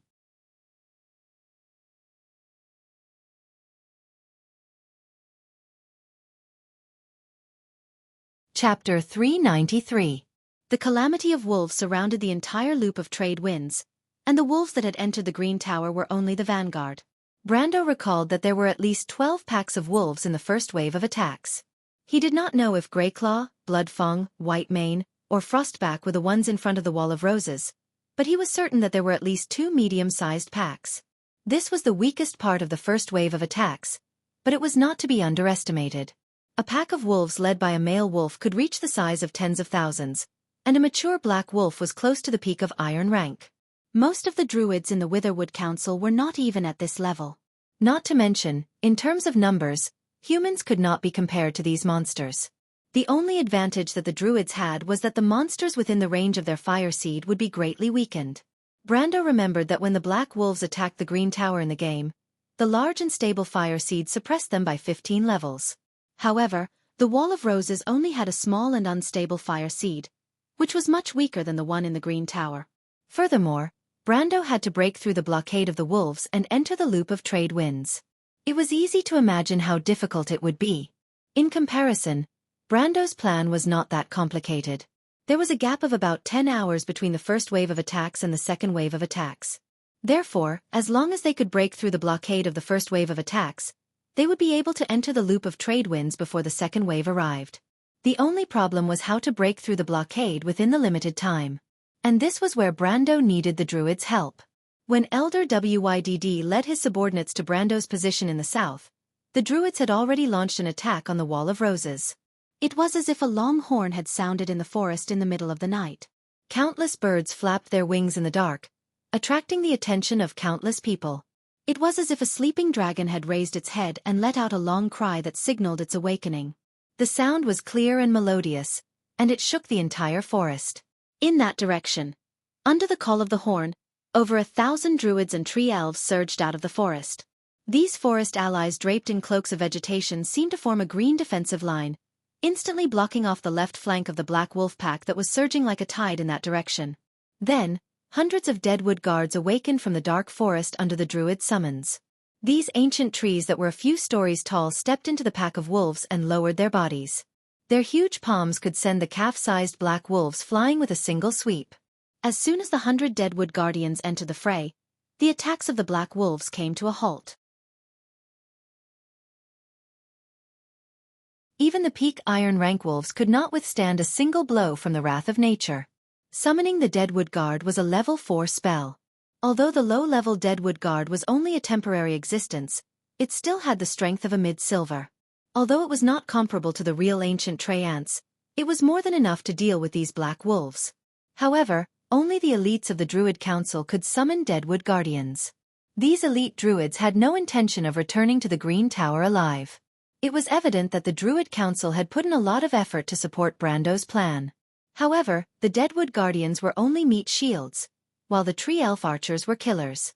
Tree Elves were natural-born archers. Most legends mentioned this, but there was a difference between seeing it with one's own eyes and hearing it with one's own eyes. In the human world, a trained archer could only shoot 10 to 12 arrows per minute. Even with the aid of magic, it was difficult to reach 15 arrows per minute. However, in the society of the Tree Elves, even the most mediocre soldier could shoot at least 25 arrows per minute. Moreover, they used stronger longbows. Hundreds of Tree Elves could create a terrifying storm of arrows. Moreover, in order to deal with monsters in the forest, the elves used ironwood hunting arrows or conical arrows. These arrows were simply a disaster for monsters with low defense like black wolves. After 2 volleys of arrows, the left wing of the black wolves began to collapse, leaving behind a large number of corpses. However, the heavy blow to the left wing immediately attracted the attention of the alpha wolves in the pack. These alpha wolves whimpered to control their own pack while loudly calling out to inform the alpha wolves further away. Male wolves. For a moment, the howls of the wolves echoed throughout the battlefield. After a long whimper, the overlord hiding in the deepest part of the wolf pack finally raised its huge head. The druid's sudden attack had disrupted the attack of the wolf tide. The king of the wolf pack finally realized this and raised its head. It howled to the sky. A clear howl that was different from all the other wolf howls resounded throughout the battlefield. Looking down from the sky, the majestic wolf tide immediately began to turn under the leadership of hundreds of alpha wolves. They were originally going to cut into the Wall of Roses, but now they were like a huge spiral that began to slowly rotate. The situation of the battlefield changed. But while the druids attracted the attention of the alpha wolves, Brando was not idle. He immediately commanded the centaurs, Tree Elves, and his subordinates to kill a bloody path from the side of the wolf tide. He was followed by Erwin's envoys because Count Audine saw that persuading the so-called Lord of Abes was ineffective. He had no choice but to follow. It could not be helped. There were only 20 to 30 guards in their group. It was almost impossible for them to retreat back into the Wall of Roses defensive line. And it seemed that the centaurs and tree elves were not willing to escort them back. They realized that their title as Erwin's envoys was not enough to deter these barbarians. But what made them feel a little better was that at least Cruz's people did not get any benefits. But the tree elves and centaurs treated Brando with great respect. In fact, this was a euphemism because the centaur elder Wide and the tree elven leader, Quinn, only had a short discussion before they handed over the command to Brando. Count Doland had wanted to go to the front of the group to ask Brando to send them back, but he was scared by a black wolf halfway and quickly retreated to the middle of the group. From then on, he did not say a word about this proposal. And at the front of the group, Brando's troubles were no less than the nobles. The centaur elder Wide led hundreds of centaurs to clear a path through the waves of black wolves. At first, the pressure was not great. According to Brando, the black wolves were nothing in front of the centaur elder. But as they approached the thorn ridge on the east side of the Wall of Roses, the situation gradually changed. "Look over there." Brando heard a squeaking voice behind him. He didn't need to look back to know that she was the daughter of the flower and leaf caller from the Kurlutz Empire. At least the 3 Kurlutz youths weren't stupid enough to follow them. Although it was a little awkward, at least they could save their lives. Brando looked in the direction Vahina was pointing and raised his eyebrows. He thought that the young lady was making a fuss over nothing, but he did not expect to see something worth paying attention to.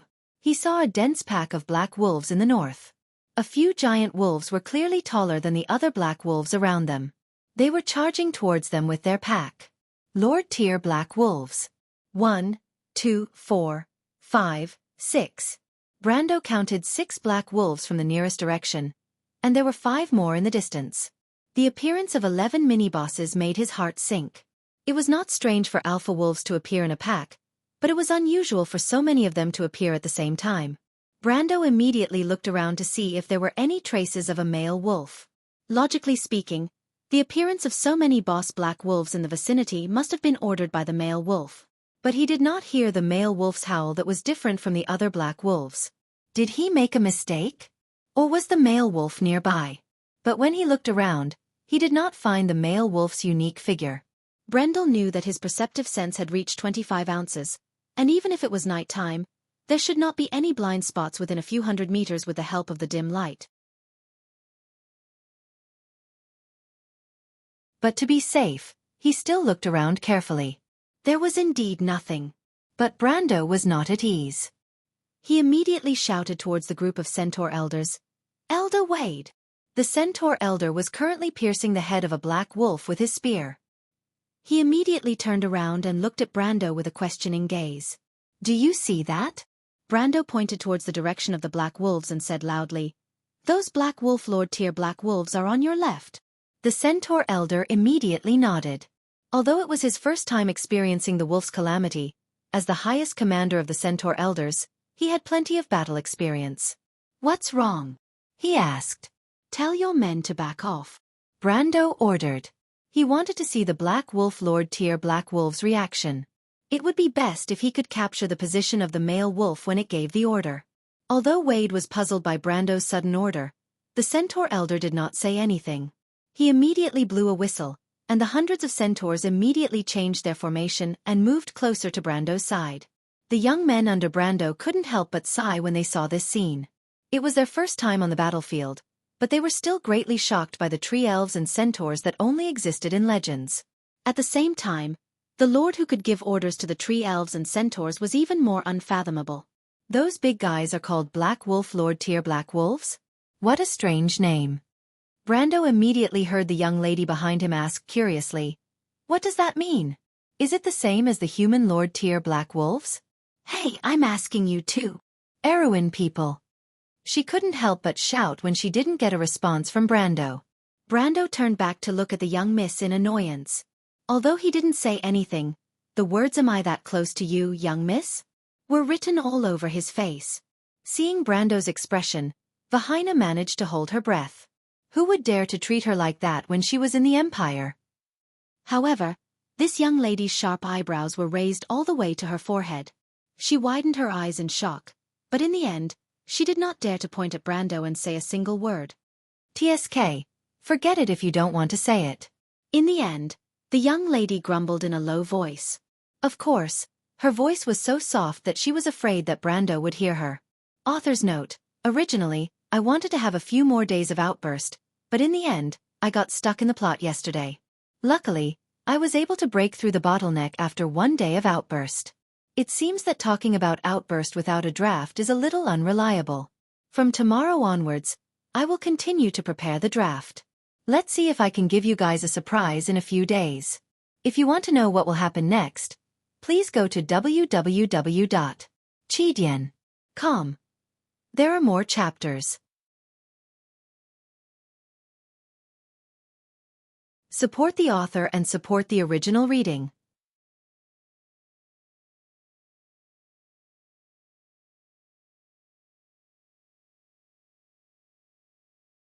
Chapter 394.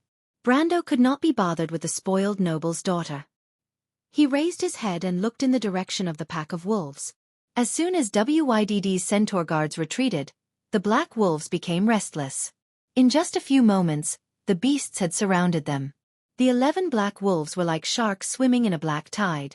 Brando could see that they were driving their own kind forward, intending to surround them. Brando did not hold back. At first, he had summoned the wind spirit spiders to hide in the forest to avoid attracting too much attention. But at this moment, he waved his hand and more than 200 golden light spots immediately rose from the forest like bombers. They soared into the sky and dived towards the black wolves. Every time they swooped down, a golden beam of light would appear.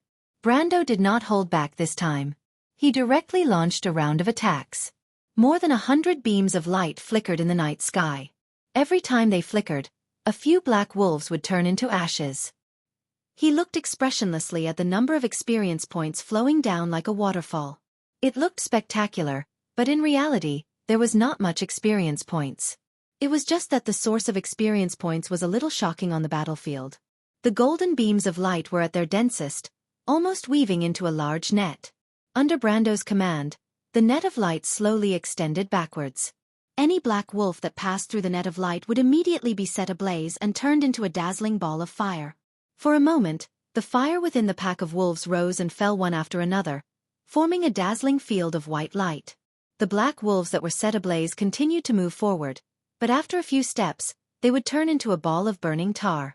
Countless black wolves repeated this process, and finally, the net of light flickered slightly and then disappeared.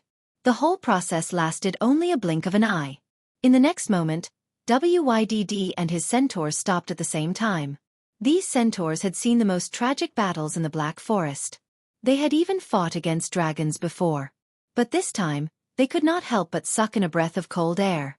From where they stood, the net of light extended for nearly 100 feet. The pack of black wolves that had been as dense as the tide had all disappeared, leaving behind only an empty expanse of charred ashes. In less than a breath's time, hundreds and thousands of black wolves were annihilated. Even the black wolves in the distance were frightened by this terrifying attack and became hesitant to move forward. 5250 experience points. Brando remained unmoved. He once again paid 2 Earth EP to replenish the Holy Sword Technique's consumption. The wind spirit spider glowed brightly in the air, as though it was waiting for the black wolf lords to make their next move. However, the black wolf continued to linger. Let's hurry and advance.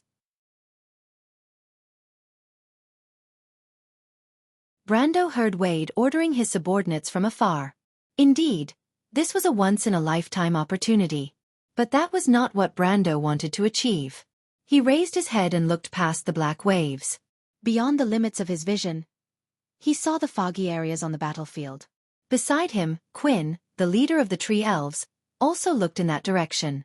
"There's an alpha," Quinn said. Brando nodded. The wolf pack's reaction proved that.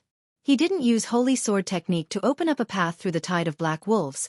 That was Elder WYDD's mission, but to see how the wolves would react. But the black wolves' reaction was quite reasonable. But Brando knew that the real monsters were not like this. Monsters were creatures that were distorted by magic, especially low-level monsters like the black wolves. They were violent and lacked intelligence. They would never retreat when attacked. Instead of looking at them as individuals, it was better to look at them as a whole. An injured black wolf would only become more violent. But they retreated. This meant that the black wolves were intentionally avoiding harm. Only the alpha of the wolf pack, the male wolf, could do this. Because the male wolf had the intelligence of an adult human, it could consciously order the wolves to reduce their losses. But this reasonable reaction exposed the existence of the king of the wolf pack. After a short while, a long howl suddenly sounded in the misty battlefield.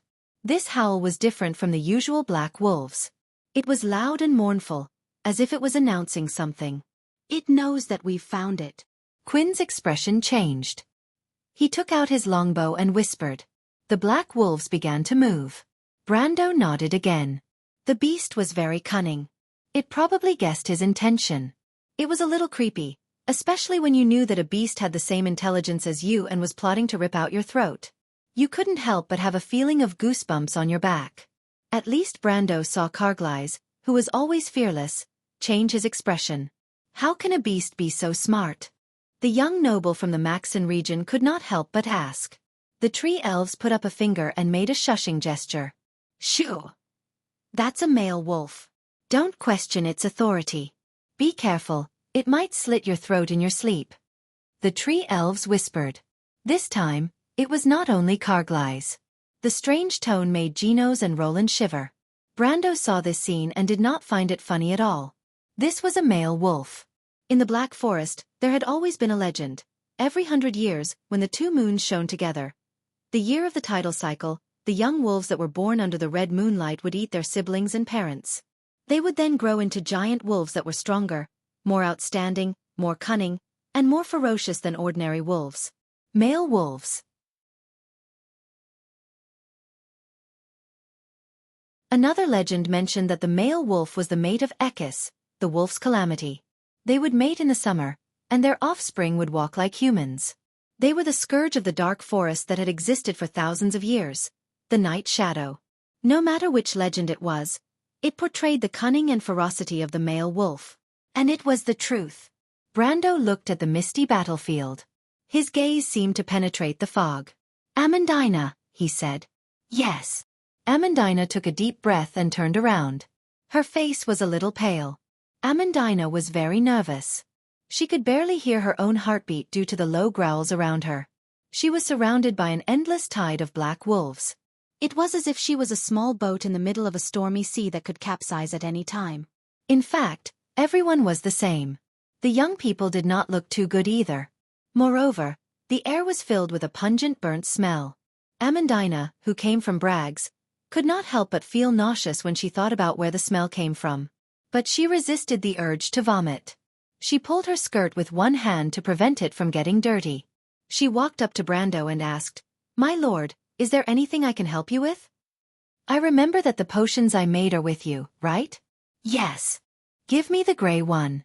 Amandina immediately opened a small leather pouch at her waist. Brando looked at the various potions neatly arranged and carefully sorted. He could not help but raise his eyebrows. At least he could not do this. Even if he was a level 130 warrior, Brando was still used to putting all the potions together randomly. It was as if taking them out would give him a surprise. But most of the time, taking out the wrong potion in the game could be fatal. Especially when you were on the verge of death and wanted to find a bottle of number 7 holy water, only to find a bottle of ketchup after searching for a long time. You know how embarrassing that is. But this bad habit had been with him for many years. Brando did not want to change it, but he found that at least he had an assistant who could help him change this habit. Amandina took out the third test tube from the left. The whole process took less than a second, and the potion was handed to Brando. Amandina. Brando took the potion and could not help but call out. Yes. Amandina was slightly surprised. Compared to Tia, he replied, unplugging the cork from the test tube, you and Pharaoh are more like sisters. But who is the elder and who is the younger? Amandina glared at him, but did not forget to close the pouch carefully. Brendel raised his head and looked at the battlefield.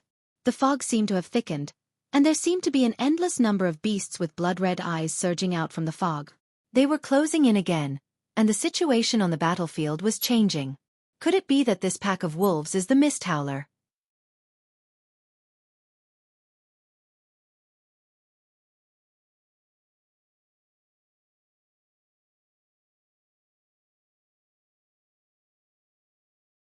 Chapter 395.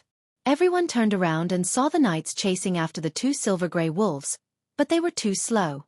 The nobleman who was attacked only managed to let out a short scream before his throat was pierced by the sharp white teeth. His scream came to an abrupt end as the two wolves dragged the human's corpse into the white fog. "How did they get here?" Count Audine roared. "How did you let them in? Are you all idiots?" "A cripple. A direct descendant of the Mist Howler." Brendel watched as the nobleman kicked his feet and disappeared into the mist. His eyelids twitched slightly. "It really is that guy." He immediately waved his hand and shouted, "Everyone stay close. Those bastards are invisible in the fog." As soon as his voice trailed off, two streams of fog passed by the young man not far away. "Be careful." Quinn raised his longbow and shot 3 arrows in that direction. 3 arrows, 2 from the front and 1 from the back, were like 3 silver lines in an instant. 2 blossoms of blood bloomed in the white fog. However, one of the arrows still missed its mark. The silver-gray wolf leaped to the side and pounced on a young man not far away. The monster's movements were shockingly fast. Before anyone could react, it had already bitten the young man's shoulder. With a scream, the wolf tore off half of the young man's body. The young man who was covered in blood widened his eyes as if he could not believe that he was dead. "Quincy!" The young man's companions immediately roared in anger. Seeing their companion die in front of them, they were instantly blinded by anger. They unsheathed their long swords and rushed forward to avenge their companion. But Brando was faster than them. Although he had expected that there would be casualties, it was impossible for him not to be enraged when he saw the young man he had personally groomed die in front of him. Brando immediately pointed in that direction.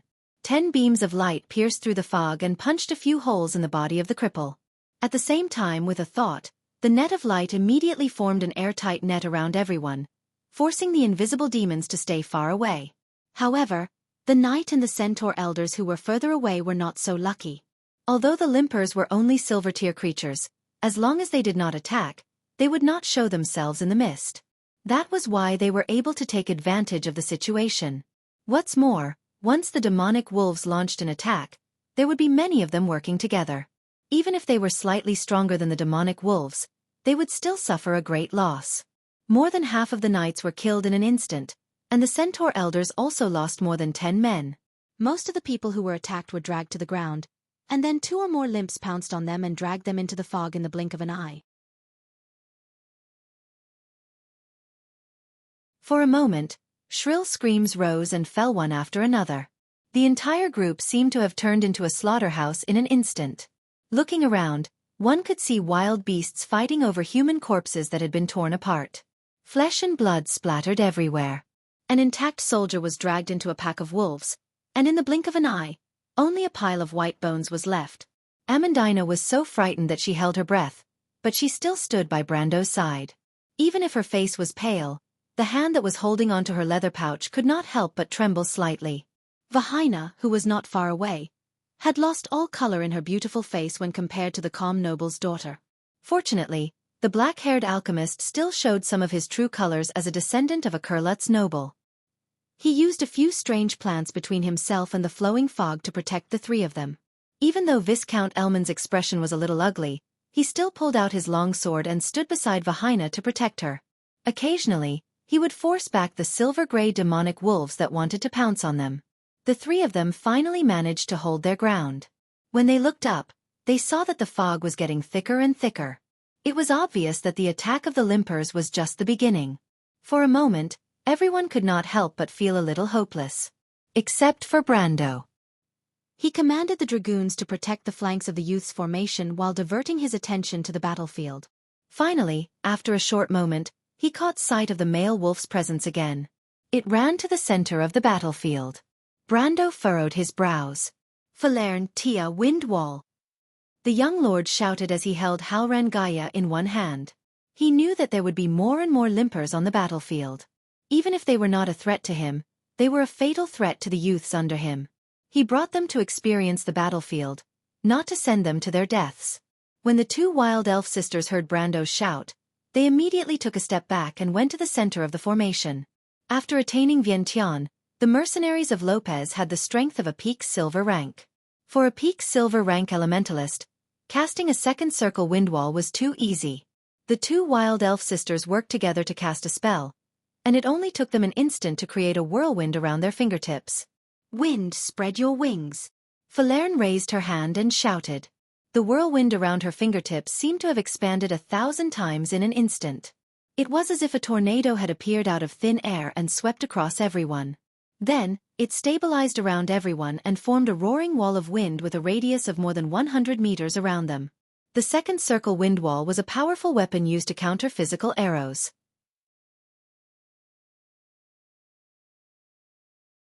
It was not very useful on normal days, but it was a powerful weapon against the howling fog. When the wind blew, the fog around them immediately dissipated. Everyone saw the air ripple like water. Then, within the range of the storm, dozens of silver-gray demonic wolves appeared at the same time. These demonic wolves were slightly startled. They obviously didn't know what was going on. However, Brando did not have the obligation to explain to these uninvited guests. He pointed his finger and dozens of light pillars immediately turned them into ashes. "Good idea." Quinn put down his longbow and could not help but exclaim in admiration. He had lived for more than 200 years. It was not that he had never heard of the howling fog, but Brando's ingenious idea made him feel ashamed of his own inferiority. When the wind blew and the fog dissipated, the limping walkers had lost their most prided weapon. The limping walkers that had revealed themselves were just magical creatures that were stronger than the average black wolf. The centaurs could easily drive them out of the circle of wind. However, Brando knew that defense was only a temporary measure. If they wanted to break out of the fog, they had to solve the problem once and for all. "Mr. Coden, I'll leave the command to you for now," he ordered. "Carglass, you'll be second in command." "My second in command?" Carglass was shocked. If he took over the position of second in command, he would have to face an endless sea of wolves and this strange attack. Would he be able to do his best? He could not guarantee that. But if he did not even dare to face a few wolves, wouldn't his previous ambitions be a joke? The young man pursed his lips and nodded firmly. "No problem." Brendel gave him a thumbs up, but Coden looked at him and asked, "What are you trying to do?" The old swordsman was much calmer. "Of course I'm going to kill the alpha wolf," Brando replied. "Scarlet, come behind me." The red-haired girl was using her short bow to kill the surrounding wolves. When she heard Brando's words, she turned around and swept her messy hair back with her left hand. She then immediately threw the short bow to a young man beside her. She took out the lightning spear from her back and silently walked to Brando's side. "You won't be afraid if you follow me later, right?" Brando asked. "It's not the first time anyway." Scarlet looked at him with her amber eyes and replied, "Mr. Quinn, can you do it?" "No problem." The leader of the tree elves replied casually. Brando nodded. He wanted to bring Ropar along, but Ropar was a strength-based warrior and was not suitable for the battle below. He took a deep breath and raised Halran Gaia in front of him. But at that moment, Brando felt a hand grabbing his hand. He turned around and saw Amandina frowning. She gritted her teeth and looked at him. "My lord, you forgot what you promised me."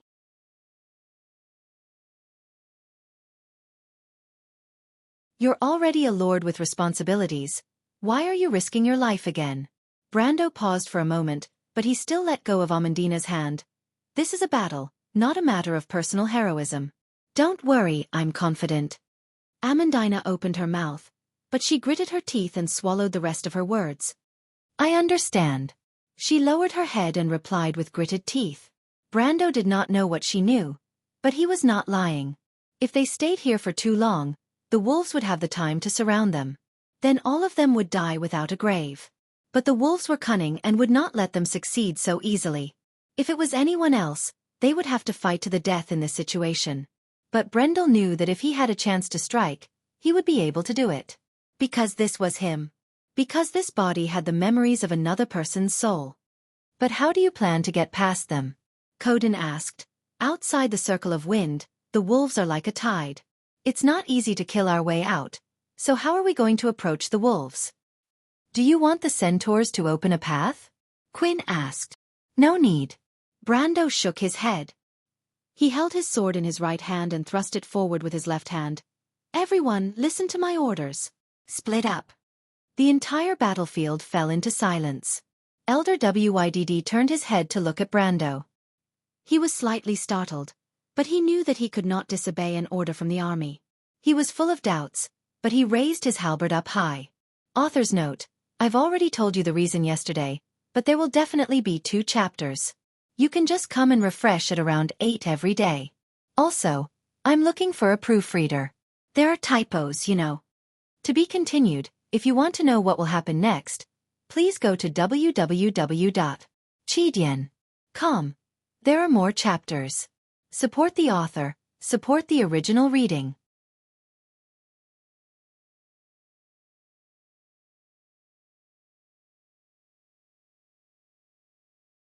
Chapter 396. Count Audin pierced his sword through the throat of a silver-gray limping monster that was pouncing on him. He then threw the monster's body far away. He did not bother to see if the monster would be eaten by its companions when it fell into the wolf-tide outside, just like the rumors said. Count Dolent grabbed him by the shoulder and yelled, "Look over there! They've gone crazy!" Austin was stunned. He turned around in confusion, but what he saw was this scene. The centaur commander raised his halberd high in the air.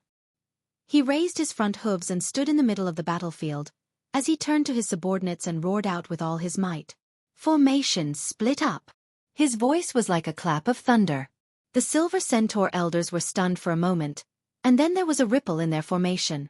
The crescent formation seemed to split into 2 in an instant.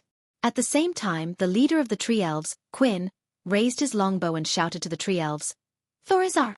Dark green cloaks of vegetation spread out to both sides, revealing the path in the middle. Carglass, who was standing at the back, did not say a word.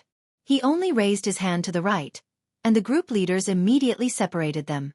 In the next moment, Brando saw a smooth path in front of him. However, when the centaurs and the tree elves retreated, the black wolves on the periphery immediately rushed in like a torrent. The earth rumbled.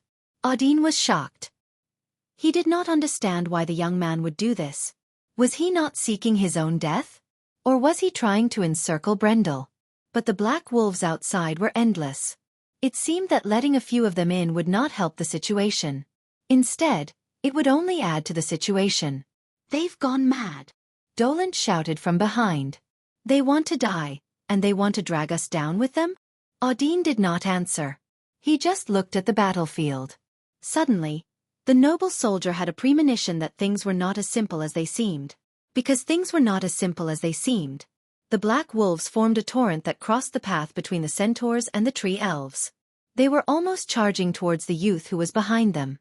The male wolf that commanded them clearly knew that this youth was the highest commander of this group.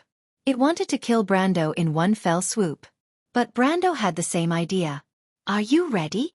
Brando stared at the black torrent and asked. "Yes," Xianxia replied. Quinn withdrew his longbow and nodded.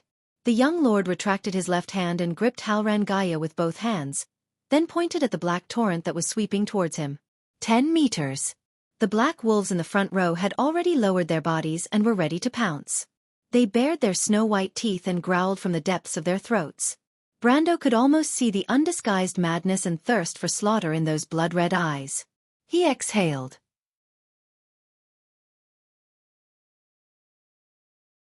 He raised his sword. Explosive power, head-on breakthrough, buff from the spirit crystal. Next was the White Raven sword art. A terrifying tornado burst out from the sword, and the wind that shot up to the sky was as sharp as knives. Coden, Carglass, and Amandina immediately retreated. The black wolves were even worse off. They were already prepared to attack, but they had no choice but to retreat. Even so, the wind pressure still pulled them off the ground and threw them far away. Then, Brando raised the tornado and slashed downwards. This was the same sword he had used to kill the Toquinen lion beastman. But he did not use the White Raven sword style at that time.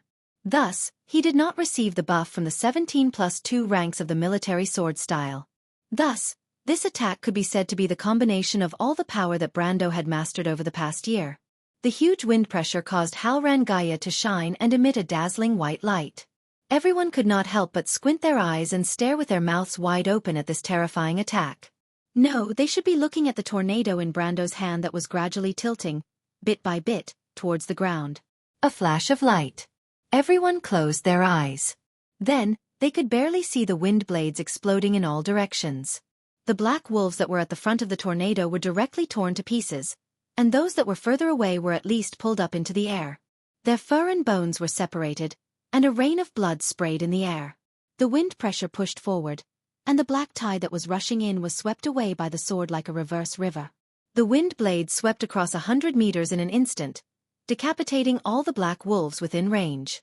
The aftershock continued to move forward, and the black wolves within a few hundred meters were swept away. The shockwave even spread across half of the battlefield. Even the misty howler in the middle of the battlefield felt a chill run down its spine. It instinctively raised its head, wanting to see what kind of danger was causing it to feel uneasy. But it immediately saw the most shocking scene in its life. After Brando's sword slashed down, a sword scar that was almost a few meters wide was formed in front of him. He was almost completely exhausted at this moment. If it was an ordinary person, his strength and dexterity would have been reduced to less than half at this time. But Brando saw a green light flashing in front of his eyes, and immediately weaved a message. Unyielding talent activated, strength and dexterity continue to be at their peak. Brando's body shook a little, and it took him almost 3 to 4 seconds to recover his breath. But he could not help but secretly complain in his heart after this sword slash. Because he had used all his strength, he still felt as if his hands did not exist. Even after a few seconds, they were still sore.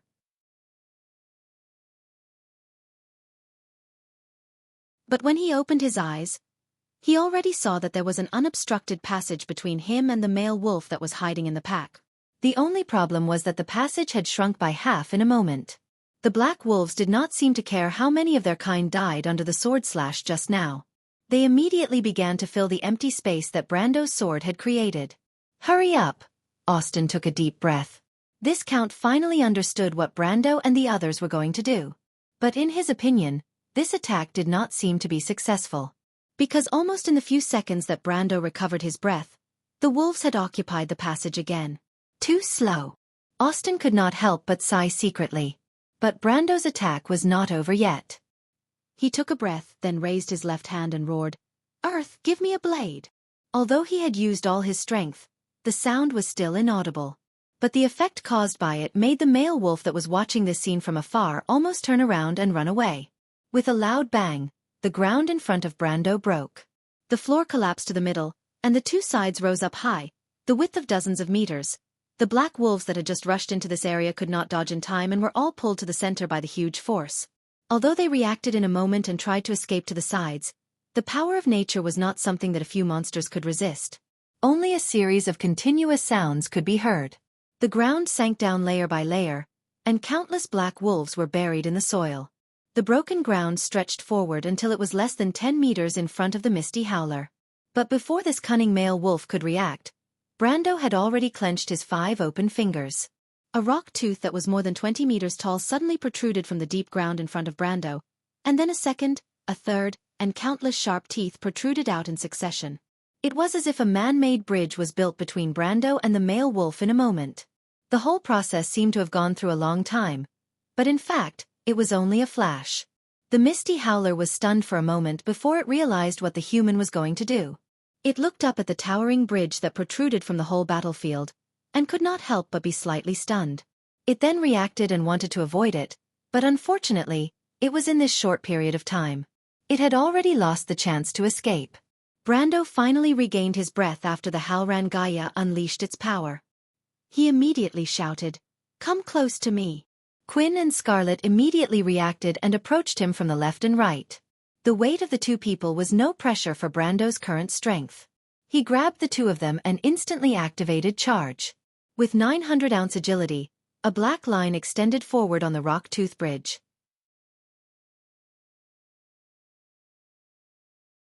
The black line undulated up and down, and in the blink of an eye, it traversed a distance of hundreds of meters. Then, Brando and the other two stopped in the air. They had appeared above the misty howler. The misty howler raised its head and looked at the tiny human that appeared in its blood-red vision. At the same time, Brando, Quinn, and Scarlet also saw the giant wolf that was covered in gray fur. It was almost the same size as the 5-headed snake lizard that they killed half a month ago. It only had one eye. Legend has it that the Misty Howler lost one of its eyes in a battle with a male wolf called Unicorn. The game designers recreated the scene very realistically, just like the giant wolf that appeared in front of Brando now. But Brando did not have much time to admire this terrifying monster. They had to end the battle quickly, before the other black wolves reacted and before the rock bridge collapsed. In other words, they had less than a minute to solve the problem. "Scarlet, restrain it," Brando shouted. "Mr. Quinn, cover me." As he said this, he was already like a meteor falling towards the male wolf. The Misty Howler howled. It did not like to participate in battles, but if there were humans who challenged its authority, it would not mind tearing their bodies apart. It looked at Brando's slow figure and swung its paw at him. Of course, Brando knew that his attack would not work. The male wolf was an elemental awakened monster and was at least 7 times more agile than him. He was probably not much faster than a snail in the eyes of the Misty Howler. When he saw the Misty Howler's shoulder move, he knew that it was going to reach him first. But he had already expected this.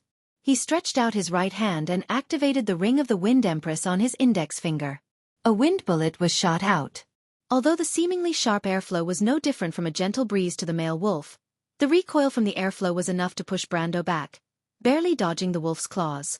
But when the male wolf's attack failed, it immediately pounced on Brendel again. The 2 actions of grabbing and pouncing were completed in the instant Brendel landed on the ground.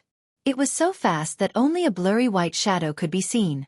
Brando was in mid-air and the ring of the Wind Empress was still on cooldown, so he could not dodge. It seemed that he was about to die in the wolf's mouth. To be continued. If you want to know what will happen next, please go to www.chidian.com to read more chapters. Support the author, support the original reading. You're tuning in to the Wisdom Diary YouTube channel. Don't forget to subscribe and join us on this journey to catch the most captivating stories.